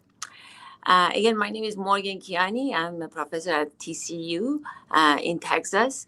And how we can work and how we can provide the environmental educational aspect of this question, I think is very important for me. Fostering a supportive environmental for all young generations are the most important part of this question. I think we should reward innovation, and of course we should provide a dedicated space for risk as well. I think innovations and creativity comes with risk, and we should reward both failure, because from the failure we can learn. So I want really not only girls, the new generation knows we should be prepared for failure. We learn from our mistakes. And of course, as a faculty, as a person from education, I should provide dedicated space for this innovation. And the most important part, I think we need to integrate real world problem, whatever it is. Real world problems, because we want to solve the problems. And the most important part of this, I think the technology is there. We have technology. Part of the innovation is how we can make it more affordable So people all around the world, globally, they can use this technology, and how we can integrate the technology across the different disciplinary area, how we can integrate this technology to solve the world, the problem in your community, in my community. So I think when we go to talking about how we can get prepared, I think we get prepared by knowing our community, by knowing the problem in our community. And always the innovation and the solution is coming right in your neighborhood. I mean, you can solve your own problems. I can solve my own problems. But we need collaboration, and the part of this collaboration is coming fundamentally from education. We should have this ability to learn and to experiment, and of course we should reward both failure and innovation at the same time. Excellent. I love it, Dr. Morgan. I think earlier today we called out one of the call to action from the summit is to be bold, foster collaboration, and be curious, be hungry to learn new things, and and keep the passion to leverage. So I think that's well said. Failure is the first stepping stone. It's there's a famous quote. It's not like failure is the end. It's the experimentation. It is teaching you the step to be more even stronger and successful. So. Yeah. Well said on that. And again, your point on collaboration is very key. You can't act in silo right now. So that's very, very critical right now. So excellent. And I always give this example in my power system class. Days we all wanted to use electric car. So I love to be nature friendly, but I think we need to think twice. If you and your country use coal or gas to produce electricity, do you think really buying electric car and using electric car is nature friendly? So I think we need to think twice as our in our own community. Not my solution is good for your community, or how we can make it better. So that's all these important. Absolutely. Not only scalable, but make it extensible so that it's a portable solution across the board. We say in the software industry, make it 80% of your architecture reusable, so 20% customization. And that we are living in that era of personalization. Yeah. Thank you, Dr. Morgan. Now I want to go to Dr. Ahmed. Dr. Ahmed has done phenomenal work there in Middle East and in the region. So, Dr. Ahmed, what I would like to hear from you is, you are leading one of the top universities there in Egypt, right? So how do you think, what are the local challenges that the students could be involved through the fabric of social innovation? What are some of the problems you have in your experience solved in Egypt? And how do you think, social innovation programs are vital in nurturing the future generation innovators and leaders? Over to you, sir. Social innovation is very important for us in Egypt. And I think in every underdeveloped country, because as Morgan said, we have our problems and we are the best to formulate and articulate our problems. And we need some innovators who can make the cross-border collaboration, getting the technology, even if it's not available in Egypt, getting some mentorship, even if it's not available in our country, and trying to first understand the problem from the key community people and the subject matter experts who are on the ground, and try to formulate it in a good way that can attract funding, attract technology experts to help giving their time, efforts, and maybe money in order to have a solution.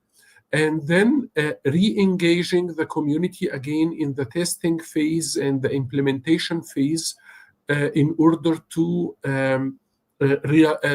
achieve the objectives of this collaboration. And because it's a large cycle of work that has many stakeholders, This means that the university ecosystem should be tolerant to this type of innovation. The university ecosystem is now forced by international ranking, by the number of publications, the number of patents, the number of citations, and so on. While this social impact and social innovation is not rewarded, as Morgan said. So we have, if you work in basic research, everybody will say, bravo, thank you, you are the best. But again, in order to have some social innovation, this is something that you struggle for and you need to put into consideration. Maybe the best is to use something like Times Higher Education for Impact Ranking, which measures the progress against SDGs. These are my initial thoughts. Okay, great. Excellent point. I mean, these are excellent point across the board. I think the most important thing is the interconnection, right? I mean, these problems are not silo, right? These are common, these are universal in nature, right? Many of us has been calling out about AI, right? We are still living in the age of AI, but we know like there are larger global challenges. You know, about nearly 2 billion people don't have access to clean energy. Nearly 40% of the earth don't have, access to, clean water, right? And about 1 billion people live under poverty. And then about 30% of the world's food is wasted. So one end, we have people who are hungry, they are deprived of food. The other end, we are wasting food, right? So these are opportunities for innovation. And that is where I think, platforms like the Global Impact and Innovation Summit, we come into play. We want to provide the interconnection. How do we interconnect? How do we sit in South America? How can I sit in a lab with Dr. Ignacio? How can I collaborate and get mentored, a student from there, mentored by Dr. Morgan sitting in Texas? And how can we co-develop a solution with another student sitting in Egypt, in the university, and the mentorship by Dr. Ahmad? And how do we deploy it in our local region with minimal customization? Now, that is the world I think we should be marching towards, So excellent point from all of you. Now, there is a lot of buzz now that's coming around, right? I mean, again, I think in terms of, we all talk about how great is the technology, but one primary pillar that this summit is focusing is inclusivity, right? While we're talking about the era of Gen AI, where we have tremendous thing, as I said, we still have about 4 billion people who are even yet to be connected to internet. Forget about taking the benefits of AI and other thing, right? And we want to instill the design thinking in our engineers right from the beginning. How do you design solution by looking out for people who are not been accounted for? How do you connect the unconnected, right? So what will be your advice when somebody wants to start working on a social innovation project? What are some best practices or design aspects that you all will want to recommend them? Because you are all stellar, you have all done great work in your country. So what are some common best practices that you will advise them when they start a project, right? So I would love to hear from each one of you. So I'll start with Morgan first. I know she has a great story in Nepal, so I want to hear that. Go for it, Morgan. Yes, I think I'm making it very short and sweet. First, education, and second is affordability. I mean, you can design whatever you want. I can create whatever I want, but if it's not affordable, maybe it's good just for the limited area and limited people. So the education, first I have to bring the education to the people. They need to know what is this solar system, for example, if I'm giving them solar system, and how they can use the solar system, how they can use power, energy, electricity.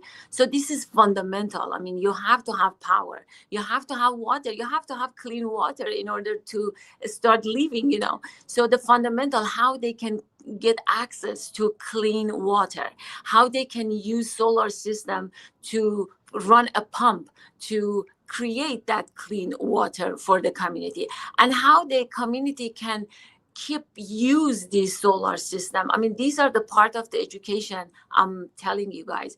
And the fundamental, something simple, and easy to use. Because as you mentioned, maybe you want to go to moon, but these people, many people around the world, they don't want to go to moon. They just want to have a simple living alive. Simple, fundamental. I mean, cleaning water, cleaning food, and electricity. I mean, I couldn't believe my eyes. But when you're traveling, you can see more and more people. They don't have access to electricity. I mean, this is the minimum. I mean, to me, having the water and food and electricity is necessary and is fundamental, especially right now. If you have computer, but if you don't have power, I mean, the project I have in Nepal, these schools, they had donation, tons and tons of computers and iPad and many other things, but they didn't have power. So I think power, electricity is one of the fundamental in these days for more communication and get connected to global and to get educations. So, and when we go to electricity and the fundamental, easier, better, and easiest way to educate this community, because at the end of the day, I'm coming back home, you're going back home, and the community need to learn how to use this solar system fundamental, and how they can maintenance these fundamentals. So the education is part of this technology, and I think the more affordable technology and more fundamental is the best and easiest way to bring this energy and communications to all around the world globally.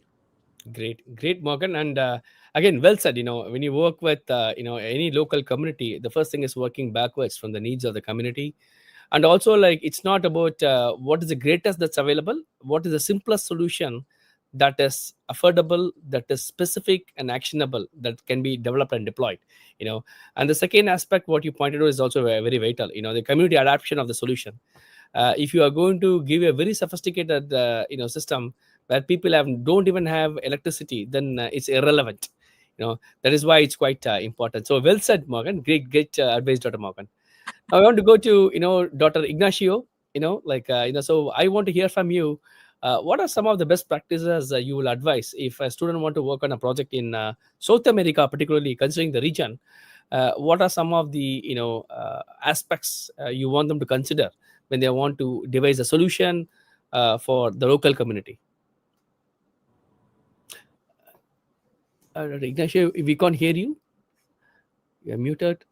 Yes, thank you, Sampath Kumar. Well, taking this, but connecting about what Morgan told us, I want to touch three aspects.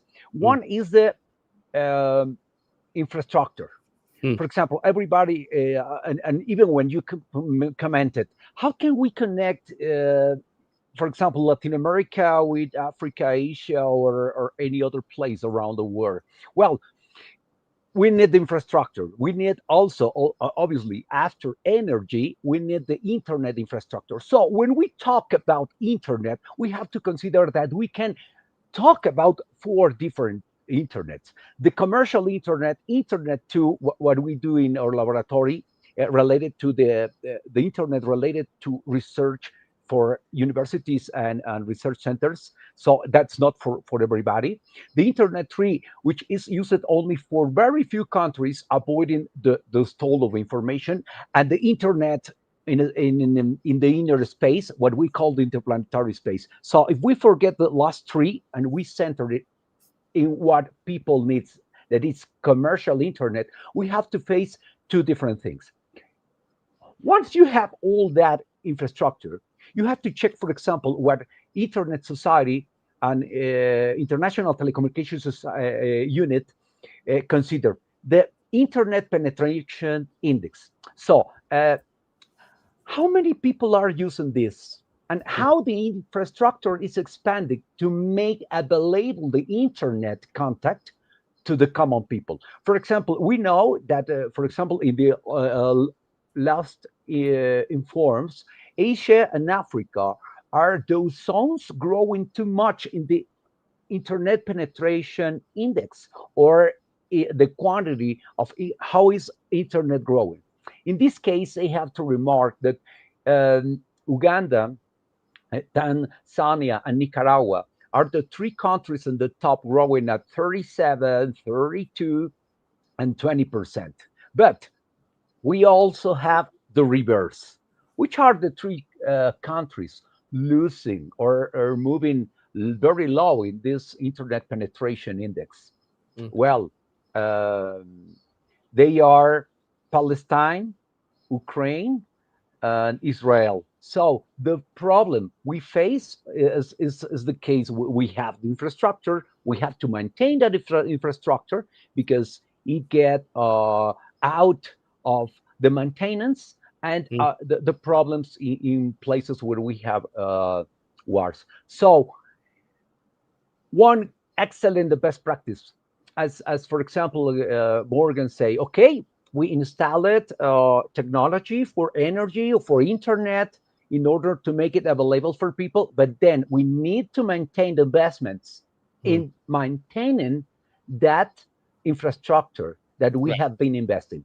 And number two, finally, what is the data? Okay, what is the cloud? The cloud lives in data centers. Okay, and another part that we do in our laboratory, we deal about these data centers. Okay, you can say, oh, data centers in the space, data centers in the ocean, but we need data centers close to the people, because if we send that information to be treated or storage very far from us, and we have problems with energy, we have to consider two main problems: cyber attacks and blockouts.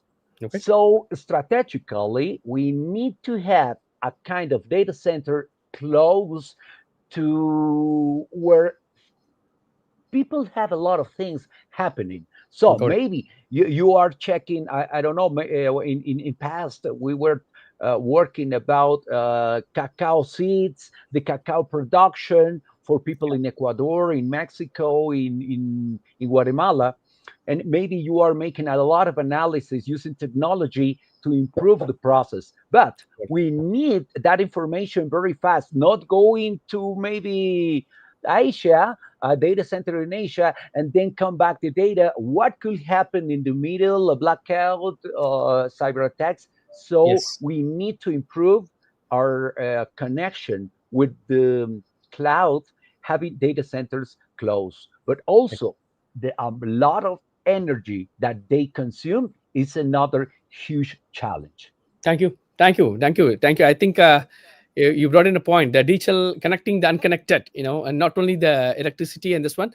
I think Dr. Morgan, I know you have to step out shortly. So I will have another detailed note from Dr. Ahmed. So before you go in, any quick remark you want to make before you have to leave, Dr. Morgan? Oh, thank you. Thank you for the opportunity. And I really, really want to see more of this collaboration, and hopefully we can stay in touch in near future. I would love to stay connected, especially with the students and the local community. And of course, internet is the best way to get connected. And I would love to see more collaboration, and I would love to have real connection with this globally. Thanks for the and thanks. Absolutely, Dr. Morgan. We appreciate and happy Thanksgiving to your family as well. Thank you. So now we have Dr. Ahmed. There's an important final round of question to him. Dr. Ahmed, again, the same question to you. What do you think are some of the local challenges where technology can be used to solve in Egypt? What is already happening that you would like to share to the students out there in the world?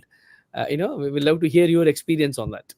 I will talk about two examples. One of them is complete success, and the second one is not very complete success. The first one was about Inesta Pay, which is a system that allows people to pay from any bank to another bank, to make transfers, to pay their taxes, to pay their credits, and so on. And it was very successful because the problem is well formulated. People don't have bank accounts, and we need them to use their mobile phones. And the penetration of mobile phone in Egypt is more than 100%. for every 100 citizens, we have 105 mobile phones. On the other side, we had another application called the Smart Agriculture application, which you can send the photo with your crop, and it gives you information if it's healthy or need some medical treatment. So the point here, it doesn't work for the same reasons Ignacio kindly mentioned. The data collection, the place of storing the data, the closeness of the data center, and attracting people to get the application maintained and so on. So again, I'm trying to summarize what happened during 4 or 5 years of work in successful and less successful products. Nice. I think, I love the aspect, what you said, one of the best things to learn, when they start doing the project is to look at both the, experimentation aspect. What was the successful one? What didn't work out? Because, when you succeed, it gives you a set of, path to achieve it. When you fail, it tells you the knowledge and the wisdom to know what went wrong, what parameters you have to change it, So both are equally, probabilistically are equal, So thank you for sharing that. We are right on time. So, I think I want to give the mantle again to both of you. A quick 15-second remark from you both. If you have to tell one important aspect, like a one word that the youth should focus on, to become a change maker, what it would be, what is the one single advice you will say? A quick 15-second remark. Ignacio. Okay, thank you very much, Ahmad and Sam Patkumar. Well, we have to consider something. Maybe we have to adapt or change our mind to the reality. In many occasions and around the universities and research centers in the world, everybody say, oh, innovation, oh, development, research. But we have to put the foot on the reality. The real innovation, but real research and development occurs in a determined environment. Not everybody, not every research center, not every university or country have the right conditions to do that.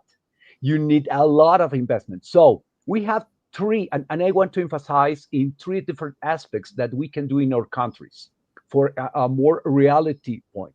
Okay, if you have enough money because you get it by the fundings, the countries, the policymakers, you can do innovation, research, and development. But what if you cannot reach that level? What you have to do is to be calm and to say, okay, wait a minute. Then what I have to do then is technology transfer. This is the other concept that many countries and many institutions don't do. They want to go to the moon, for example, in that case. No, maybe I cannot reach that. So I have to understand that maybe the best for me is the technology transfer. So I need a partner. I need to move my investments in the technology transfer. So I'm not inventing the new hot water. I'm not inventing something, but I'm trying to be better and improving or making the innovation in processes, but for the technology transfer. And that's, for example, what kind of thing that we do in our laboratory. Now, sometimes it's better for us to make tech transfer. Number three, what if I cannot reach this? Okay, very rich companies in Mexico, for example, what we call Telmex, Claro, or the equivalent of AT&T, that is covering not only Latin America, the south of the United States, and some parts in Europe. Telmex, when I worked before, they took the edge technology and applied them to make money, for example. Nice.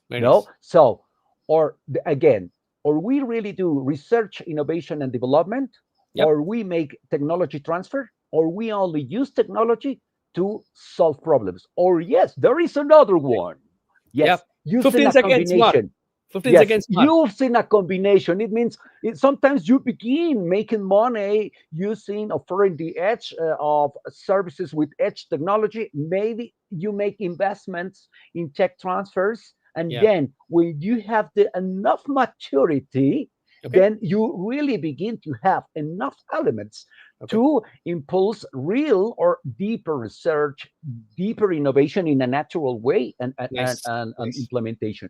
So, but one point, Ahmed and Sampat Kumar, that we do not have in universities. I have been, when I travel around the world, I ask to the people, how many courses in universities do you have about technology transfer? My God. And then only if people go to a specific company doing technology transfer, then they learn to do technology transfer.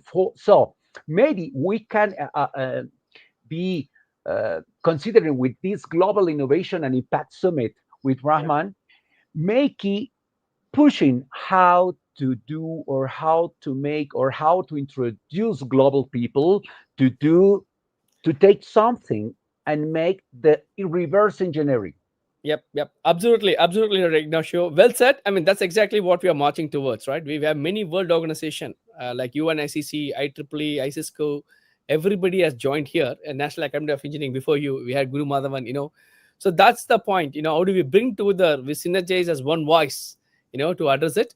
I want to go for a quick closing remark, for 20 seconds from Dr. Ahmad, and we will close out because we have the next set of I will speakers keep it lined up. short. Vision, partnership, and ethics. Vision, Excellent. get it locally, partnership globally, and ethics to govern all of this. Thank you. Amazing. Yes, absolutely. It's not really about thinking for the greater good, but also looking holistically. What are the side effects? How do you ethically and responsibly deliver your solution? So excellent, Dr. Ahmad. That's well said. So with that said, we are coming to the end of the this panel. I would like to thank on behalf of the global Brahmam Innovations and all the partnering organizations, Dr. Ahmad, Dr. Ignacio, Dr. Morgan, and of course Mr. Lavanga, for encouraging and being part of this amazing panel today. So again, I encourage the students to take a look at our portal. And I would like to call out and thank all our partners there. 40 plus global partners around the world. About 150,000 students are in the ecosystem right now. Next slide. And again, if you're a student, if you want to apply for the fellowship, this is your chance. Scan the QR code. You will get first, subjected to awareness program. Then you can apply for the fellowship and work on a real world R&D project. And then if you are a partnering organization, you are interested, reach out to us to our website. We are here to collaborate with you. So with that said, we'll close out the session. And again, thanks to you all for joining us and providing such an amazing panel today. And with that, we'll connect shortly. We'll take a short break for about 5 minutes, and then we'll be hearing from Mr. Dr. Michael Short, who will be presenting on net zero research shortly. Okay, stay tuned. See you all shortly. Thank you all. Thank you. Thank you, everybody. Thank you.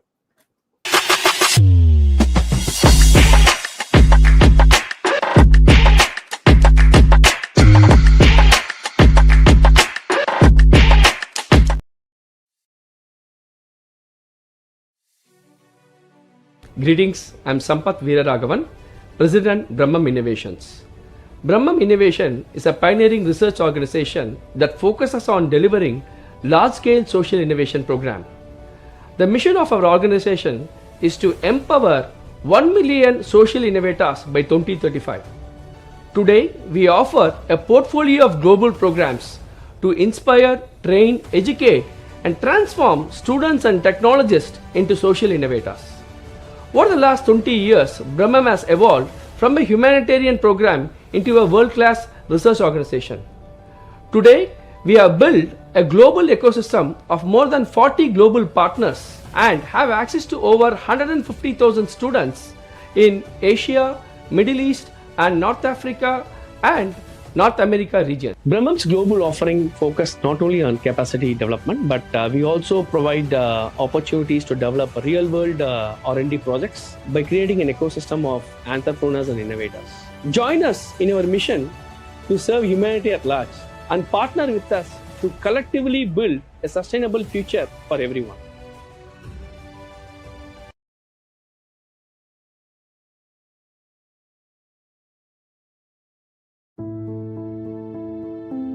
Brahmam Innovation is thrilled to welcome you all to the Global Innovation and Impact Summit at Casablanca in Morocco.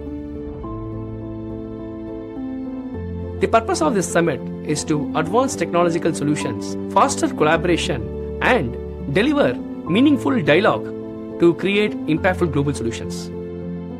The theme of this summit is to advance social innovation for humanity, which perfectly aligns with our vision to transform global challenges into opportunities for inclusive progress. This summit is all about ensuring that innovation serves people, community, and our planet, creating real measurable impact. We are honored to host the inaugural edition in Morocco, a vibrant nation that bridges Africa, Europe, and the Middle East. The summit will take place in the Greater Casablanca region on November 29th. The Brahmam Global Innovation and Impact Summit will bring together visionary leaders, entrepreneurs, policymakers, and change makers around the world. Together, we plan to explore breakthrough technologies, sustainable solutions, and transformative ideas shaping the future of humanity. The objective of the summit are showcase transformative innovation in DeepTech, AI, sustainability, and social impact, build cross-border collaborations among startups, corporations, governments, and investors, and create actionable roadmap for inclusive growth and lasting global impact. This summit demonstrates the commitment of Brahmam Innovation to leverage technological solution for social good, to foster innovative ecosystem to transform lives, and to create change makers at the grassroots level.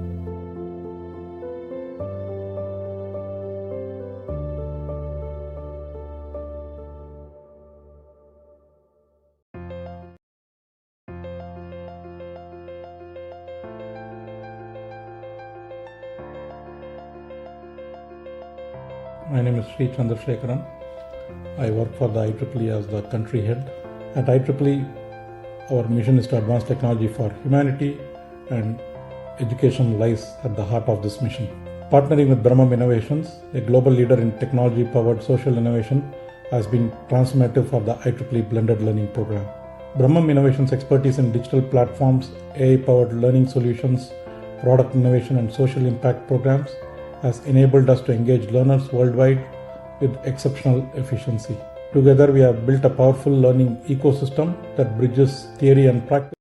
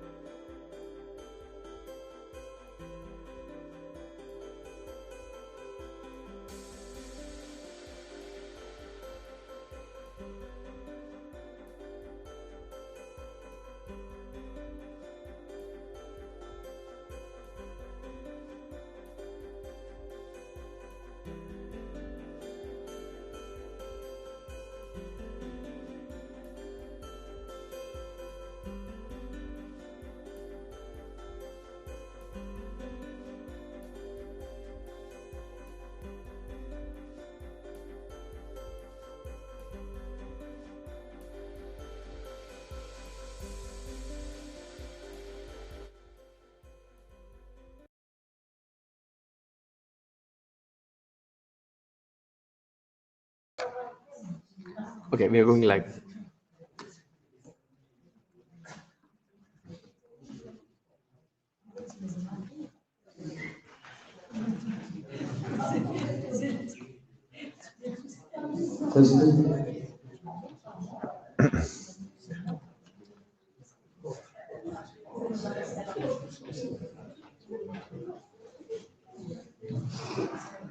Arvind?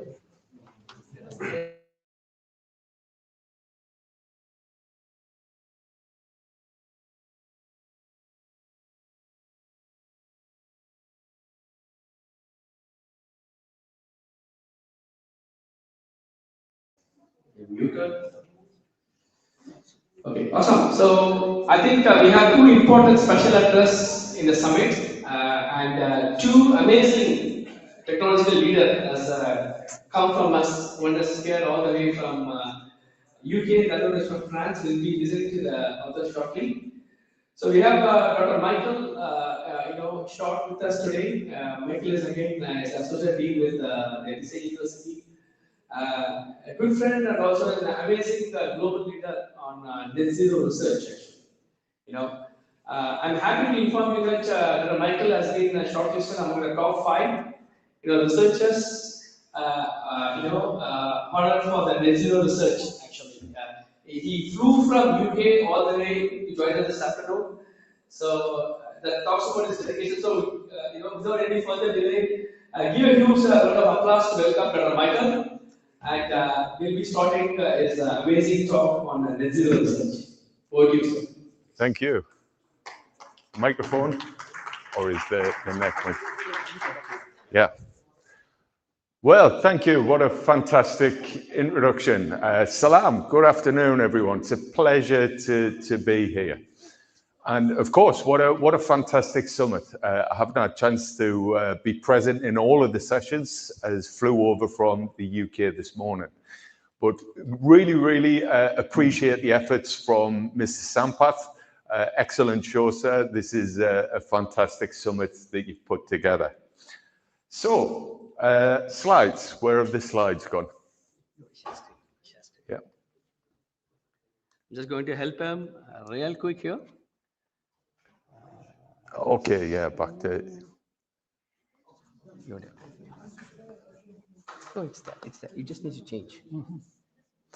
So the title for the presentation this afternoon is on net zero research and innovation towards a sustainable planet.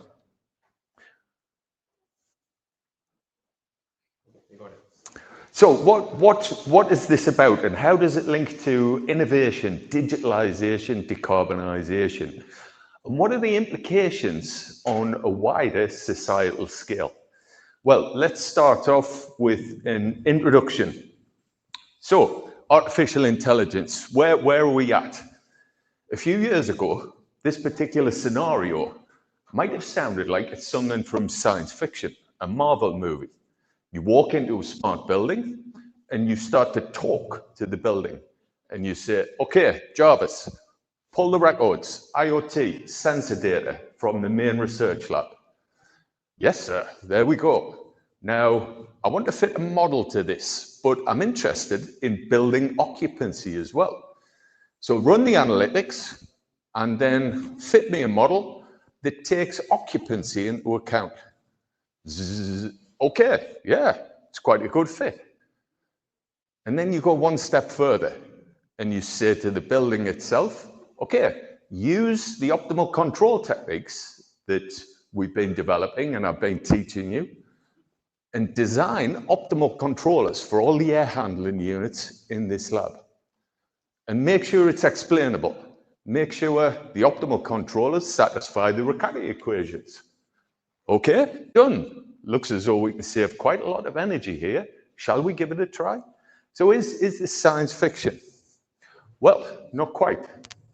This is the Tees Valley Net Zero Industry Innovation Center a couple of months ago.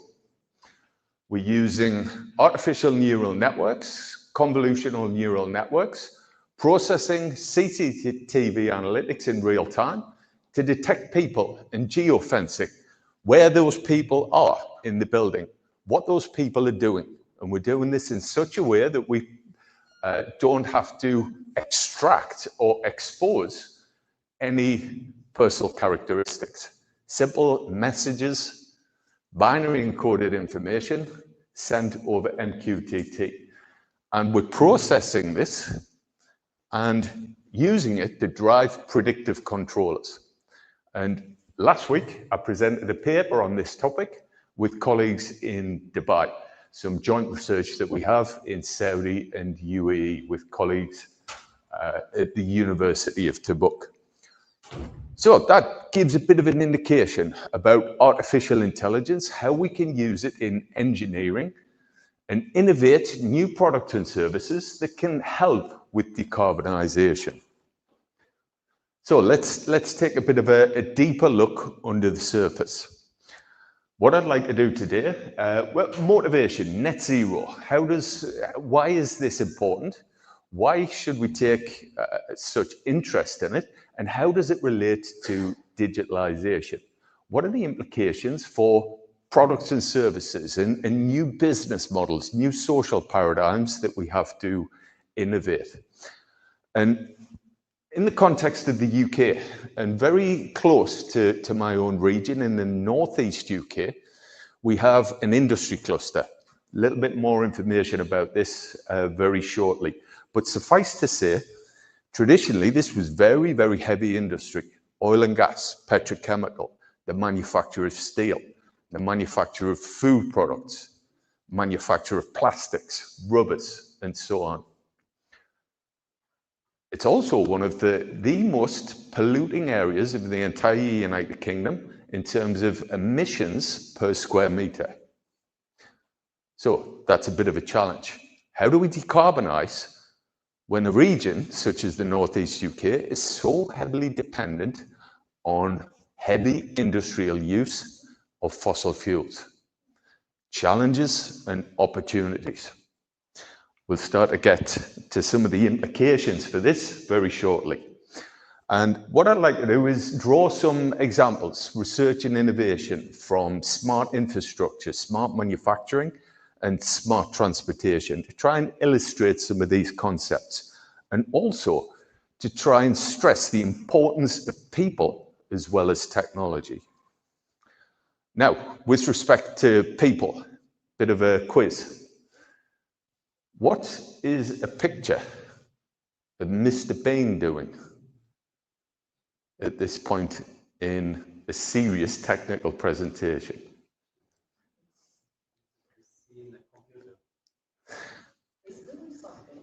He's doing something, yeah. Well, this is very deliberate, actually. Mr. Bain. Most people know Mr. Bain as a comedy actor. But who is the actor himself? Where is he from? Anybody know? He's from the UK. He's from the northeast of England. Very, very close to Middlesbrough. Yeah. Actor's name is Rowan Atkinson. And before he decided he wanted to become an actor, he wanted to be an engineer. So he studied electrical and electronic engineering at Newcastle University. Cooperate very closely with Newcastle University. And then he went on to study at master's level at the University of Oxford. And his master's thesis was on self-tuning adaptive control. So, appearances can sometimes be deceptive, but hopefully what this does, it can give a bit of an indication that a solid grounding in engineering and technology does not guarantee success, but it's a good indicator of capability. And we find ourselves in a time where STEM skills, mathematical skills, scientific skills are in huge demand. And what we need, as well as innovation around technology, research and development, is people with the right skills.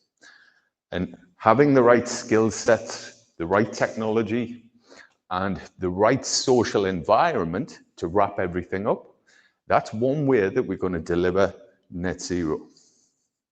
So why net zero? Why all the interest in net zero? Energy, fundamental to growing and sustaining life on Earth.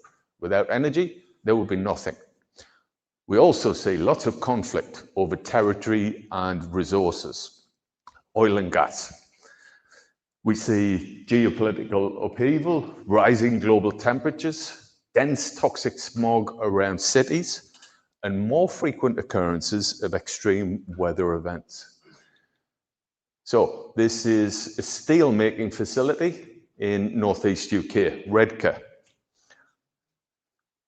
And manufacture of steel requires very, very high temperatures. Most easily accessible way to generate temperatures at that level, upwards of 1400 degrees, is to use pre-treated coal, known as coke in the UK. Extract coal, roast it, remove some of the moisture, pre-treat it so it burns very, very hot. And that gives us the temperatures that we need to manufacture steel from raw iron ore. But huge emissions associated with steel making. I can remember as recently as 2015, parked my car up at the university campus, 9 a.m. on a morning, returned to the car at 6 p.m. And if the wind was blowing the wrong way and the fumes from the steelworks were coming towards the town centre, there would be a layer of soot and ash on top of the car. So it's undeniable. Combustion of fossil fuels harms the environment. Evidence is huge. But what about the costs of extraction of oil and gas? Oil and gas, really good at some things. But it's surprising. It's now cheaper to generate electricity from renewables than from extraction, processing, and combustion of fossil fuels. Fossil fuels is still winning in many areas, but for generation of electricity, renewables are the preferred option on a cost basis now. But again, there are other problems associated with fossil fuels and renewables. The availability of resources to make renewables and the availability of enough people with the right skills to be able to deploy, maintain, and operate solar, wind, and associated technologies at the scale that we need to generate the amount of electricity to keep us sustained. Now, net zero, where are we? So roughly as of 2023, 4/5 of the world energy still comes from fossil fuels. Energy use is increasing worldwide. We shouldn't really be scared about this because the population is increasing as well. Now, key statistics, key takeaways from this slide is that fossil fuel use is increasing at a slower rate than global energy consumption. That implies that there is positive change. So more and more, a larger proportion of cleaner, replenishable energy is being used to power the world. Now, roughly, renewable share of the global energy mix is now over 15%, rising year on year. So in my lifetime, since I was a student, roughly 5/5 of energy came from fossil fuels. Now I'm 50, 4/5 has come from fossil fuels. Positive change, but we need to speed up this change. There are huge costs associated with extraction of oil and gas. If you read energy reports, we see the costs of extraction of oil and gas increasing year on year. So that's one of the drivers for increased energy prices. Now, what we need to do is start to think about energy and the way we use it. Of course, efficiency. We shouldn't waste energy, but we shouldn't be afraid of using energy to make things, to make food, to cook food, to heat or cool our houses, to power our factories. We just have to be more intelligent about the way we use it. We have to think about the sources of energy and whether or not they are sustainable. Many pathways to net zero, all of them involve innovation.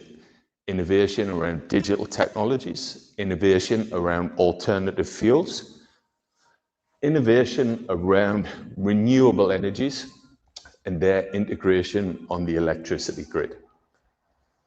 Now, alternative fuels, hydrocarbons, fossil fuels. When we burn a fossil fuel, which part of the hydrocarbon actually burns? It's the hydrogen part.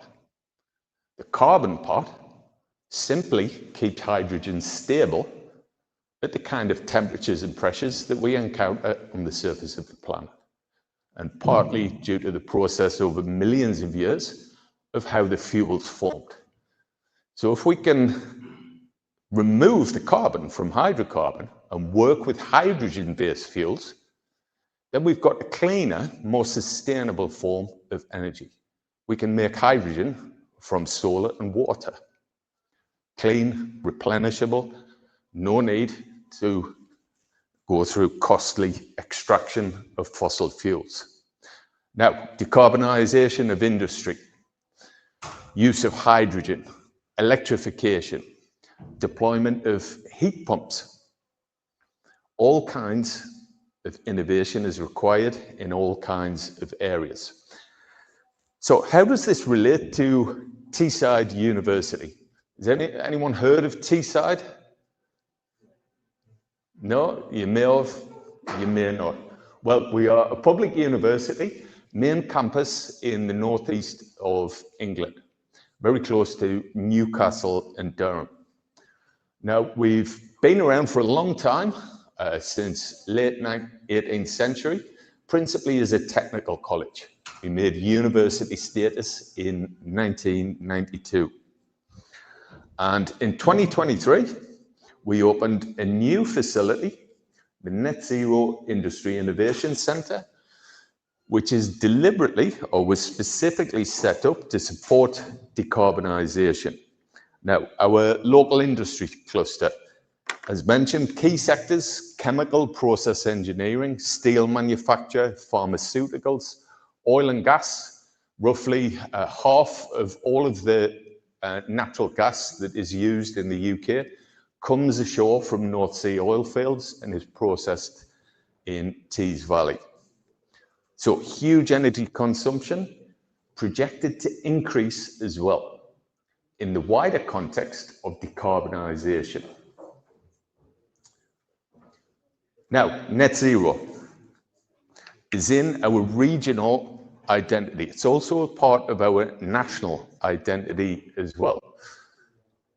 The university has just won two awards, two significant awards in the UK.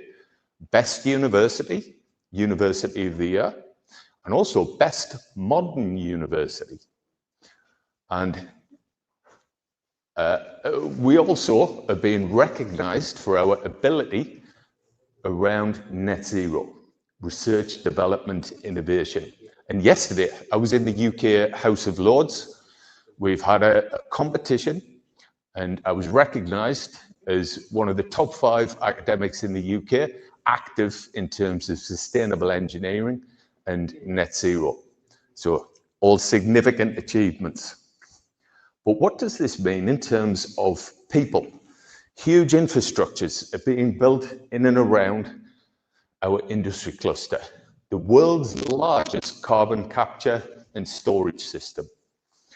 We are responsible for generating and developing the use of over 50% of the UK's hydrogen.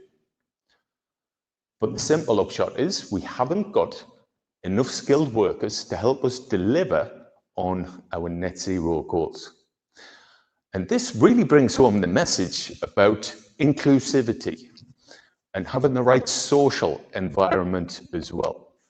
We have to encourage as many people as possible from across all walks of life to become interested, and if they have the ability and the interest, to engage with STEM subjects, science, technology, engineering, and maths. The IET recently has run a survey and once again found that we simply don't have enough engineers and technicians to be able to deliver effectively a decarbonised economy. In fact, we can't deliver a technical economy. The problems are so bad. So, engineering, technology, computer science, associated areas, all key to driving forward worldwide ambitions and engagement on technology. So the actual research, I'll run through now some examples of how we're engaging with local industry, trying to upskill on a regional level and outreach in terms of our global networks to support decarbonisation and digitalisation, not only in the UK, but with global partners in India and the GCC, in Asia and North America. So one flagship project that we have, funded by the UK India Research and Education Scheme, is related to development of solar skills in the UK and India. Now, we've published papers, developed new techniques for integration of solar onto smarter grids in on-grid and also off-grid contexts. Potential for solar in India is huge, but again, it poses several different questions. How do we best utilize solar energy in something like an agrivoltaics situation in parts of rural India that have never been connected to a centralized electricity grid? And what is the role of digital technologies and also potentially hydrogen in these contexts? Now, some of this work relies heavily on work that we've already carried out with partners in Europe on development of smart grid type concepts, development of smart applications for energy control, deployment of fuzzy logic to help reduce peak load and shift the use of building heating away from kerosene and natural gas towards electrification and heat pumps. And in warmer climates, the Gulf, in and around the Gulf, in and around Africa, Asian countries, the largest energy footprint that we have associated with built infrastructure is not on heating, it's on cooling. Round about 60% of energy use in the GCC is associated with the built environment, and the majority of that is on heating, ventilation, and cooling systems. So working with partners in Saudi, in Singapore, and in Abu Dhabi, we've been trialing the use of innovative deployments of IoT and artificial intelligence to support decarbonisation of buildings and reduce the energy footprint of buildings. And this returns to the opening example of how we can start to deploy artificial intelligence in engineering and technical situations to help really generate impact and increase energy efficiency. For example, if we can save just 1% of energy costs for cooling across the GCC, that would translate to roughly $500 billion over a 10-year period. Significant economic costs. And also societal and environmental costs as well. A little bit closer to home, we're looking at manufacturing. Generation of high temperatures in industrial situations. Steel making is one example of how we need high temperatures. Manufacture of certain foodstuffs is another. Cooking of potatoes to create potato chips. KP Snacks, manufacturer or one of the most popular manufacturer of fried potato chips across Europe. Now they're interested in decarbonisation. a huge carbon footprint goes into an individual bag of fried potato chips. All of it is powered by natural gas. So using a study funded as part of a study funded by the Department for Net Zero and Energy Security in the UK, we've explored the use of a dual fuel approach to industrial heating. Now, very complex dynamics start to be observed when we mix hydrogen and methane. And if we study this in the context of new burner designs, then we can apply analytics and start to understand a very complex non-linear control surface and automatically design controllers which regulate and give us the right output quality across a different blend of gases. It's very beneficial for industry. We can use methane if it's available, or we can use hydrogen. So a phased transition in industry towards hydrogen, having the option of dual fuel approach, which achieves the same level of quality, is of significant interest to industrialists. And more generic deployments of artificial intelligence in the context of smart manufacturing around the use of robotics, robots, and cobots. And working with Altilium, we've developed an environment that would allow us to interactively use AI, vision systems, advanced analytics to learn very complex tasks on an ad hoc basis. Push forward the advancement, for example, in decommissioning of end-of-life EV batteries with a view to recycling, and also profiling industrial energy use. If we can't measure something, then we can't improve or optimize it. Machine learning, as we showed in other innovation projects with regional partners, is a very powerful tool to analyze SCADA data in conjunction with electricity meters. And this particular approach won an award at an IEEE conference earlier this year. Okay, more examples across transportation, deployment of alternative fuels, how we use algorithms in conjunction with alternative fuels to optimize and create performance improvements in things like offshore transportation, in supply chains, and how we use energy in ports. And we have one of the UK's largest 5G testbeds, which can be used to check deployments of autonomous vehicles and robots. So, in summary, hopefully, everyone has got a flavour so far of why decarbonization is important, what the role of artificial intelligence innovation is, but also importantly, the role of people and how important they are as well. And the way we see robotics, certainly at Teesside University, and assistive technologies such as AI, is not just necessarily so we can do everything faster, cheaper, and better. It's so we can enhance and empower people to deliver better results, a better, safer, cleaner, and more productive environment for everyone. So, final takeaway message: sustainability, inclusivity, digitalization.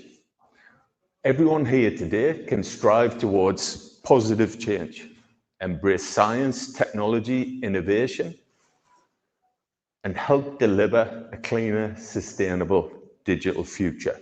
Action builds hope.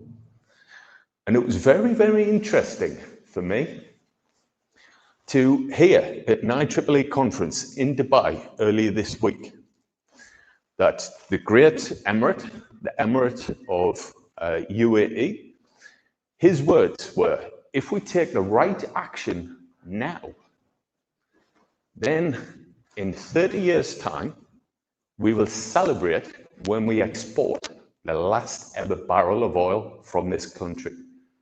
And that gives some insight, I think, into where the world needs to be. So on that note, I will finish a couple of related events. Happy to provide details after the presentation, and also to answer any further questions. Thank you very much for listening. Thank you, Mike. I think, I just wanted to call out the commitment from Mike. So Mike just took the flight, landed here at 12. He came all the way from London to meet you all, to support you. So very, very inspiring leader. And, Brahmam is very excited to upcoming partnership with Desai University. We both are going to embark on a journey next year. So again, huge round of applause to Mike for his excellent. Thank you. It's a pleasure. Thank you, sir. Thank you. Thank you. Thank you, Mike. So with that said, we now are going, one of the powerful upcoming presentation. I would like to request Dr. Omar to introduce the esteemed honorable technologist and a great leader who is leading the project leader. So Dr. Omar, please come and introduce. And then after this talk, we are going to have a partner recognition, and then we'll go on to the closing ceremony. We'll keep that short because that one. But this is a very, very powerful, important talk. So we basically converted the panel into an introduction of Dr. Lauren, and we will be presenting today. So first, Dr. Omar will introduce, and then we are looking forward for a special address from you. Thank you, sir, for joining from France. Thank you, Safa. So it's my pleasure to introduce my friend Laurent Canal, who is coming from University de Toulouse, and he's working researcher work in Laplace laboratory. His specialty is smart lighting and energy efficiency. So he is our friend and our collaborator in our project Milina, that was funded by European Union under the name in the context of capital building. In Toulouse? No? Yeah. The project is capacity building. Capacity building. For higher education. So my friend Laura is coming now to give his lecture and to show for us what is he doing in laboratory in terms of smart lighting. Thank you, Laura.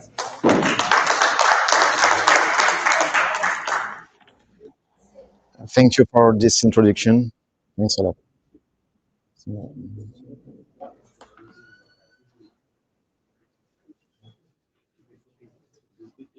Mon présentateur, c'est possible? Non, oui, yes, good. Good, perfect. Et sur le YouTube, c'est pareil? C'est celui-là? Sur YouTube? Good, perfect. Sorry.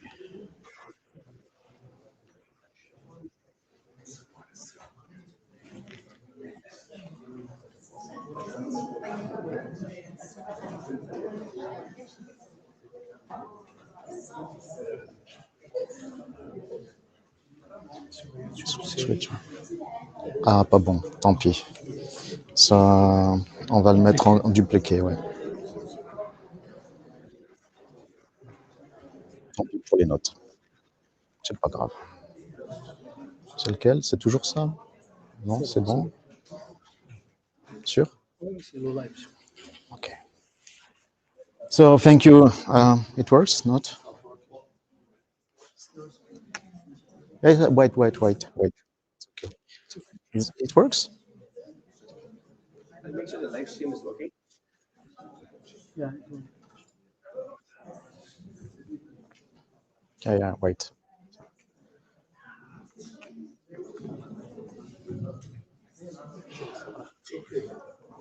Yeah, it's okay. But the mic.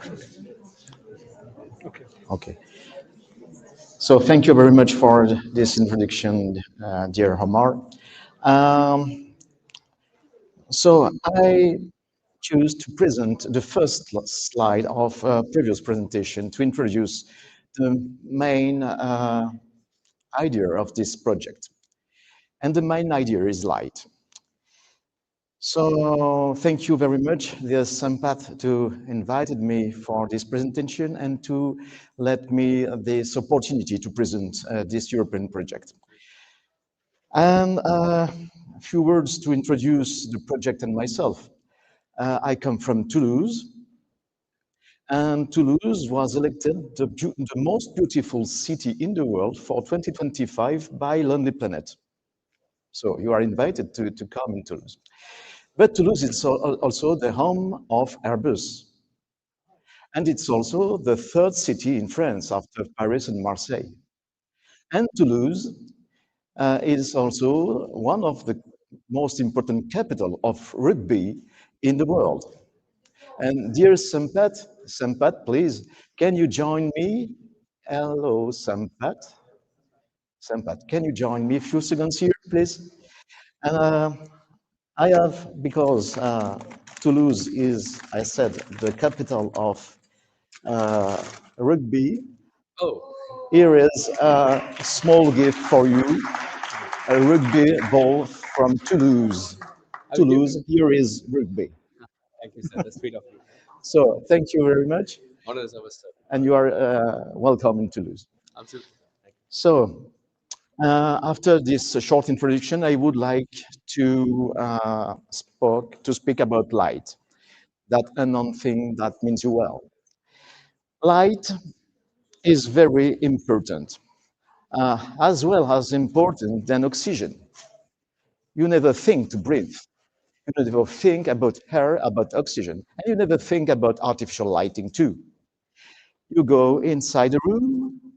Oh, okay. So you go inside a room and you switch on the light. You push the button, it's all. Sometimes there is no button. There is a sensor, it's all. You never think about the light, artificial lighting. But just take a minute. Imagine a world without artificial lighting. Few minutes. Switch off all artificial lights. No lights on highways, no lights on tunnels, no lights on homes, rooms, offices, shopping. No lights nowhere. Imagine 1 minute what will be the world without artificial lighting. So this subject, Melina, is very important in our lives.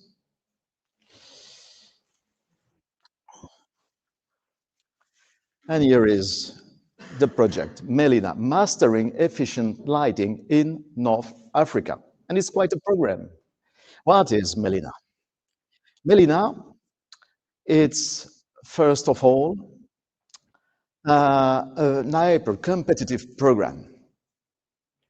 In 2024, about 1,000 application was submitted, 974 applications in all of Europe, and only less than 10%, 78 projects was selected and funded, only 78.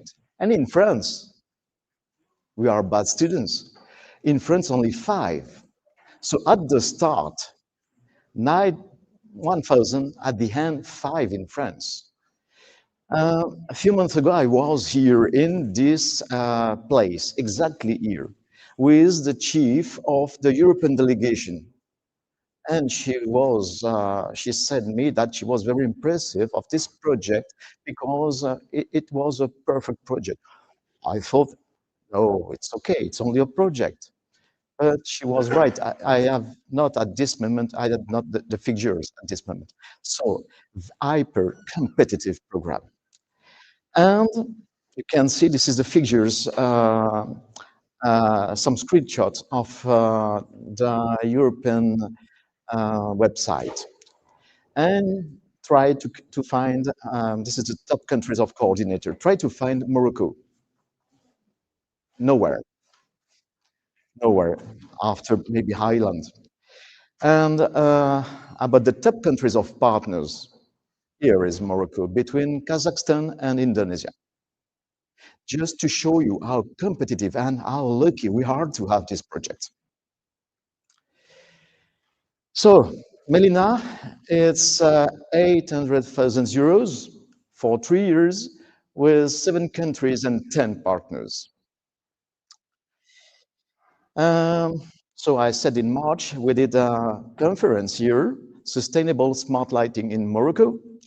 And this project in Morocco is with University SN2 of Casablanca and the University Abdelmalek Saadi from Tétouan. And so, why Melina? Why mastering efficient lighting in North Africa? There is, first of all, a context, greenhouse gases. Yes. And there is also, you know, global warming. And here now we are climate crisis. In this context, I thought how to reduce the monoxide emissions. And there is only two ways. This is the bath theory. The first way is to reduce the production of electricity. And the other way is to reduce the consumption. There is no other solution. This is a bath theory. So, in order to reduce the carbon impact from the electricity production, we can have more green energy production. Okay. And on the other side, to reduce the consumption, we can have less energy consumption and then more efficient products. In Melina, this is this point, only this point. We work with more efficient products and with lighting. So, high energy consumption for lighting, yes, it is. And for incandescent bulb, we have 97% of waste. It's impossible to have this kind of products. 80% of infrared, 17% of thermal effects, and only 3% of light. 3% of light. With halogen, we can have 5% of light, no more. And only 1,500 hours of lifespan. 40 times less than a LED bulb, 40 times. And 10 times less than the efficiency of a LED bulb. And this kind of lamps are not banned from Morocco. And I've figures, an old one, 10 years ago, we had here in Morocco 30 millions of incandescent lamps. So with some forecasting 10 years after, the lower threshold in Morocco is 10 millions of incandescent bulbs still working in Morocco. It's 4 millions in Tunisia. Imagine with 97% of waste. It's catastrophic and not banned. So very high consumption for lighting in Morocco, and it's about 30% for lighting only in Morocco. For lighting only. The production of electricity in Morocco, 30% is used only for lighting. Highways, shopping, offices, residential, etc. 30%, about 30%, maybe a bit more. It's 90% for in States, 19%. In Europe, it's between 9 to 12% of the electricity production. For United States, is the full production of electricity of France and Italy together, only for the light of United States. So, and the quality. I was in Kolkata for a presentation for a conference 10 years ago, and I found this article in a newspaper. Poor quality imports give India a bad experience of LED lamps. It was in 2014. So the quality is really an issue with low mechanical quality, poor manual weld, electrical hazard, unreliable cabling, unacceptable harmonic distortion, etc. But how we can protect the country without knowledge, without trainings? all products come from China. But from China, you can have very good quality products. From the worst, from the top to the worst, you can have. They are able to produce also very good quality. But if you are not able to limit and to stop the importation of bad quality products, Morocco is not the garbage of the Europe, as an example. But we have also very bad quality products also in Europe. We have. We must limit this. And in China, they will enhance the quality products. They are able to do this with the same price. So we must have trainings. And in France, we did a survey 10 years ago with installers, and they are also the weak link. And we asked them, have you ever installed with LED lighting systems? Most of them said yes, no problem. Okay, we have done this. 80%, more than 80% of installers 10 years ago had done this.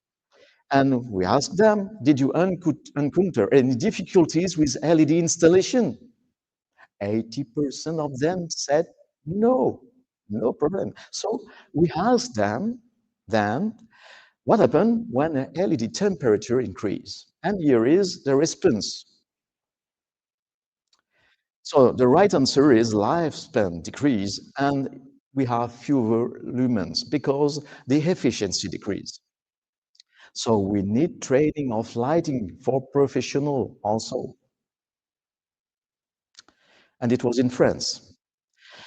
But lighting, it's also light pollution.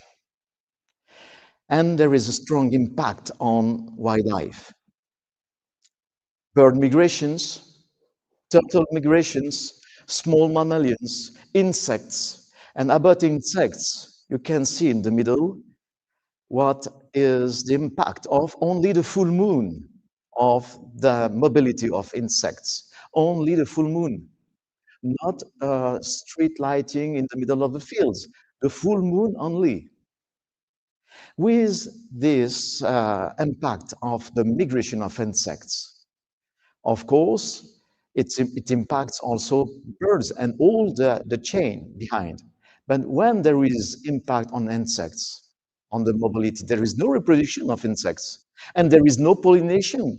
And then there is agricultural impact on the economy, from agricultural economy impact also. It impacts us. So there is a strong impact of light pollution. And the situation in the world is deteriorating. Yes, the picture is nice. We can see Morocco. We can see easily where is Casablanca. Yeah, Omar? You can see Casablanca easily. And Marrakech too, right? Yeah, and Tangiers, we can see easily. But all the light you can see is only waste going to the space. Not useful, not used on Earth for people, for the eyes of people. It's only 100% of waste. But we need light. We need light to highlight the city. Look, it's very nice. When it's well done, we have very nice things. And we are humans. We need nice things. But we need also to apply good practice.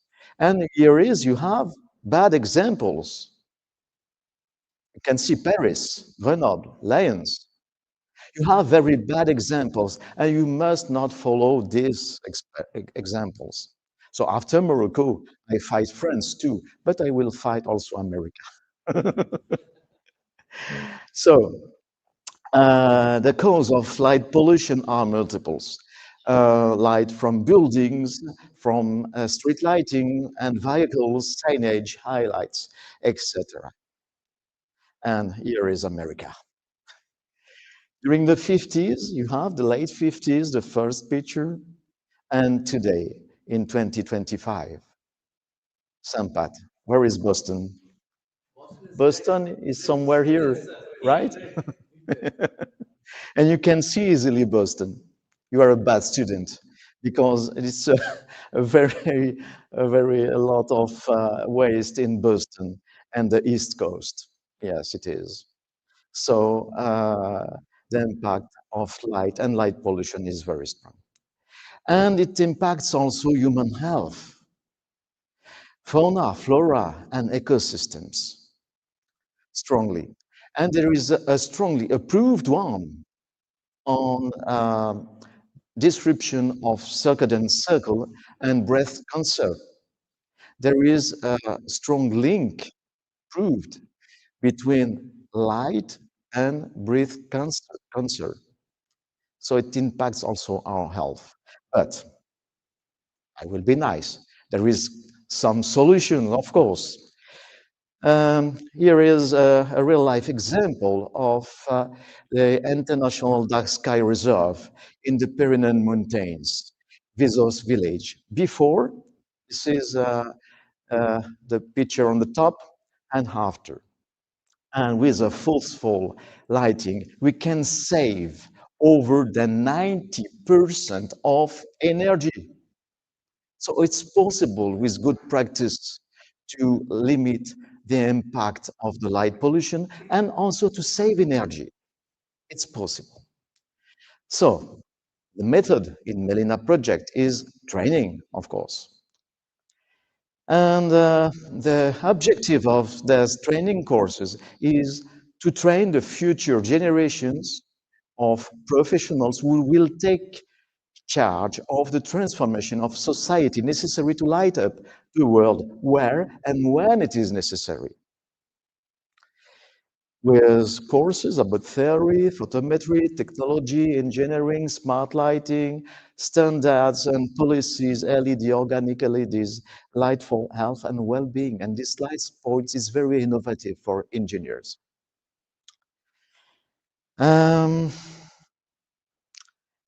And in Morocco, we are about to develop research laboratories for the two universities of University Abdelmalek Saadi and University Hassan II of Casablanca. With the objective of these training courses, so smart cities with a city with intelligent, sustainable, responsive power grids and smart lighting, taking into account the eye, the human eye, and also the environment and the carbon impact. But it's also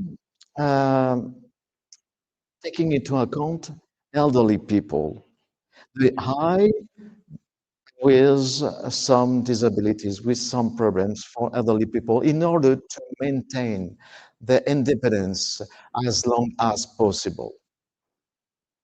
And this is, I would like to focus a little bit on the PhD manuscript thesis of Estelle Guéry, who works on it, because imagine only in an hospital, the ground, white walls, white doors. When you can't see well, where is the doors? Imagine at home a table, a white table with a white ceramic dish with rice inside. How you can eat? And this is the interaction between the light, materials, and your eye. So lighting courses, it's also a human-centric project.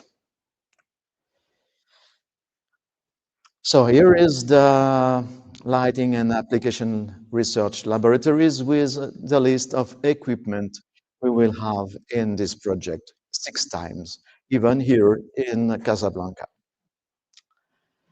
And there is a lot of courses on, of course, basics of lighting, courses on lighting technologies, on light emitting diode, organic light emitting diodes, and lighting design and simulations, and efficient lighting systems, a lot of things.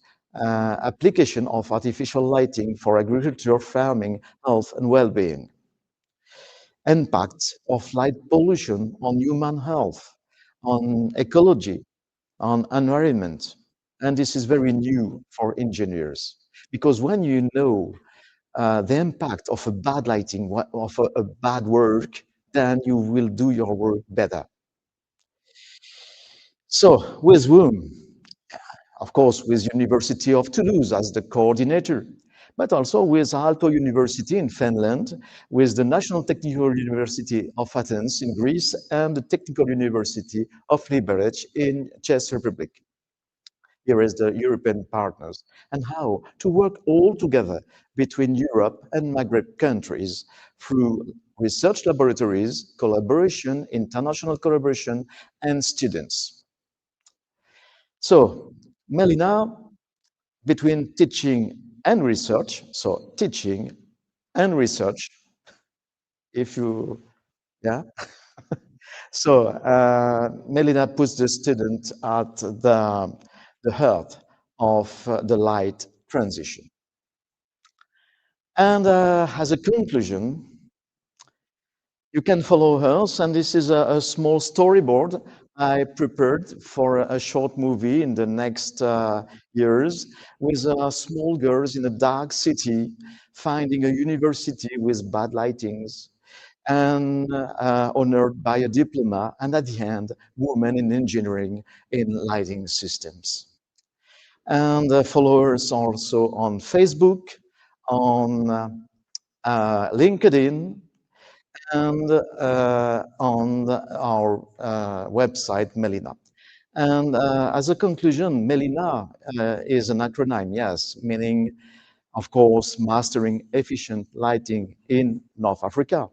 But it's also, for me, something more personal, because behind Melina, there is a word of a father for his daughter, because my daughter, the first name of my daughter is Lina. And sometimes behind Melina, there is also me and Lina. So, thank you. Thanks a lot. So, Varan sir, I think with you and daughter, I'm saying you're also giving the lightning for the world right now. You're being the lighthouse in this domain, So I want to say, Dr. Laurent, actually, it's a very short notice. Immediately he said, hey, I want to come there because it's such a global forum. I want actually be there to encourage the student, it's very rarely you have people who demand they want this and that, he's such a sweet soul. He said, I'll be there. I want to encourage the student, inspire them. And look at the kind of vision and the project, what he is doing under the project Melina. So I'm sure Melina will be soon global Lina. Will take through the Brahmam fabric. And we also are very honored because Melina project is also one of our community partners as part of the summit, which has attracted all global organizations throughout the world. So really, really proud to have such an inspiring role model who came all the way from France today to inspire us. And as I said, this is the beginning. This is the beginning of a great moment, and we look forward collaborating with you. Yeah, the beginning of a big collaboration, exactly, a long one. Yes. Absolutely, sir. Okay. So with that, brief note, we are going to enter the final segment. We are really honored again. Thank you, sir. Now I'm going to call all international dignitaries to join with us. We are entering the closing remark and the partner recognition program. So I call upon Dr. Omar, Dr. Mohammed Esaidi. Please join with me. We are going to recognize all the world leaders now who have joined with us.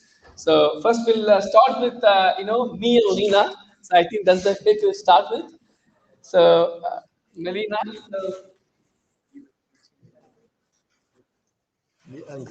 Yeah, it is. Thank you. Merci beaucoup. Très intéressant. Il y en a d'autres comme ça, mais j'ai fait court.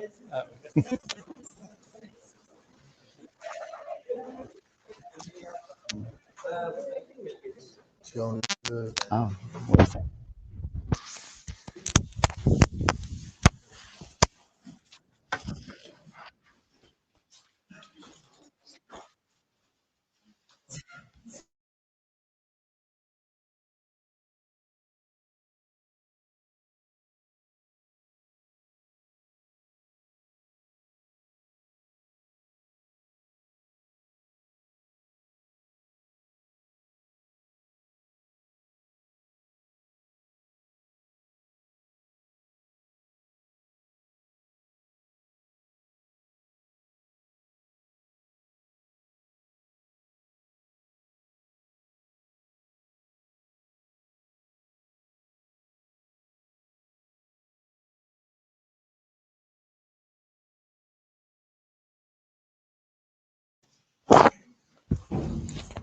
Just one.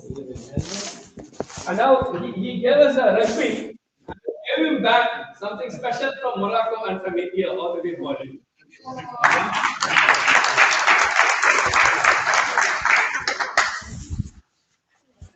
We are very happy, sir.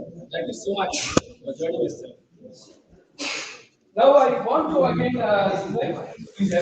and also we have Project Marina, so let's light up the world. Let's reduce the light pollution. So we want to recognize Project Marina for being a partner, on the Brahmam Global Innovation Summit. It's a very big forward collaboration. It's a very important work what you and your team is doing. Yeah. And I want to thank Dr. Omar for bringing such amazing technologies on board. We are really love to have it.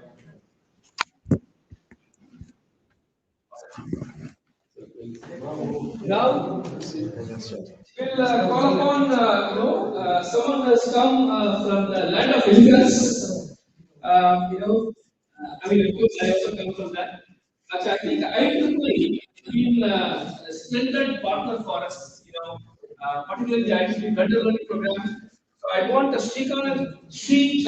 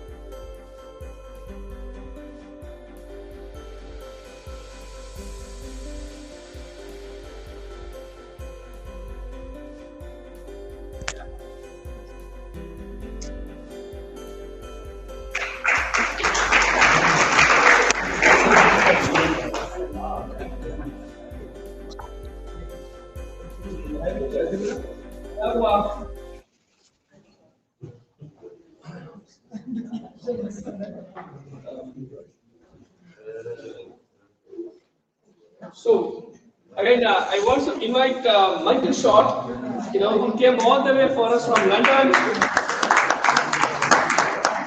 I have to tell you the truth.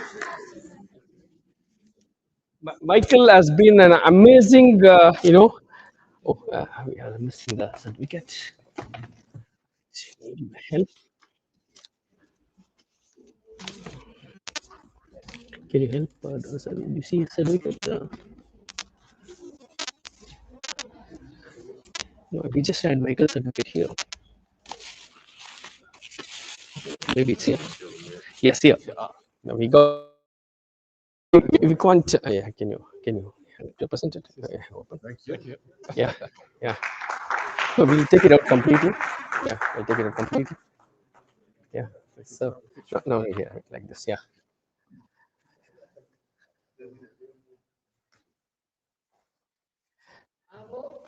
Thank you. And Mike, Dr. Omar, please give one. And this is special for his daughter. So yeah, please. Yeah.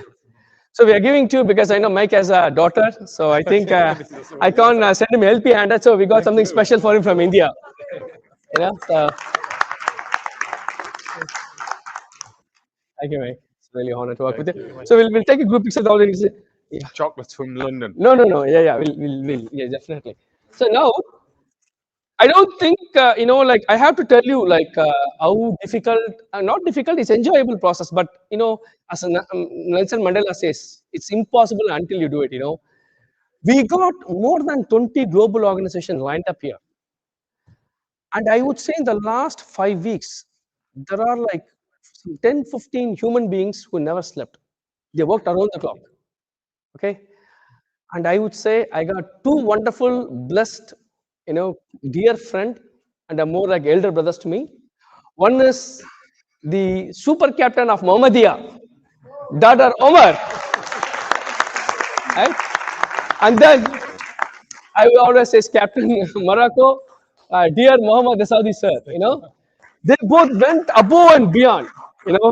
So it is really a honor for me to be here. I think it will be not. I mean, I want all the dignitaries from France, UK, Dubai, Srikanth join us because this has been a collective effort.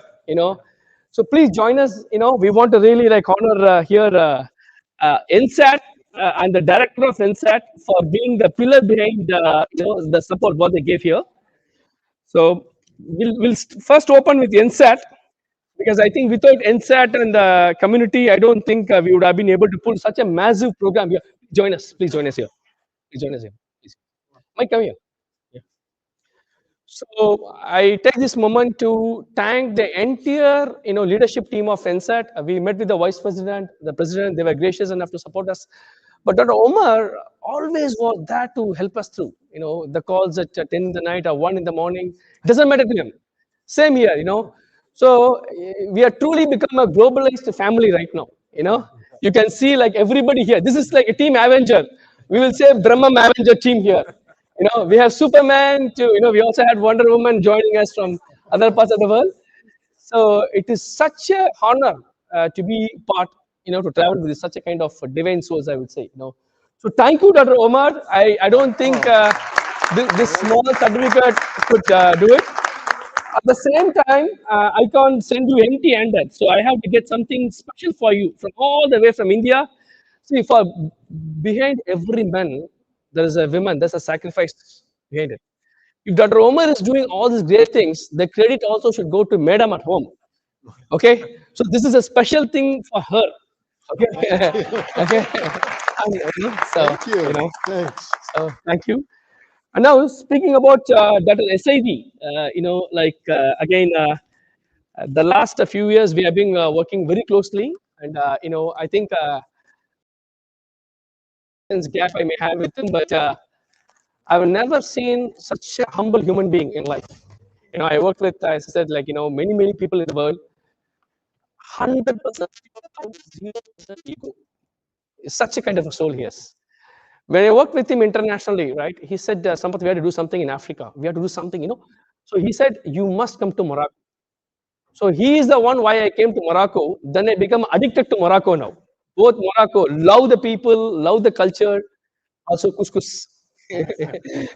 Okay. So with that, I would like now to honor our program, head for the entire summit, Dr. Mohammed Asadi. Countless hours of phone call. You have no idea how many days I have troubled him. I wonder how he has not blocked me yet. So he always go above and beyond. And then the beauty about is that he will smile. Nothing has happened. It is almost like you push somebody from the cliff of the mountain. They come and they hug you and say, "Let's do it again."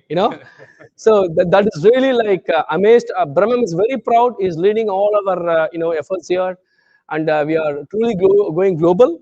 So I think on behalf of all our global partners, IEEE, UNICC, all of them, we want to honor our captain Morocco, Dr. Mohammed Saidi. You are to the center stage, sir. Huge applause to him. And I request Dr. Omar to present this honor certificate to Dr. Saidi.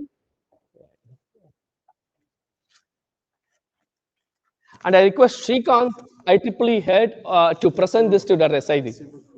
Yeah. Thank you very much. You should hire it.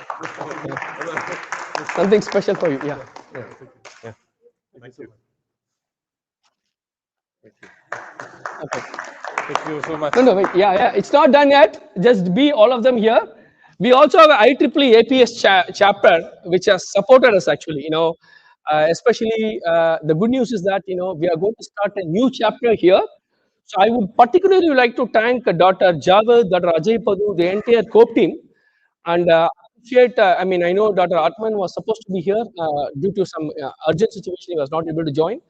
But this is again a huge appreciation to the IEEE Antenna Propagation Society. So I would like again Srikanth and SID to collectively take this and present it to the local chapter. Srikanth and Dr. Omar, please present it to them. Yeah. He will get. So Dr. SID is the founding father of Morocco IEEE section in in here. So.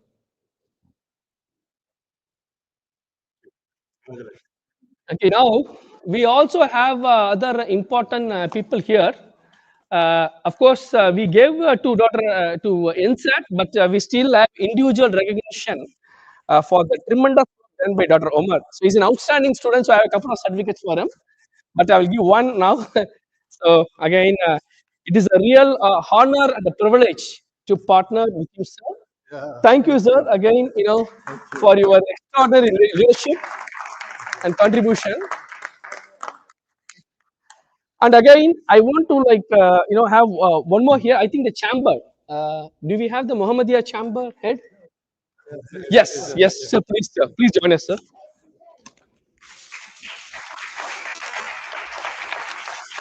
So again, they are very gracious enough. He has been here from the morning, so it's really a honor. A small gift for you from Brahmam Innovation and our partners.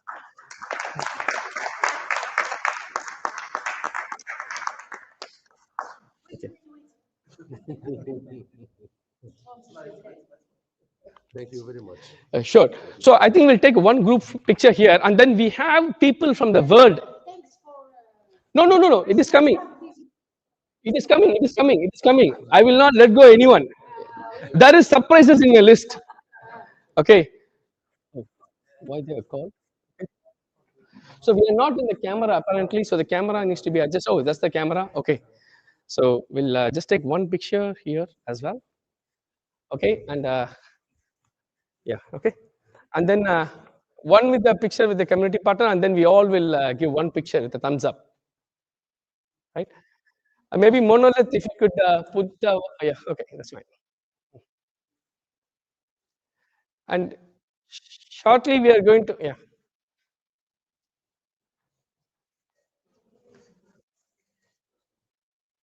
yeah, nice. Okay, now we also want to recognize people behind the scenes. The last 3 weeks, there's one world partner organization that has worked tirelessly, which made you all popular around more than 100 countries now, Monolith Technologies. So I request the team to come online there. Monolith, can you all please display your image? Ganesh. Okay. And Ganesh, I want to show the team picture there. Can you also add the team picture, please? Yes. Okay, these are the heroes behind the scenes. 20+ hours every day. Okay, so I want to call upon Ganesh Rajagopalan, the VP of Monolith. We have Ashok Shankaran, Karthik Balakrishnan, Thomas Wilford, Ravi Santosh Krishnan, Jagadishwaran. So we are really proud of this team. And now it's about 10 o'clock, almost 10 o'clock, 9 to 10 o'clock in India. Everything from streaming. You have no idea what's happening behind the scenes. Nearly 2,000 calls could have exchanged between them and us in the last 48 hours. Every second, when I'm here, I'm there. So the streaming is going on because of the streams. So huge round of applause to them, And thank you, Ganesh. And Ganesh, I would like to have a quick remarks from you. I know you have been partnering, and Monolith is again a streaming partner for us. We are really proud of it. So yeah, over to you, Ganesh, for a quick remark. Thank you so much, Mr. Sampath. Ganesh, we can't hear you. Can you hear me now? No, we can't hear you, Ganesh. Okay. Wait. I think there's a technical issue. Yeah, I think the output is from laptop. Okay, now you are moving from green room to the main stage. Video live testing. We can go, Ganesh. Yeah. Right now? Yeah. Yes, we can hear you, Ganesh. Go for it. Yeah. So thank you so much, Mr. Sampath. It was like an awesome summit which had like a lot of global leaders participating, and we had a very good experience interacting with them. Also, there were so much of informations interacted, like exchanged.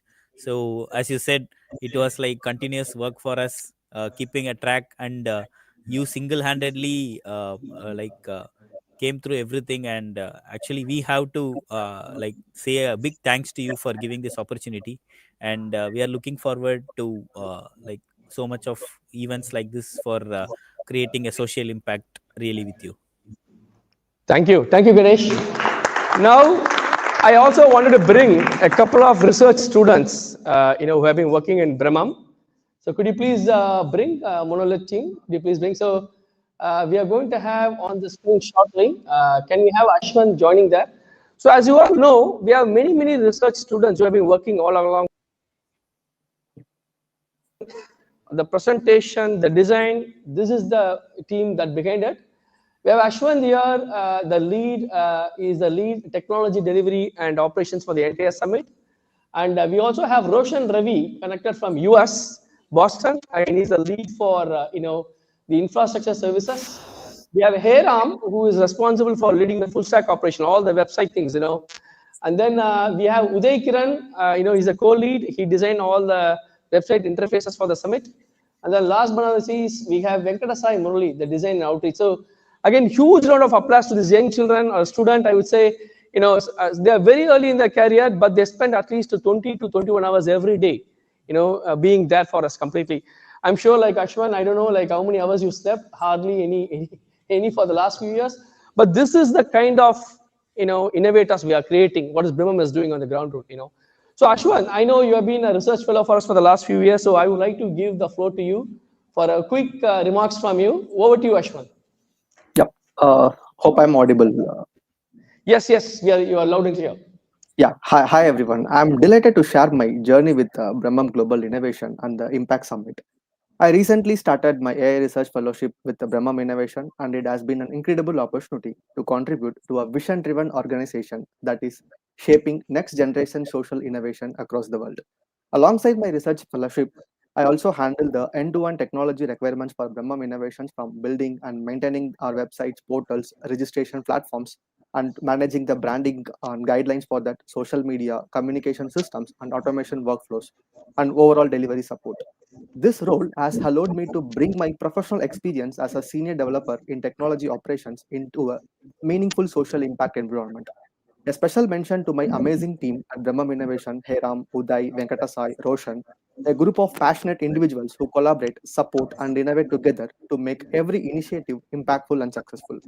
I'm also deeply grateful to our President, Sampath Kumar Sir of Brahmam Innovation, for trusting me with this opportunity, for continuously inspiring us with us visionary leadership. What inspires me most is Brahmam Innovations, leading the way in designing and delivering programs that address global challenges through innovation, collaboration, and advanced research. Being a part of the social impact, giving me a broader platform to learn, contribute, and see firsthand empower communities worldwide. It is truly to honor to be a part of organization that combine research, innovation, and social purpose. And I look forward to contributing even more to our global vision. Over to you, sir. Jesus, no, we'll call it. Yeah. USA. Dubai. Yeah. Okay, yeah. So now I want to show. Thank you, Ashwan, for joining. That's very amazing. Now, can we have the logo of all the can we have all the partners and the global leaders? So look here, the world is actually here. Mohammedia. We would like to again thank esteemed speakers from UNICC, Mr. Samir Chauhan, IEEE is here, Srikanth is here, Sri Chandrasekharan is here. Of course, all the IEEE leaders who joined us. Philip Tiago, Dr. Philip Tiago has to got delayed in the flight, but he's going to probably we make it a message from him. So all ICESCO again, IBM Research, ISCC to look at all the big names out there, right? They are all now leveraging Brahmam as a partner to lead this global movement, and it is starting here. So I am expressing my gratitude to all the visionary innovators and speakers who are able to be part of us. And I also wanted to call out, our. Can you move on to the next slide? So we want to call out again and thank, the other 40 global partners who are behind the scenes, who have been supporting us all along. So with that, I would like to now request Professor SID to give a quick remark and acknowledge other contributor, and then we'll go a quick 30-second with each of them here, to recognize them. But before that, there are two important gentlemen. We cannot miss them. Okay, that was a secret we have been holding on. Excuse me, sir. Can you please come?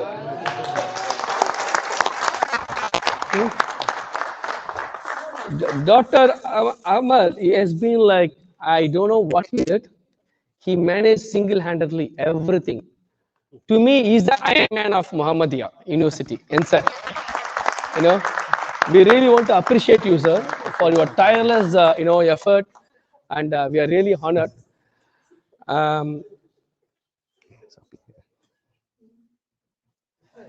And of course, we just were delayed by the certificates printing, but Dr. Omar will send the certificates for honor him.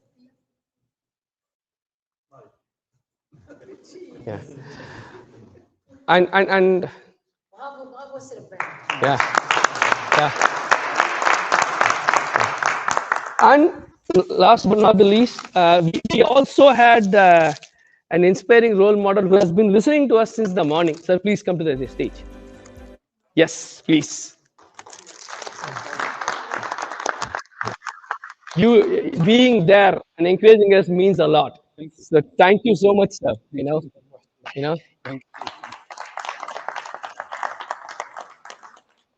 Okay. So thank you so much. I think, as I said, this is the beginning. It's a beautiful moment here, a moment for hope, a moment for humanity, right? There is no border. There is no any factor to discriminate. We are all united, right? When your thoughts are noble, when your vision are pure, the Almighty is with you. Whether you believe in God, whether it's nature or not, there's a path. I think the main purpose of the summit is the call for action. How we all united together,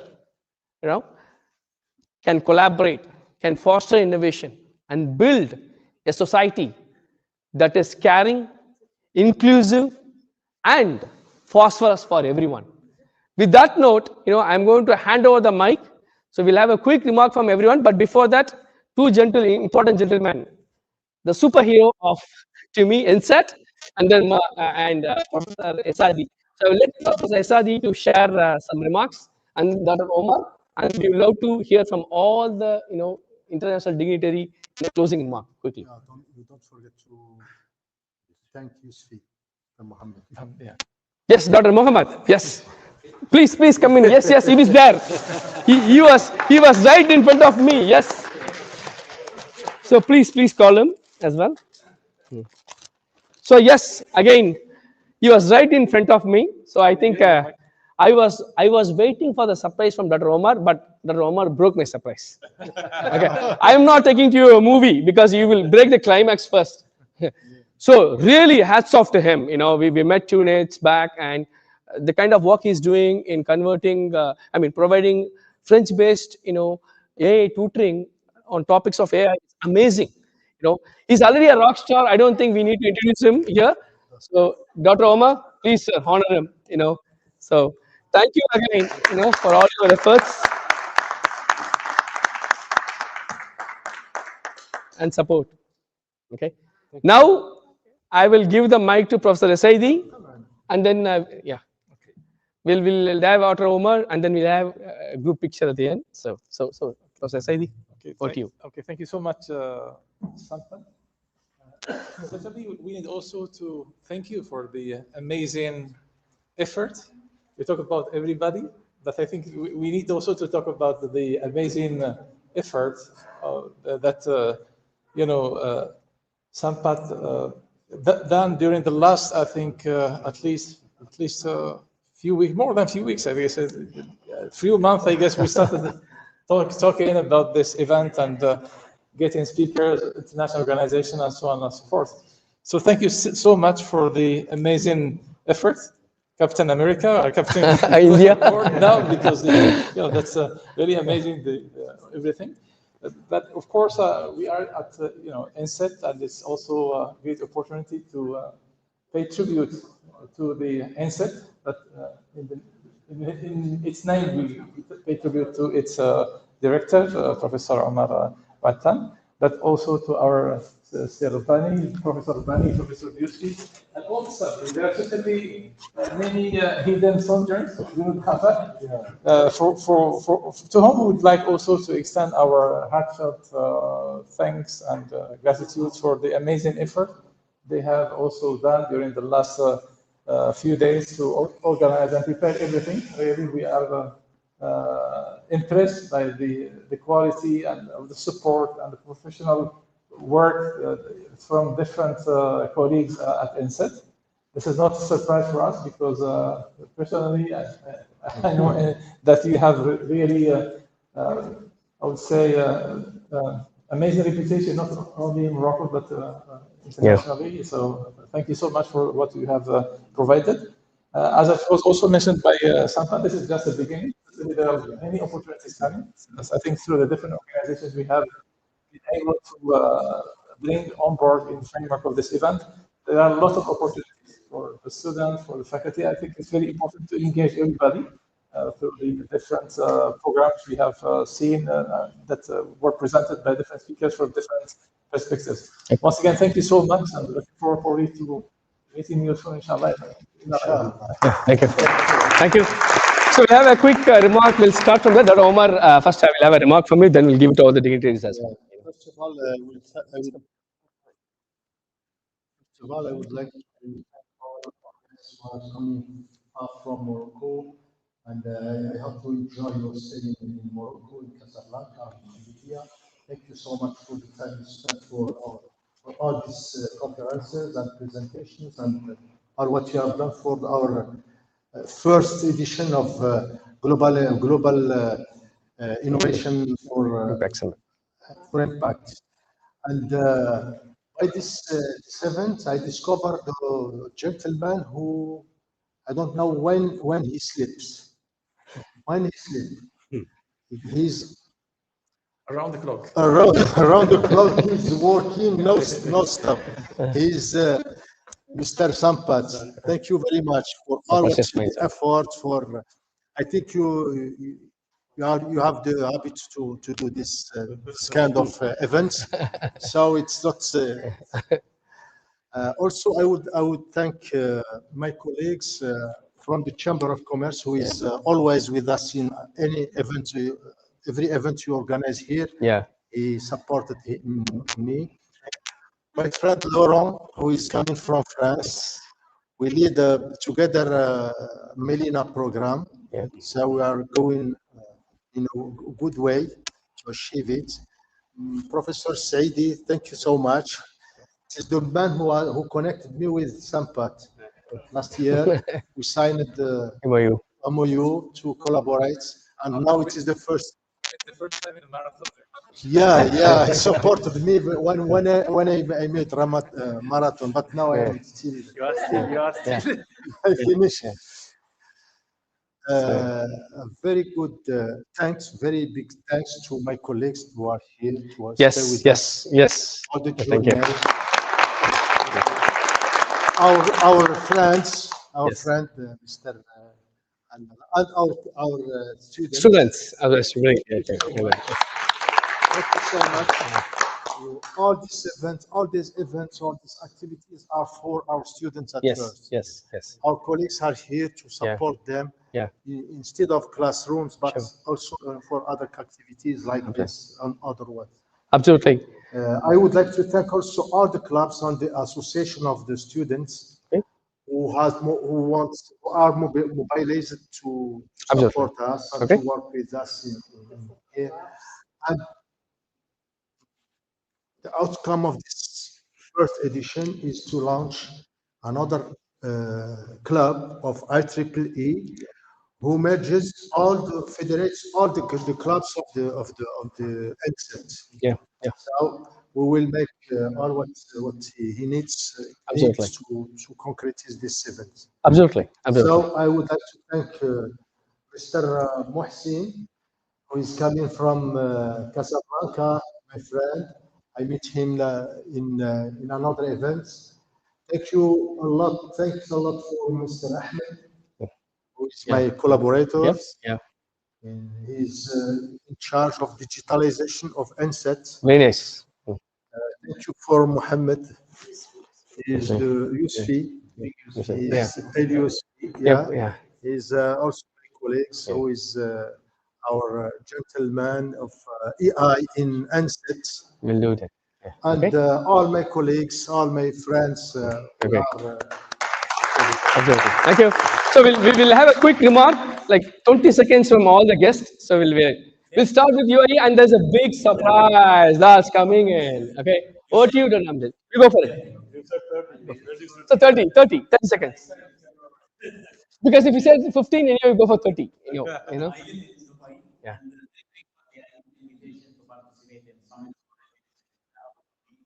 Like 100 kilometers away, but usually I say no, it's very far. But when Sambal and Professor Al-Saidi sent me the invitation to come to Casablanca and Mohammedia, which is more than 6,000 kilometers, I did not hesitate for 1 second to come and participate and see this elite fitness. So thank you very much. Thank you, sir. Thank you. Yes, likewise, following the invitation, I was delighted to engage. Thanks to the hosts and the organizers. I know how difficult it is to organize an event. It's run smoothly, even though the effort in the background. So nothing good comes without effort. And if we are to achieve sustainable development goals, it's going to require a lot of effort. So action builds hope. We always make sure that actions that we deliver are thoughtful actions to be guided by a high level strategy. So if there is a message to take away, it's certainly that action builds hope. Thank you. Thank you. Assalamu alaikum. First of all, I want to thank Brahmam for inviting IEEE. I want to let Brahmam and other collaborators know that we are here for the long haul. Change takes time, but we are definitely committed to a change, and we want to make sure that when we come here next time, we are able to see the progress, right? So I think we would like to measure the impact and see how better we can do things as we move forward. This is my first time in Morocco. I really, the 24 hours I've been here, it's been a lot of fun. Inshallah, I will try to come back again and enjoy a little bit more time. You are welcome. Thank you.